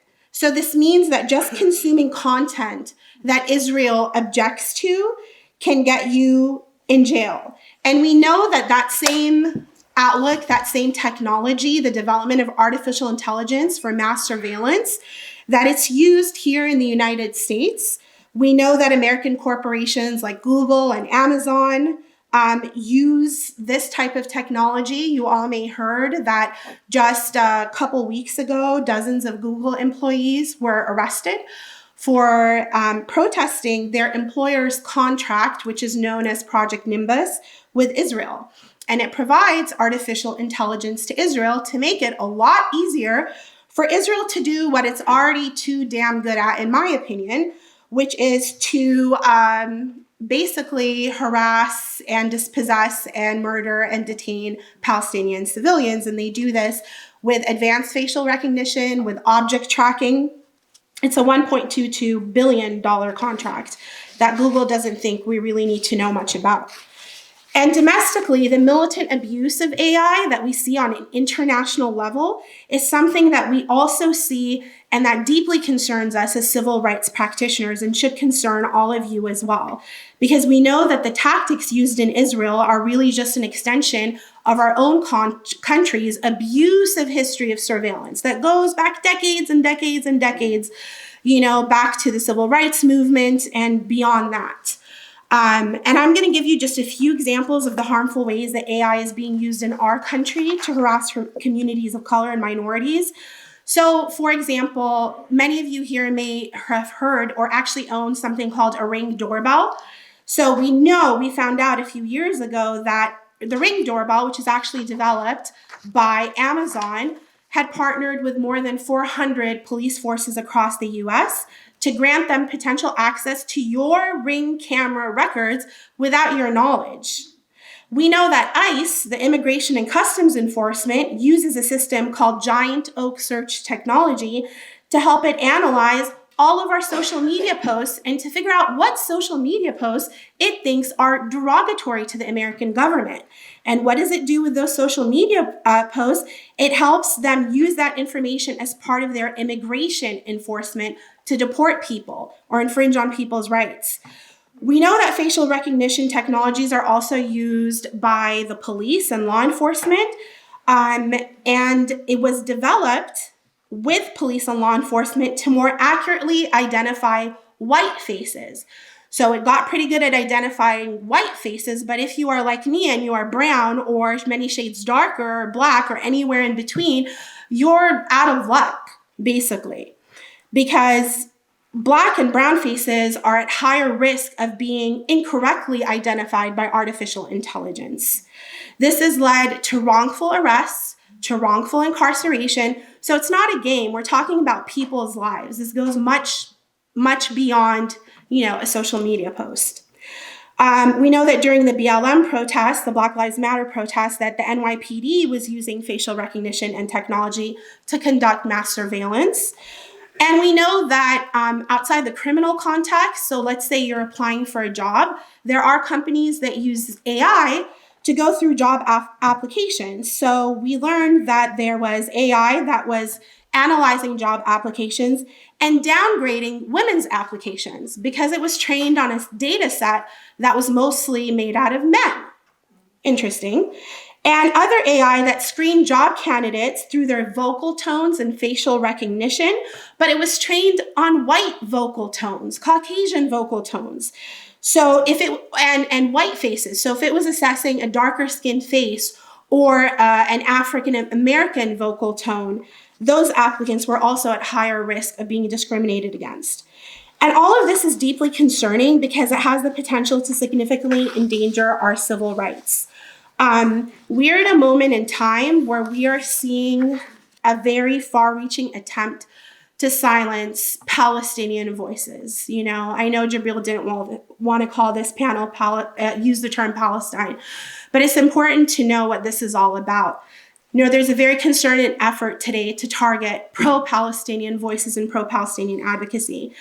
And it's part of a larger attempt to continue dehumanizing Arabs and Palestinians and Muslims and communities of color and indigent communities. And it has very real effects. And I want to share with you, this may not be directly on point, but as a civil rights practitioner, I want to give you a snapshot about what's happening in this country with Arab, Palestinian, and Muslim communities, and really communities that just support Palestine that may not even be Arab or Palestinian or Muslim. So I want you to know that since October 7th, my organization, which is the largest Muslim American civil rights organization, received the highest number of complaints that it's received in its 30 years of existence. And in the last quarter, so looking at what I observed here as a CARE Los Angeles representative. So I handle cases all throughout Southern California, all the way up to like Santa Barbara, Ventura, all the way down to San Diego. And what I observed is that in the last quarter of 2023, we had a 208% increase in bias incidents against Muslims, Arabs, Palestinians, and allies. And if we look at the period between October 7th to today, I actually ran the numbers this morning because I wanted to give you the most updated data. If we look at October 7th, 2023 to today and compare that to the same period last year, we're seeing over 115% in total cases, over 182% in employment discrimination cases, over 180% in K through 12 school bullying and discrimination cases. And what some of the highest numbers that I've recorded that I'm seeing, we're seeing over a 928% in hate crimes and hate incidents against Muslims, Arabs, and Palestinians. I know that number sounds ridiculous, but it's absolutely true based on what we're seeing. And then when we talk about higher education complaints, I'm seeing a 2,700% in the number of cases that are being reported to CARE that are coming out of schools. And I know the numbers can be very abstract, so I want to give you a few examples of clients that I've represented so you understand what this looks like when it's affecting our daily lives, the attempt to silence chill free speech, freedom of expression. So I, for example, represented a Muslim physician who was doxxed because she reposted an Al Jazeera article that was critical of Israel, said nothing about Jews or Judaism, just was critical of Israel, and she was placed on leave for 6 weeks, unpaid, most of it. Thankfully, we were able to get her back to work, but she was at real risk of losing her job. Next, we saw that there is a Palestinian Muslim senior director of one of the largest pharmaceutical companies in the world who actually was terminated. She was Palestinian, and all she did was express to her employer, when her employer put out very one-sided statements on behalf of Israel, she said, I'm Palestinian and this makes me uncomfortable because I'm actually a refugee from Palestine because I was at risk of death. And she was terminated. We saw a Palestinian Muslim professor who was prevented from giving her acceptance speech. She was going to give an acceptance speech for an award for how exemplary she was as a professor, and she was prevented from giving that speech because the speech was going to include the word genocide. I represent a Muslim attorney who was spat on, verbally threatened, and had a gun pulled on him in his residential building by a fellow resident because he wore a hat that had Palestine on it. Lastly, our office represents Muslim USC valedictorian Esna Tabassum, who you may have heard of, who was denied her opportunity to give her commencement speech address due to dubious safety concerns. So there's a lot happening. What you've seen recently is a lot of student arrests and silencing of student activism on campuses. I'm sure you all have heard about the encampments in a targeted effort to silence anything that is pro-Palestinian.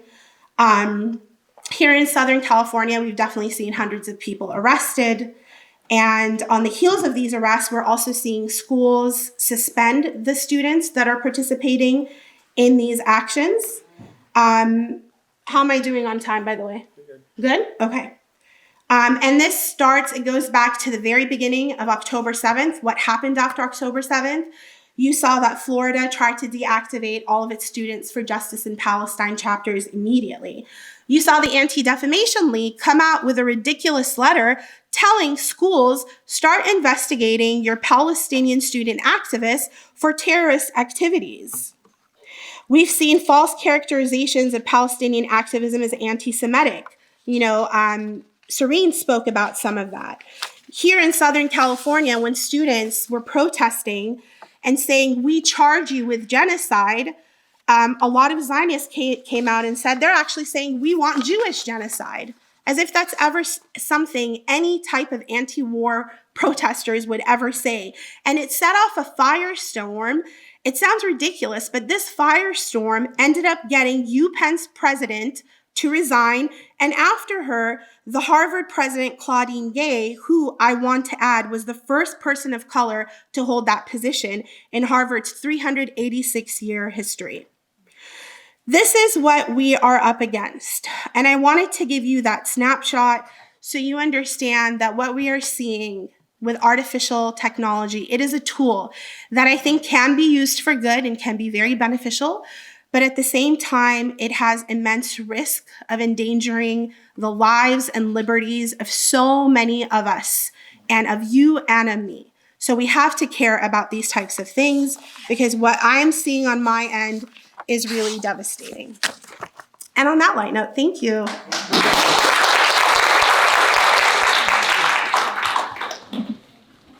All right, thank you both so much. I have a question and I can't decide who it's for. And they want us to hold both of these mics when we speak. So, Serene, you sort of inspired me on this question, but I think both of you may have thoughts. One of the challenges, so I'm up at UC Berkeley, and we're running into, like, we must see the same social media, we're running into the same stories, the same issues. We're running into this problem around language. And I'm curious to learn a little bit, because I suspect this affects many people in the audience. There's language that plays its way into like legal definitions, and the lawsuits from Brandeis around anti-Semitism on campus, and now the lawsuits around anti-Palestinianism and Islamophobia that have been likewise leveraged.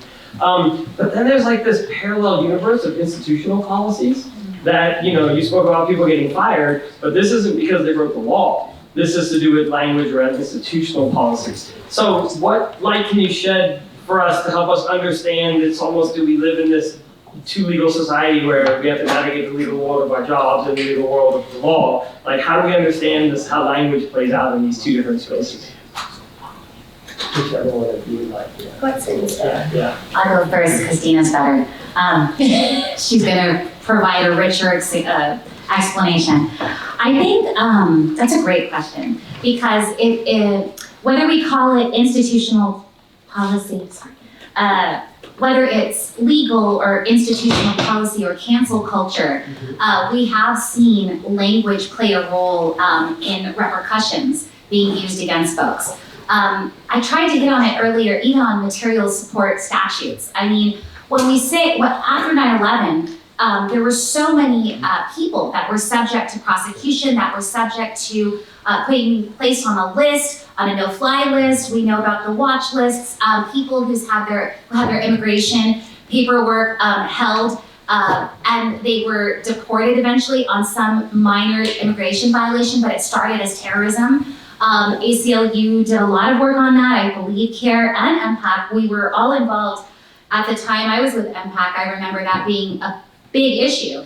And the language, how, when you have individuals and these programs capturing intent, right? So let me back up. Hate crimes. When we say a hate crime is simply, it's not a standalone crime, it's an enhancement. So if I go over to John and I punch him in the face, that's assault and battery.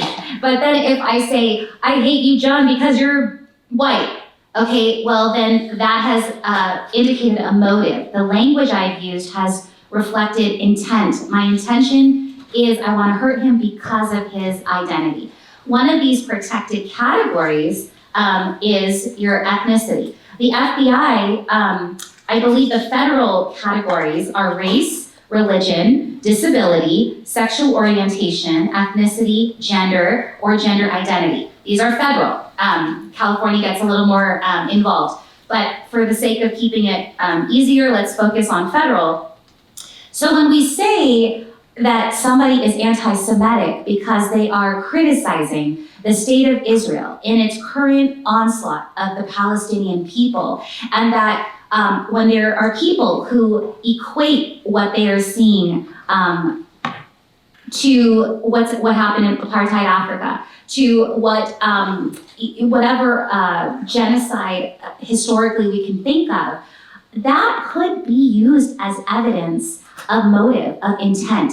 And when you have, hate crimes are hard to prove, but if you have a believer, a true believer, a prosecutor, or law enforcement that really wants to prove this, and they can go through social media, we know this, they have and they continue to, they can go and deeper dive into different media platforms and try to come up with intent. And I think that's what is concerning when it comes to how it will play out in a legal way.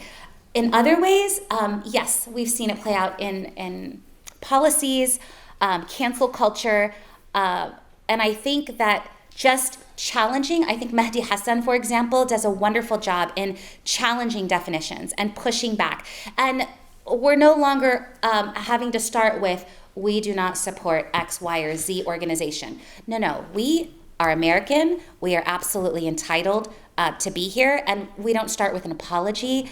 And we can start to push back, I think, in terms of what we're talking about. When the anti-Semitism definition adopted by IHRA and pushed by IHRA is not something that the entire Jewish community agrees with. And so I think amplifying the voices within their own community is an important way to also make it a little more nuanced. Serene covered pretty much everything. The one thing I will add, though, is I think that a lot of people face consequences for speech because they are under the illusion that speech is free in this country, and it simply isn't everywhere, or most places, or a lot of places, I should say. And I think a lot of people don't understand. I speak to so many people who say, like, why am I being censored on Instagram? I have freedom of speech. Why am I getting censored at work? I have freedom of speech. Sir, you do not, unfortunately. Why? Because a lot of these platforms and places are private. You know, Instagram, Facebook, Twitter, these are private companies. And the protections of the First Amendment do not extend to people in these private settings. So guess what? You can be censored on Instagram. You can be censored on Facebook. Your account can get deleted, like some of the people Serene highlighted earlier. At your private employer, you can be censored. You do not have First Amendment rights to freedom of speech. People don't know that, and they need to know that. And even where the First Amendment does apply to government actors, so if you work for a government institution, you do have First Amendment protections, but it will be balanced against your employer's rights to have a problem-free environment and to have a safe environment. And they use all of that to basically penalize the kind of speech that they want to penalize. So I think that's important to understand. And this interestingly ties in with a lot of labor law. Right to work laws have really made it easy to fire people for whatever reason you want. And so there's no obligation, and so suddenly what you put on Twitter can get you fired in that way. Which brings me to a question for you. You and I appreciate that you really you want to name Palestine and the importance of naming Palestine, and there's a challenge there that people are facing, and I'm curious what you recommend to, like, I'm thinking about my students, college-age youth, but anybody, about online activity, silencing, the need to challenge silencing, but also recognizing the consequences that can come with that, with the way algorithms are censoring and people are getting profiled. What sort of advice do you give to folks in that context? Sure. So I'm an attorney, and our job is to give you like a realistic picture of the really terrible things that are going to happen to you in any case scenario. It's a depressing job, right? Our job is to think of like the worst possible case scenario. So if it happens to you, you can't say we didn't do our job. I want to say that as an attorney that works for the Council on American Islamic Relations, I'm very privileged in that I get to do the work that I do openly without fear of having to lose my job. And I completely understand that a lot of you and a lot of us in American society, we just don't have that privilege. So I am privileged. And if you don't have that privilege and feel like you can't speak openly and say genocide in the workplace openly, which you shouldn't, because political speech is not protected in the workplace, you should know that. Don't feel guilty, because we all have power to make changes in the way that we are able to. What I do recommend to people is understand that every action you take has a certain degree of risk and has potential consequences. So, I'm available to give private consultation on private issues, but I would say generally what I said earlier, just understand that the speech you put online is probably going to be there forever, and it can be detrimental and there can be consequences. This does not mean that I don't encourage people to use activism and use their word, but just recognize that if you work for a private employer and you're very outspoken, you can potentially be terminated for that or censured for that. I will say that if you are Palestinian, you are more strongly protected because, as Serene mentioned earlier, in this country, civil rights laws protect a few personal characteristics that we believe are so important that we need to protect them. One of them is your national origin. So if you are actually Palestinian, you may be able to speak up more about Palestine because you can tie it back to your national origin. But believe me, that protection is not, it's not absolute. So I would say if you're really not sure about something that you want to do, consult with an attorney. We consult freely. You don't have to pay me anything or anyone else. But just be aware that there is risk involved. And sometimes risk is something that you have to take to make a difference, but it's up to each of us to determine. Excellent, thank you. I want to open it up to questions from the audience. I just want to make a little tie so that everyone catches. One might ask, wow, this morning we're talking about how algorithms work and their place in society. Now we're talking about Palestine and censorship. Like, what's the connection?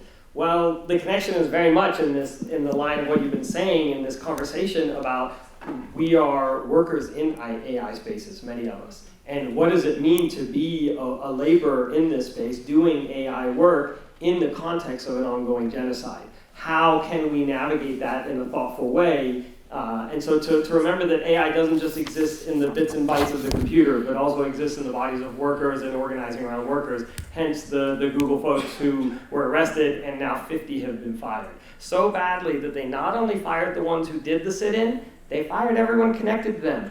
They treated it like a doctor treats cancer, cut out all the people around them too and get rid of them. So questions from the audience, please.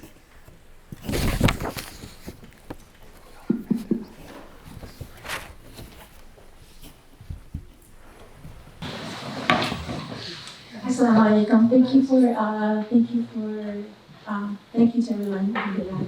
So my name is Latanya. I am originally from the Navajo Reservation, and so a lot of my thoughts coming to this, I didn't know much about AI, but now I have a better understanding as far as human rights goes and the violations.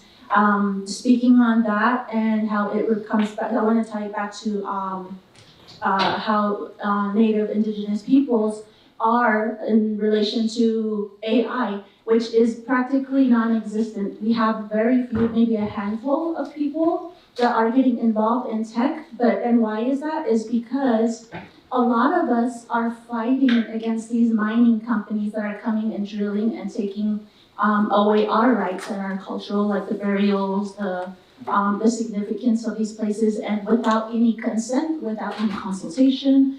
We're talking about Nevada, we're talking about right now, I'm talking current, like modern day instances. There's missiles underground in North Dakota. There's an oil company that the chief just got served papers by the police in Canada. He burned it, by the way. There's a fight to halt uranium ore being transported on the Navajo Reservation to Utah, from Arizona to Utah. And people are more worried, like, okay, well, we can't stop because it's a state road. So why am I saying this? Is because these minerals that are being mined, the copper, the silicon, all of these are natural resources that are being created for AI purposes, to create a greener future, but at what cost? So I guess what my question is to make everyone aware, but also to question if this is predominantly Muslim-led in all of these companies, then I think it should also include the voice of indigenous peoples of where all of these minerals are coming from. And it's of the big 5 minerals, quote unquote, not including the aluminum, but it's in the United States and it's coming from our lands.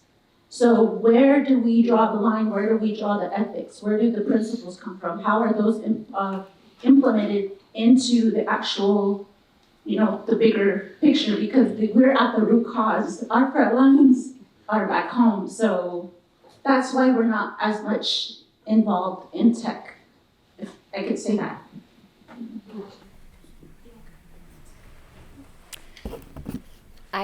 I appreciate you saying that, and so that we could be more mindful of what we're talking about. My husband is into the electric world, EVs, and all of that, and that is another part of the conversation that has to be had. What does it mean to develop these green energy resources, and what does that mean in the long run? How are we impacting communities and communities of color as a collective?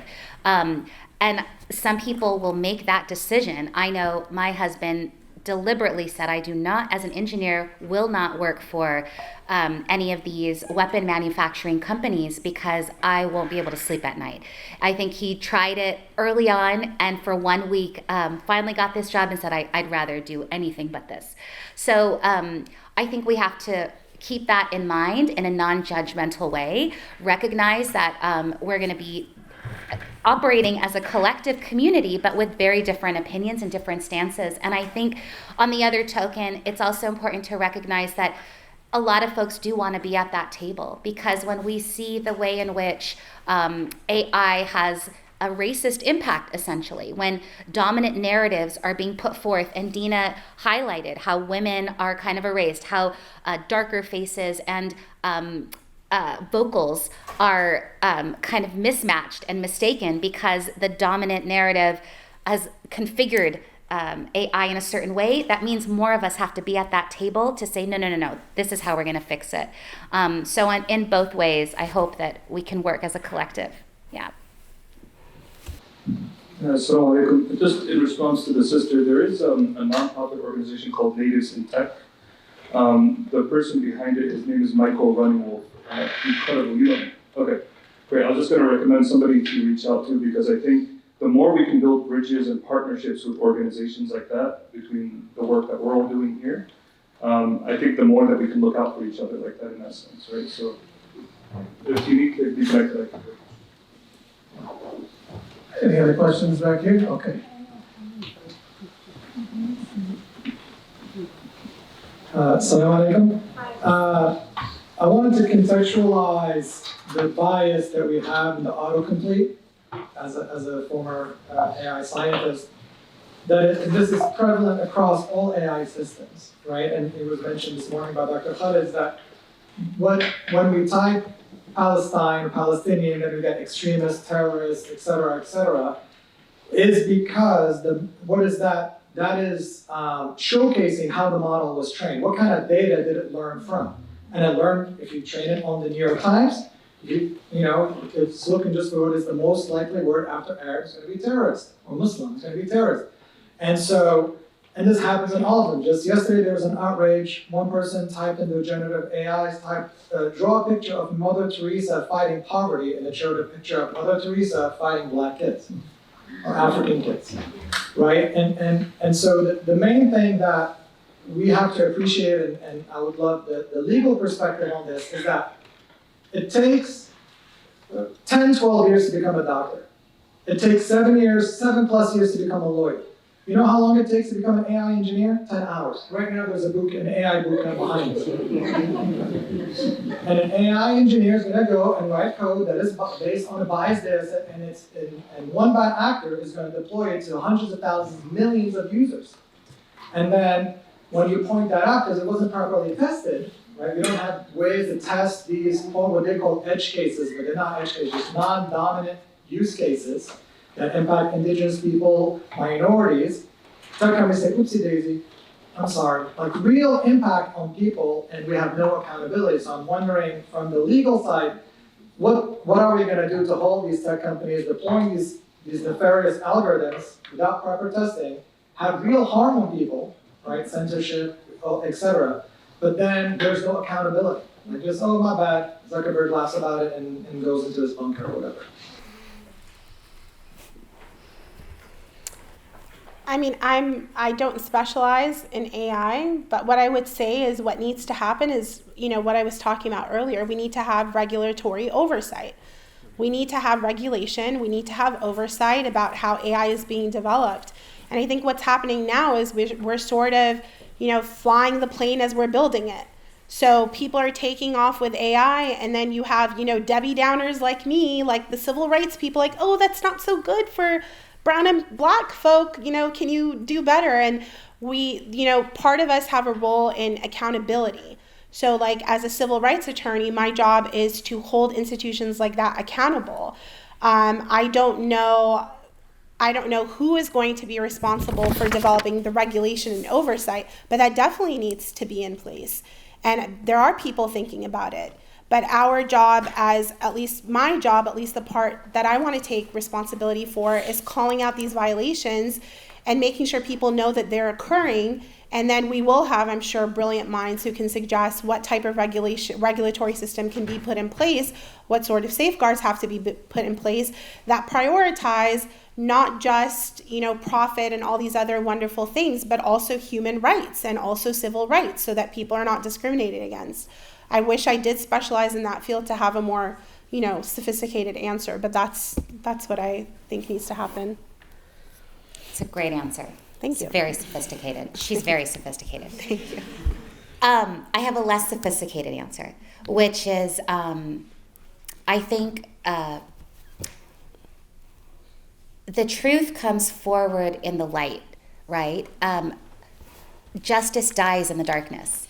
And so one thing we can all do, whether it's legal accountability or not, because I don't specialize in this field either, and I'm not sure what it would look like, because I don't know if I want to open that door, because now we're talking about regulating speech and algorithms, maybe exposing the problems that we're seeing. I know that folks have put together certain apps, and I think No Thanks, as part of the BDS movement, boycott, divestment, and sanctions movement, to say if this company in particular is supporting, if any money is going towards the destruction of Palestinian lives in this moment, I am not going to support them.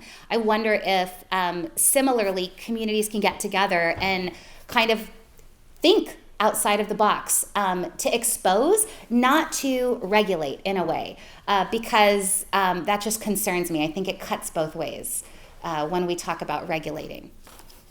Excellent session. We're a little bit over time, so we're going to wrap this session. We have to give them a double round of applause.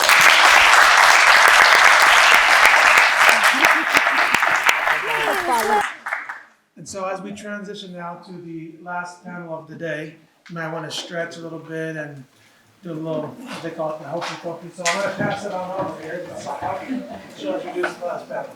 While everyone is coming back in, I'll do a quick overview of this panel that we have here. And this panel 4 is Women in AI, Transparency, Trust, and Legal Risk.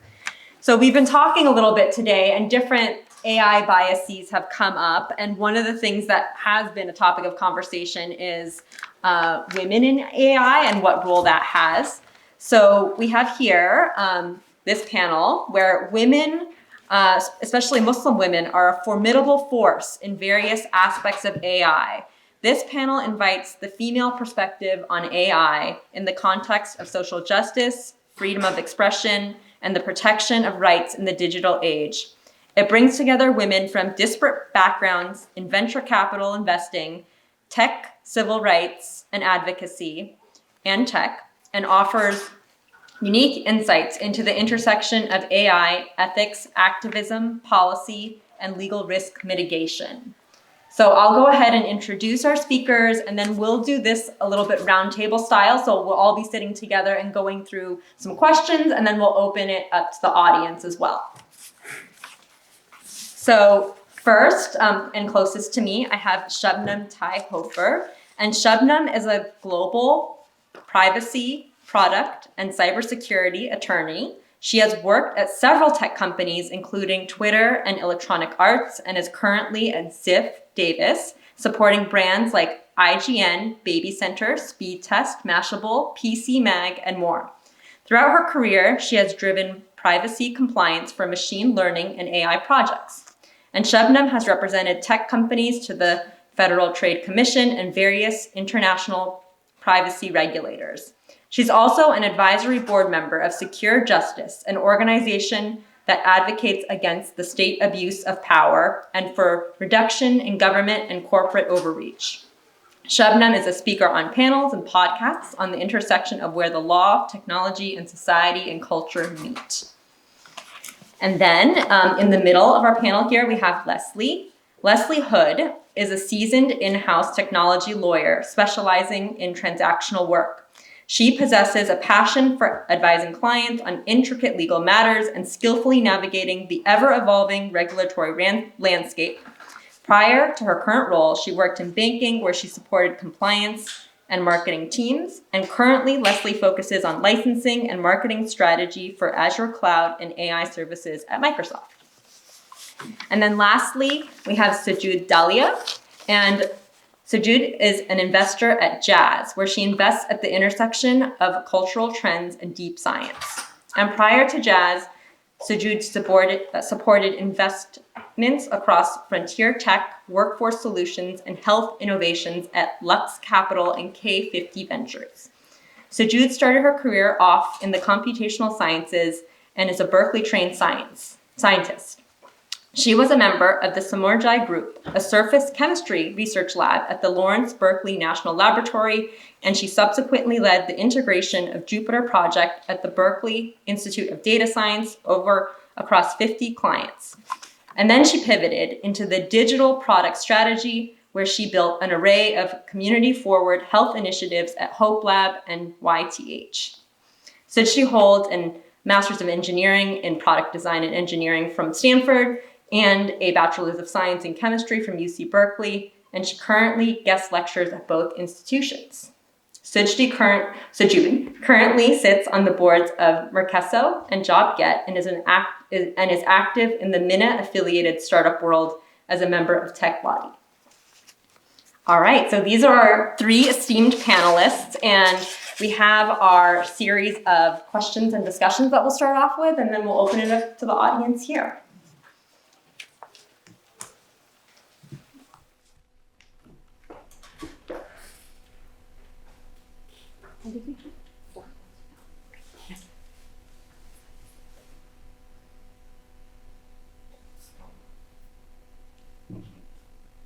Okay, so I'll start off with you, Shabnam. So we have the first question here is a bit of a case study scenario.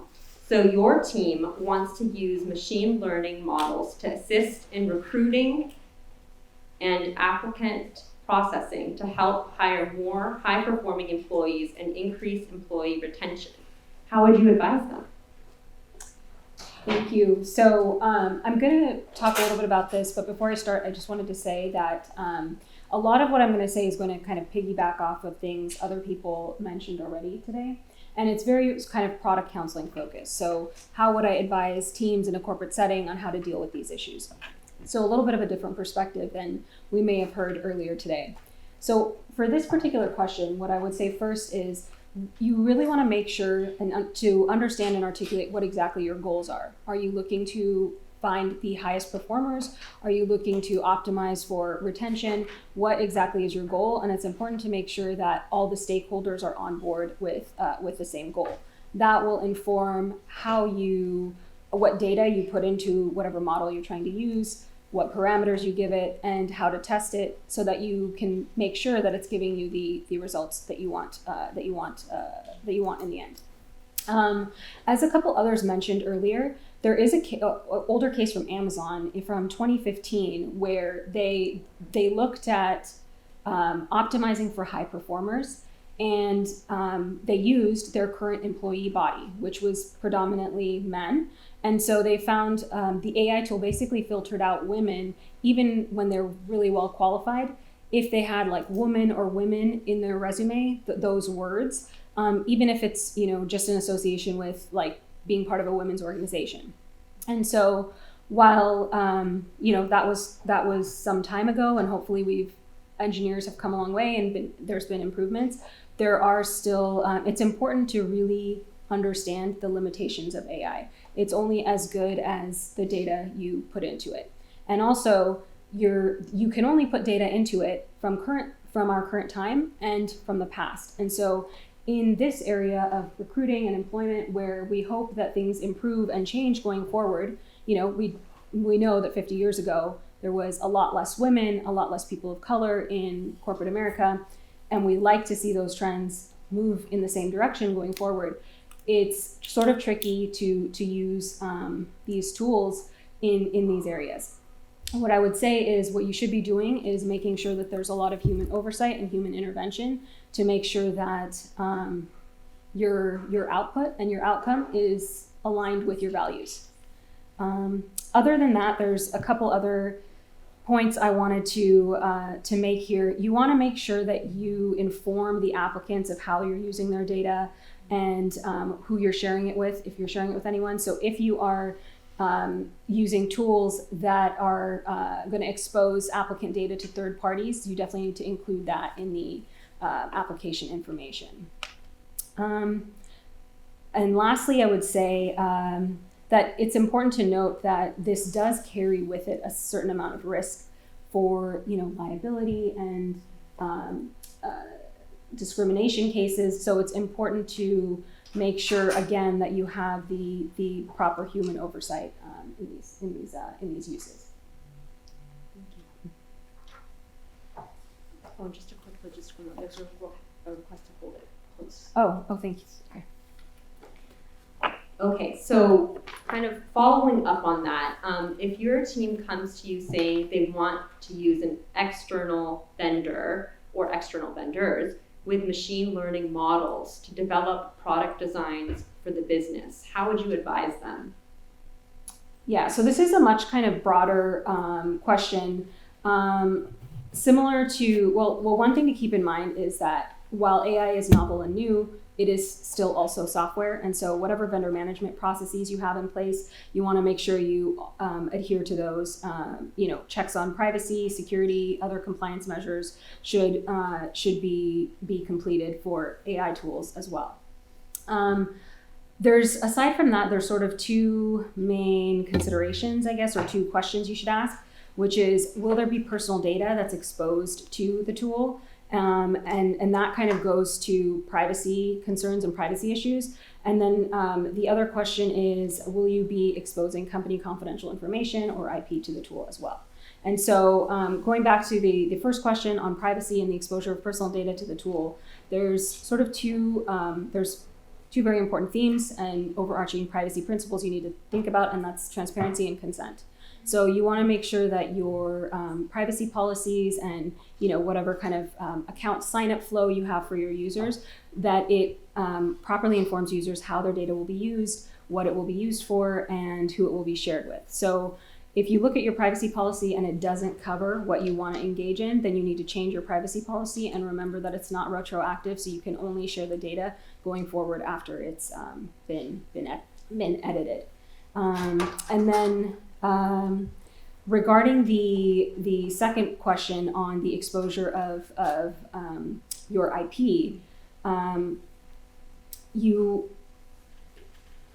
you want to, so one interesting point here is that a lot of tools have the option to turn training data off. And so what that means is that you can use a tool without allowing the tool to use your data to train itself. And so if you're exposing your IP or company confidential information, that's a good option if it's available to kind of, protect yourself and your interests. Interestingly, a lot of digital media companies are actually charging fees for AI tools or they are lobbying to try charge fees for AI tools that hit their web pages and use the content to train their models. So it'll be interesting to see whether or not that actually has teeth to it and how far it goes, but I know there's a lot of digital media companies looking into that. Okay, and then lastly, if the content moderation team comes to you wanting to leverage AI to increase the accuracy of content moderating according to their existing policies, how would you advise them? So this is the fun one. And we heard a lot about sort of the policies and the practical application of this prior in the panel prior to my panel here. However, I'm going to talk about sort of how we think about this from an internal perspective. So the EU law is kind of the most conservative in this area. It does not allow companies to make decisions, automated decisions, on their users solely without human intervention. So you have to have some amount of human intervention, some point at which there's a human oversight before, in order to legally make decisions for your users. So this requires basically, this presents a problem because you can't really do content moderation at scale without automated tools, but and even if like hypothetically you wanted to try, it wouldn't really work because you'd need like 1 million people to make decisions on users, and it'd be really hard to control sort of the training and everything around that. So it's sort of like you have to use these tools, and you have to also couple that with some human intervention. And so the point is sort of where does that human intervention come in, and how does the process work exactly? So again, a key here is transparency. So you should be having, a company should be having transparent rules that are available to everybody, to see sort of what their rules are, what their standards are, and they should be consistently applying them across across everyone. That's a tall order. It's like I said, there's a scaling issue. There's also, it requires a lot of sophistication from these AI tools that have to understand different languages. They have to understand how grammar works, satire, sarcasm, and even like derogatory terms, and in what circumstances they're acceptable and what circumstances they're not. So there's one kind of quirky example of this. There's several years back, there was a Turkish translation in Google Translate. So Turkish apparently has, and I don't know Turkish, but apparently it has only one pronoun in the third person that doesn't differentiate between she and he. And so when it was translating, Google Translate was translating into Turkish, it translated a phrase or a set of sentences like this. He is a soldier, she is a teacher, he is a doctor, she is a nurse, she is a nanny, he is a president. So it was quite a sexist translation. And so, this is an area where, again, you see AI has a lot of learning. We can be, we might say, okay, AI maybe has come a long way since then. And we can be more inclusive about the data we input. We can be more mindful of bias and testing and things like that. However, you see that even now, and someone else mentioned this on a previous panel, for facial recognition. So facial recognition software actually has really good, works very, very well when they're using it how they used it on me at the airport, where the camera is straight on me and they're comparing it to my DMV photo. But it apparently has a up to 35% error rate for Black women when used for stills taken from security cam footage. And this is again where previous panelists have said this is how it's used by law enforcement. So there's a lot of improvement. We need an AI, and I know that today I learned some new things about generative AI and deep learning and things like that maybe will help us move forward in the future. But right now there are still a lot of issues here, and in the space of content moderation, where we're doing this at such scale, these small errors can turn into very large issues. Thank you. And now we'll move to Leslie. And kind of, this is moving to more of the legal and the framework that we've been talking about. So given the increased reliance on AI technologies, how can we build trust among users, policymakers, and the public?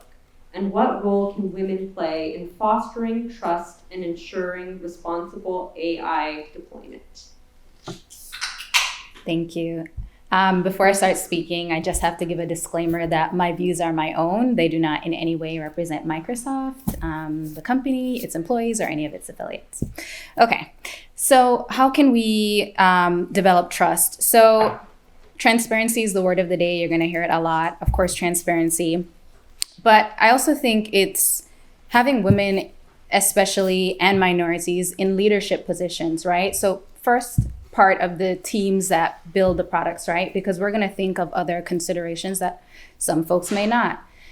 For example, I recently read that self-driving cars cannot detect darker skin as well as they can detect lighter skin, right? So if as these companies are developing, this amazing innovation, they're transparent about it, they're letting people know about it. Okay, now we know limitations of the products, and then other folks who may be building on those tools or relying on those tools know what to be aware of.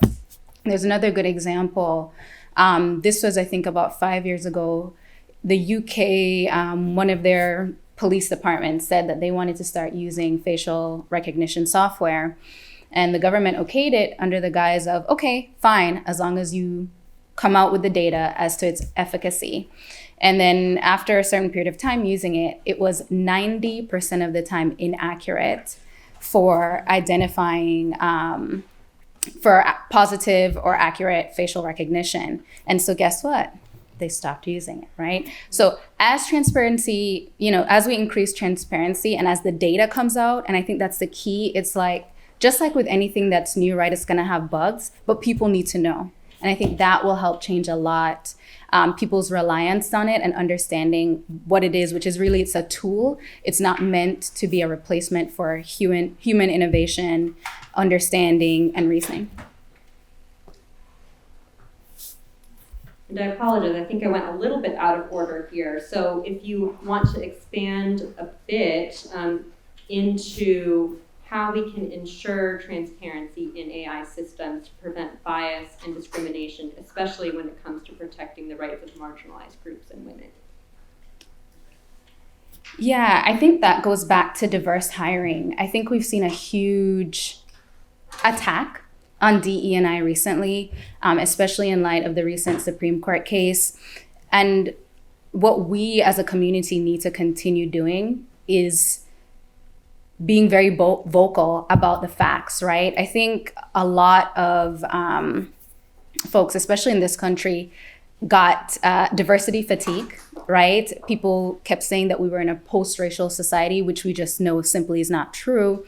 And what we have found, which is true data, is that diverse companies make better products, which make those companies more money, right? So if you don't care about doing the right thing, you can also care about it helps your bottom line, right? So if that's the angle we have to take to convince folks that DE&I matters, then we'll take that route too, right? And then also it's the right thing to do. I also think there's especially a place for, we're talking about women in AI. We've recently heard about an increase in women who have been facing, I'm blanking on the word right now, revenge porn, that's the phrase, using artificial intelligence. So it's actually their face or their image, but then that's being used in conjunction with false videos or fake photographs to shame, to exploit women in terrible ways.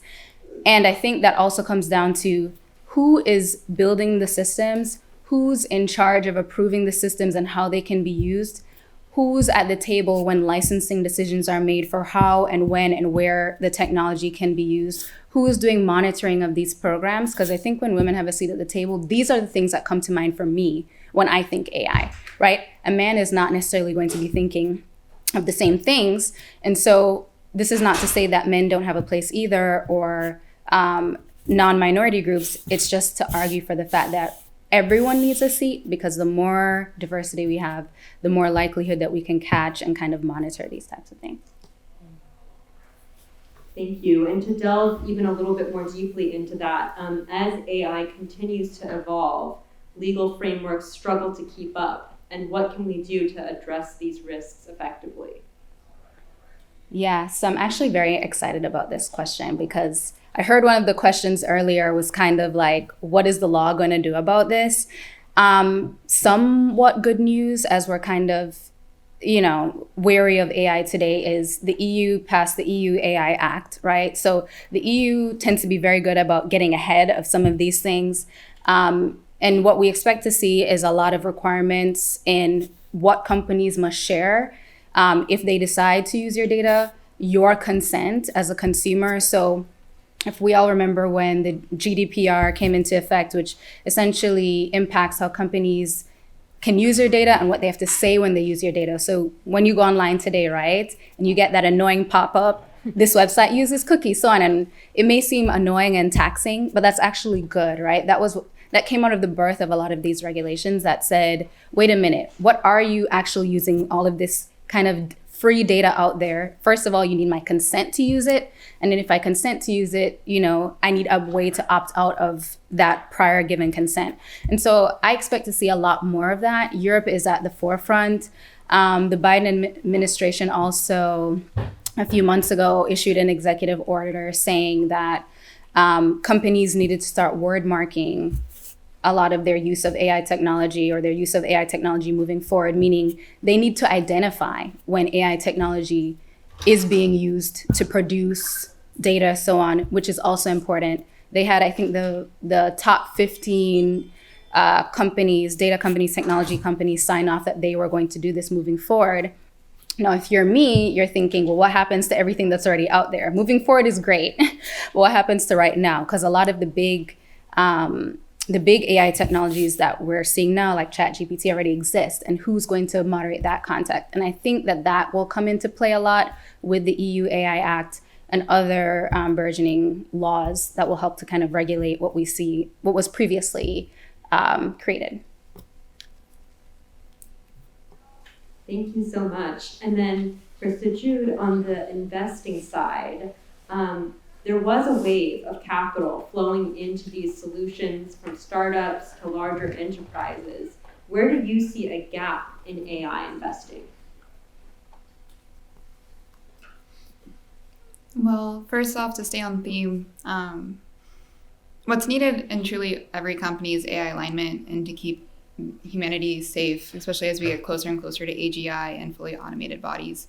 Outside of that, the leader in the space that got funding for AI alignment and keeping kind of human values forefront was a company called Conjecture that had a huge round from all the top who's who of Silicon Valley with seasoned founders. All, by the way, were white American men on both their board and on the team. And then kind of disappeared because they realized that every startup in itself and every big company like OpenAI need to have in-house regulatory practices to figure out whether or not they're holding the line in a sense.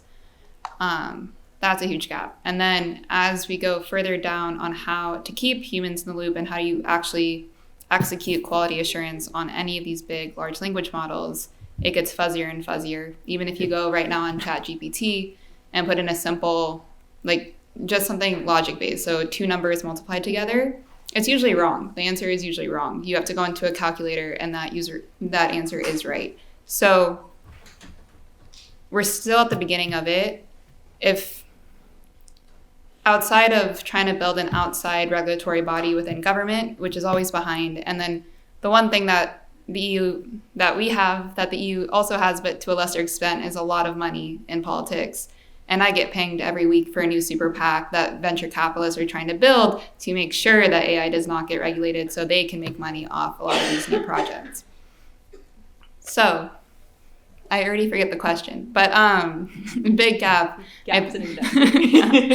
Big gap in investing in the ecosystem. We saw so much money go to consumer apps that utilize AI. A lot of them are just wrappers on top of ChatGPT. You've seen vertical software solutions across everything from farming to hiring that you mentioned.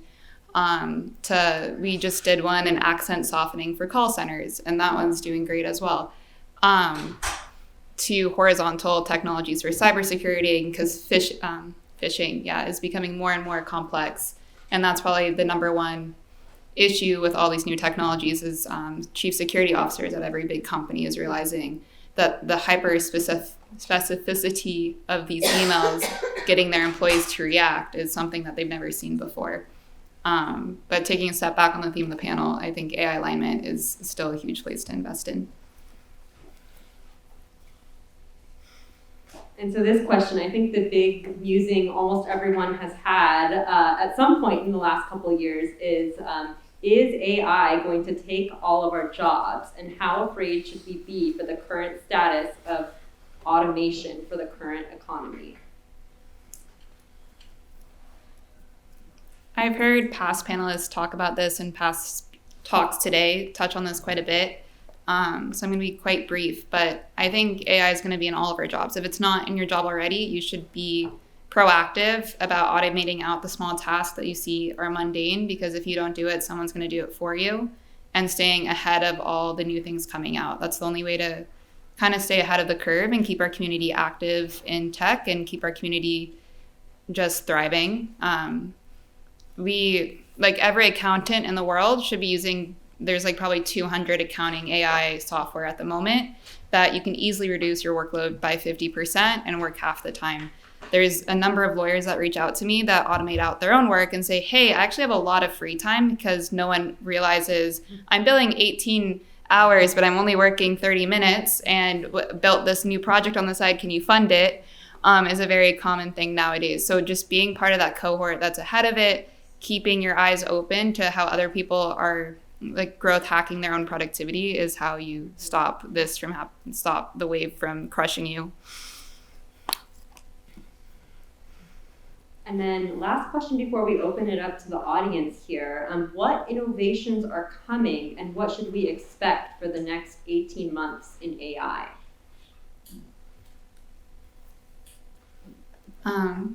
To build and train these large language models and also to deploy it, it takes a lot of energy. So there's a lot of new innovations on how to make them as efficient as possible. Coming out of labs at Stanford and Berkeley, like subquadratic scaling, where now you can take some of the most important data sets in the world, aka the human genome and your own DNA, and people are now executing some impossible tasks on that and discovering new drugs and new like futures of personalized medicine. So there's definitely been a big push, at least the past few months, and I'm predicting the next 6 months, specifically within biotech. And outside of that, even though Apple Vision Pro is kind of a failure, and Rabbit and all these AI pins are also not doing as well as predicted, hardware is also having a moment again. Everything that we're seeing coming out of the darkness, there's Ring type AI assistants, earbuds that are becoming AI assistants, and more where we will no longer be slaves to our phones and having our phones up and using it every second of every day. I think there's going to be new interfaces for that as well. And let's do a little clap for our panelists before we turn to the questions. And then for a little help with the sending the mic around the room.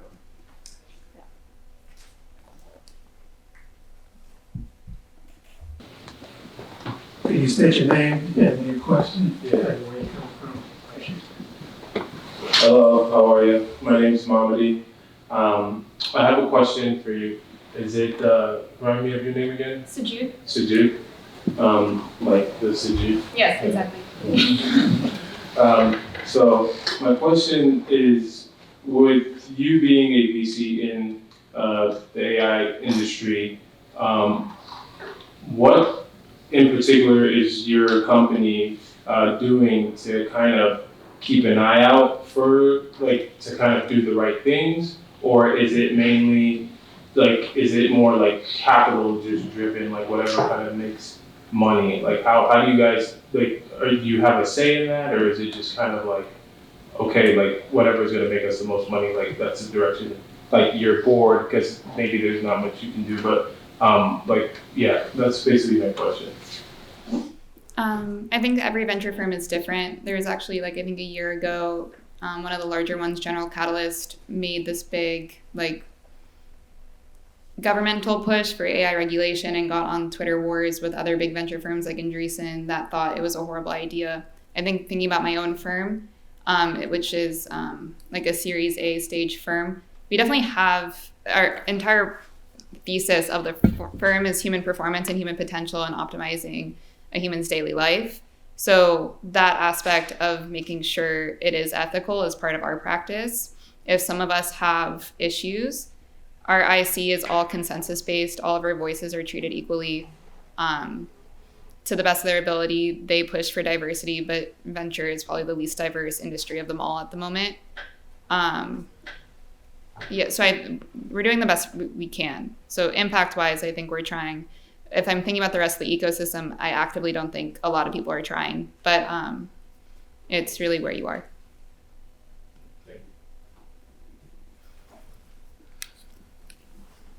Tell us your name, where you're coming from.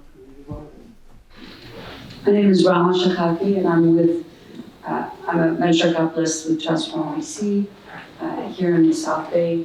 And I have both a comment and a question. The comment is, ladies in AI, you know that only 3% of funding goes to female-led startups in the technical realm.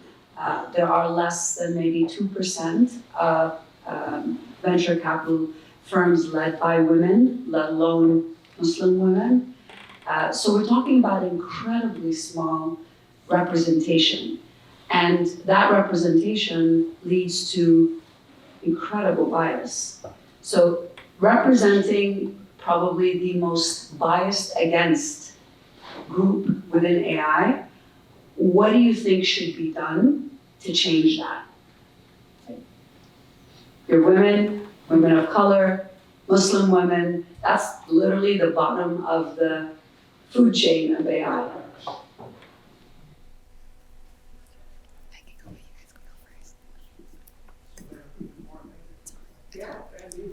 So I'm not as familiar with the VC space, but I'll just talk overall about what we can do to increase transparency. Diversity and increase women, especially in Muslim women's visibility. So I think it would go back to my earlier comment about bottom line right now. Unfortunately, I feel like we are in a bit of an ethical freefall where unfortunately we have taken a pivot from a lot of the great work we saw post 1960s, post 2020 and the unfortunate murder of George Floyd. And then we had this visceral kind of reaction in the other way, right? I think we're gonna start seeing it just because unfortunately we'll see things failing, right? Like for example, years ago, I won't say which company, but we probably all know which one, a phone was unable to accurately identify people at night, right? So it was supposed to have this nighttime facial recognition when you open your phone. It wasn't working for darker skinned people like myself, right? So it touted all this great advertisement that it could do it, but if you're someone who's dark skinned like me and you tried it, it didn't quite work. And they had all this backlash. And then guess what happened? They kind of recognized, okay, we may have a problem here. And so as we start to develop more systems and see the inherent biases in not only training data, but also in kind of the output content of the AI systems, we're gonna see an increase in women and minorities in the space. Now, will it be ever sufficient? Probably not. Is it gonna be 50% from 2%? Probably not. But I think we're gonna start to see an increase in it as we see the inherent biases, right? Unhappy people tend to buy less products and companies don't like that for their bottom line. On the financing side of things, I rack my brain every day trying to find a solution to the question that you just asked. I think, I'm one of 8 decision makers at my firm managing $1 billion. The best I can do on the hiring side and bringing people up with me is always having Palestinian women interns, and that's what I actively try to do. It doesn't Muslim women, but because I'm Palestinian, I try to help the community as well. But outside of that, I think it's exposing the boys' club. And I think what people are doing more and more so is isolating the boys' club. So if men within the venture capital ecosystem are more of the ones isolating the minorities and having a more strong and obvious bias against us, it's getting our allies and creating community with them first and making those who used to be the loudest voices in the ecosystem feel more and more small as we get big. I would agree. Where I have any say in hiring, I really try to promote and give opportunities to people of color and women. I also just want to say things like this really help. It's been so wonderful to meet all the people I have on this trip and getting to make connections with other women who work in these spaces. And so definitely things like this have been a really huge help. Assalamualaikum, Serene. I have a question for all of you, whoever wants to answer. So do you find any portion of it problematic in that where you would want to wind back? And specifically, I'm thinking of ChatGPT. And I have an 11-year-old and I have an 8-year-old. And my 11-year-old would rather go to ChatGPT than exercise his brain and write an essay. And that scares me because that's not how I grew up. And I think a lot of folks in this room grew up. So if there are ways to wind back or address like the unauthentic voice, if you will, how do we do that? Like are there ways in which we could tailor AI so that it's genuine and still authentic and positive? That's an interesting question. It makes me think about how when I was in elementary school, I wasn't allowed to use a calculator for math problems. And even though I had access to a calculator, I wasn't allowed to use it, but didn't end up having a career where I needed much math anyways. So, I mean, I guess what I'm getting at there is it's hard to know what our future holds and what each child's future holds and what they're going to need and not going to need. But I think there is something to be said for, learning a skill. You should know how to write the essay so you can tell if the machine is actually giving you something good or not, right? So, I mean, those are just some of my thoughts there. I would say, I feel like, I know I keep saying it's coming, but this goes back to the question about like rapidly evolving, right? Tech landscape and then laws catching up. So I think we are going to start seeing what they call word marking rights, ways to identify this content so that hopefully educators at that point can decide whether or not they want to accept AI content. I think Shabnam makes a great point about we don't know what skill sets our kids are going to need. I think it's going to first start with the technology, right? Identifying what is AI or is not. Like today, I'm sure some of you have already heard that Amazon, for example, is flooded, if you go in their bookstore, of AI-generated books and content, right? And people don't know sometimes that's what they're reading. So as we start to shift and identify, then I feel like it's up to the education system to determine if or how they want to accept. But that's not going to start until, tech companies take responsibility and make sure that it's absolutely clear what is and is not AI-generated content. I don't have much to add, but maybe sending your kids to a relative overseas and taking away Wi-Fi is a great summer where they can learn a lot of those skills without being able to access those tools. Okay. We have room for one more question, and then Sahar is going to wrap the session. And then I want you to stick around for a closing dua, inshallah. Okay, my name is Nasser. The question I have actually builds on what Serene started, but it actually is a little bit different. We are looking at what people are using AI for and how it's moving forward.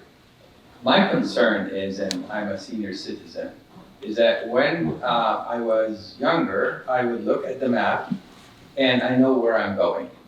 And then when we ended up with stuff that is that you get on your phone and you get in your car, I actually would not be able to go out of my house without having something on the GPS, although I might have worked for the company that started the first GPS.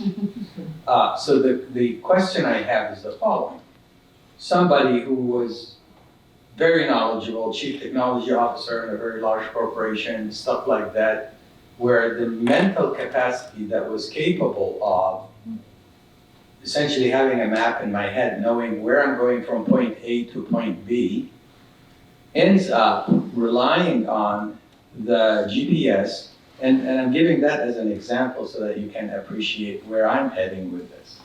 So the effect on the degradation of the mental ability for humans, for elderly people and younger people. That's something that I've not heard throughout this conference. And I'm wondering if there's somebody can teach me something. So this reminds me of my dad taking out a large map before our road trips and outlining where we were going to go, and he would look at it pretty much just once and he could figure out where to go. And I cannot go anywhere without looking at my blue line and it telling me where to go. But I think it kind of goes back to what we were talking about previously, which is that, you know, the world is so ever evolving, and we don't know, you know, whether we're going to need, you know, I don't know, maybe we're going to develop cars that just take us wherever we go, and we won't even need GPS or maps or anything in the future. So, yeah, I mean, I maybe the mental degradation isn't, or in one area is sort of acceptable because we'll be learning something new or something different because of, you know, the way technology develops. It's very serious. I grew up in Egypt, and those of you who know, there are the pyramids, which the Japanese came trying to replicate in a small, and they were not able to. And that technology is gone. And in my head, I'm thinking, did they really get so advanced in technology such that AI wiped out the mental capacity to think and innovate? And that is the concern that I have, and I wanted to plant that seed so that people can think more about it. I think it's a good flag. I haven't heard much in the way of analyzing. I think it's too nascent for us to really know yet the long-term effects. But I can already tell you that we're seeing data, we meaning the collective we as people, around kind of technology and increased rates of depression, increased rates of loneliness, right? We have become less communal as a people. You'll be at a dinner table, right? And people are scrolling instead of talking to the people who are actually around them. And so I feel like now we're seeing a shift somewhat, in people getting technology fatigue. And so I think it actually may be up to us to kind of scale back and use it in appropriate settings. And I think that's the key for everything. There are definitely certain things we should be afraid of when it comes to technology can always be misused. But it's also up to us to do a little bit of self-policing. And in fact, there are some states that require certain minimum ages to use, for example, social media. And I think as the information and data comes out and we have enough time to study it, maybe not in our lifetimes, but maybe, the next generation, they'll be able to see the impact and regulate accordingly. But just amongst ourselves, I think we're already seeing people take a step back.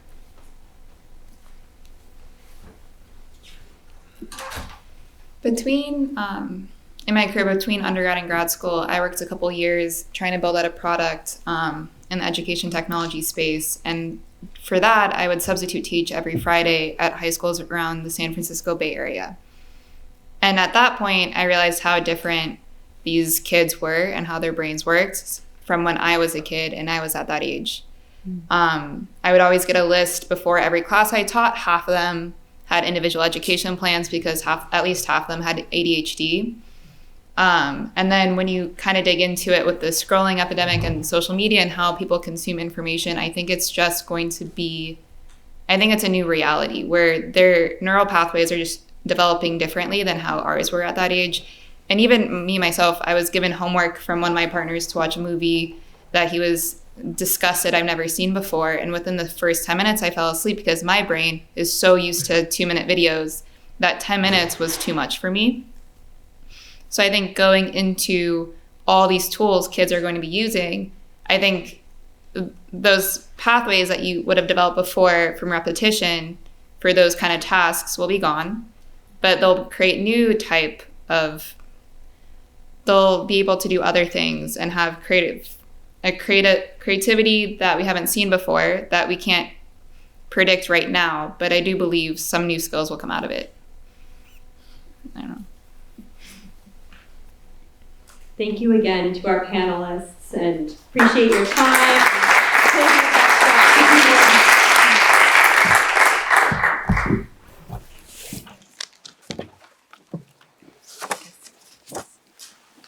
I'm going to do a quick close, and then I'm going to hand it to Jihad for our closing dua. So I just wanted to take a moment to talk about the Islamic Center, one of the sponsors, the co-sponsors of today's event.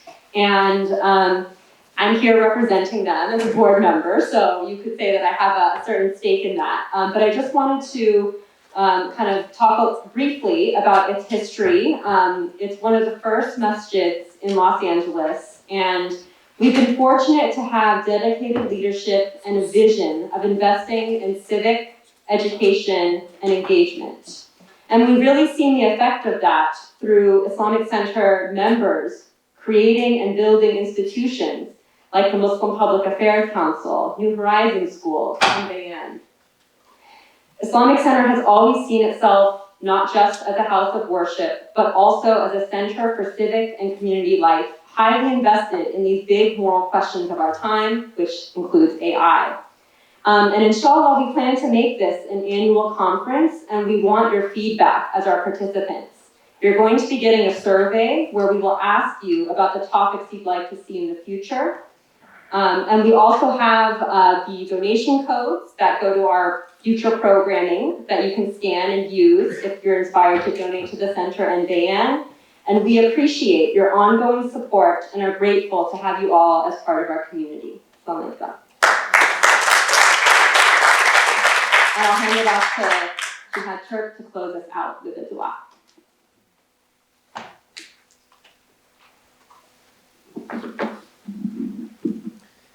Thank you very much, Sahar. Assalamu alaikum, everybody. You made it. You are the diehards. You are the ones who were here before 10 o'clock, had the enjoyment of the coffee and the refreshments, the wonderful hospitality of the crew, including John Hall and Munir and the volunteers, Dr. Lena and many others from the Islamic Center of Southern California. You had the wonderful lunch. And by the way, for those who stayed to the end, I think 225 people registered, only 100 and some came, so you each get an extra lunch or two to take home with you.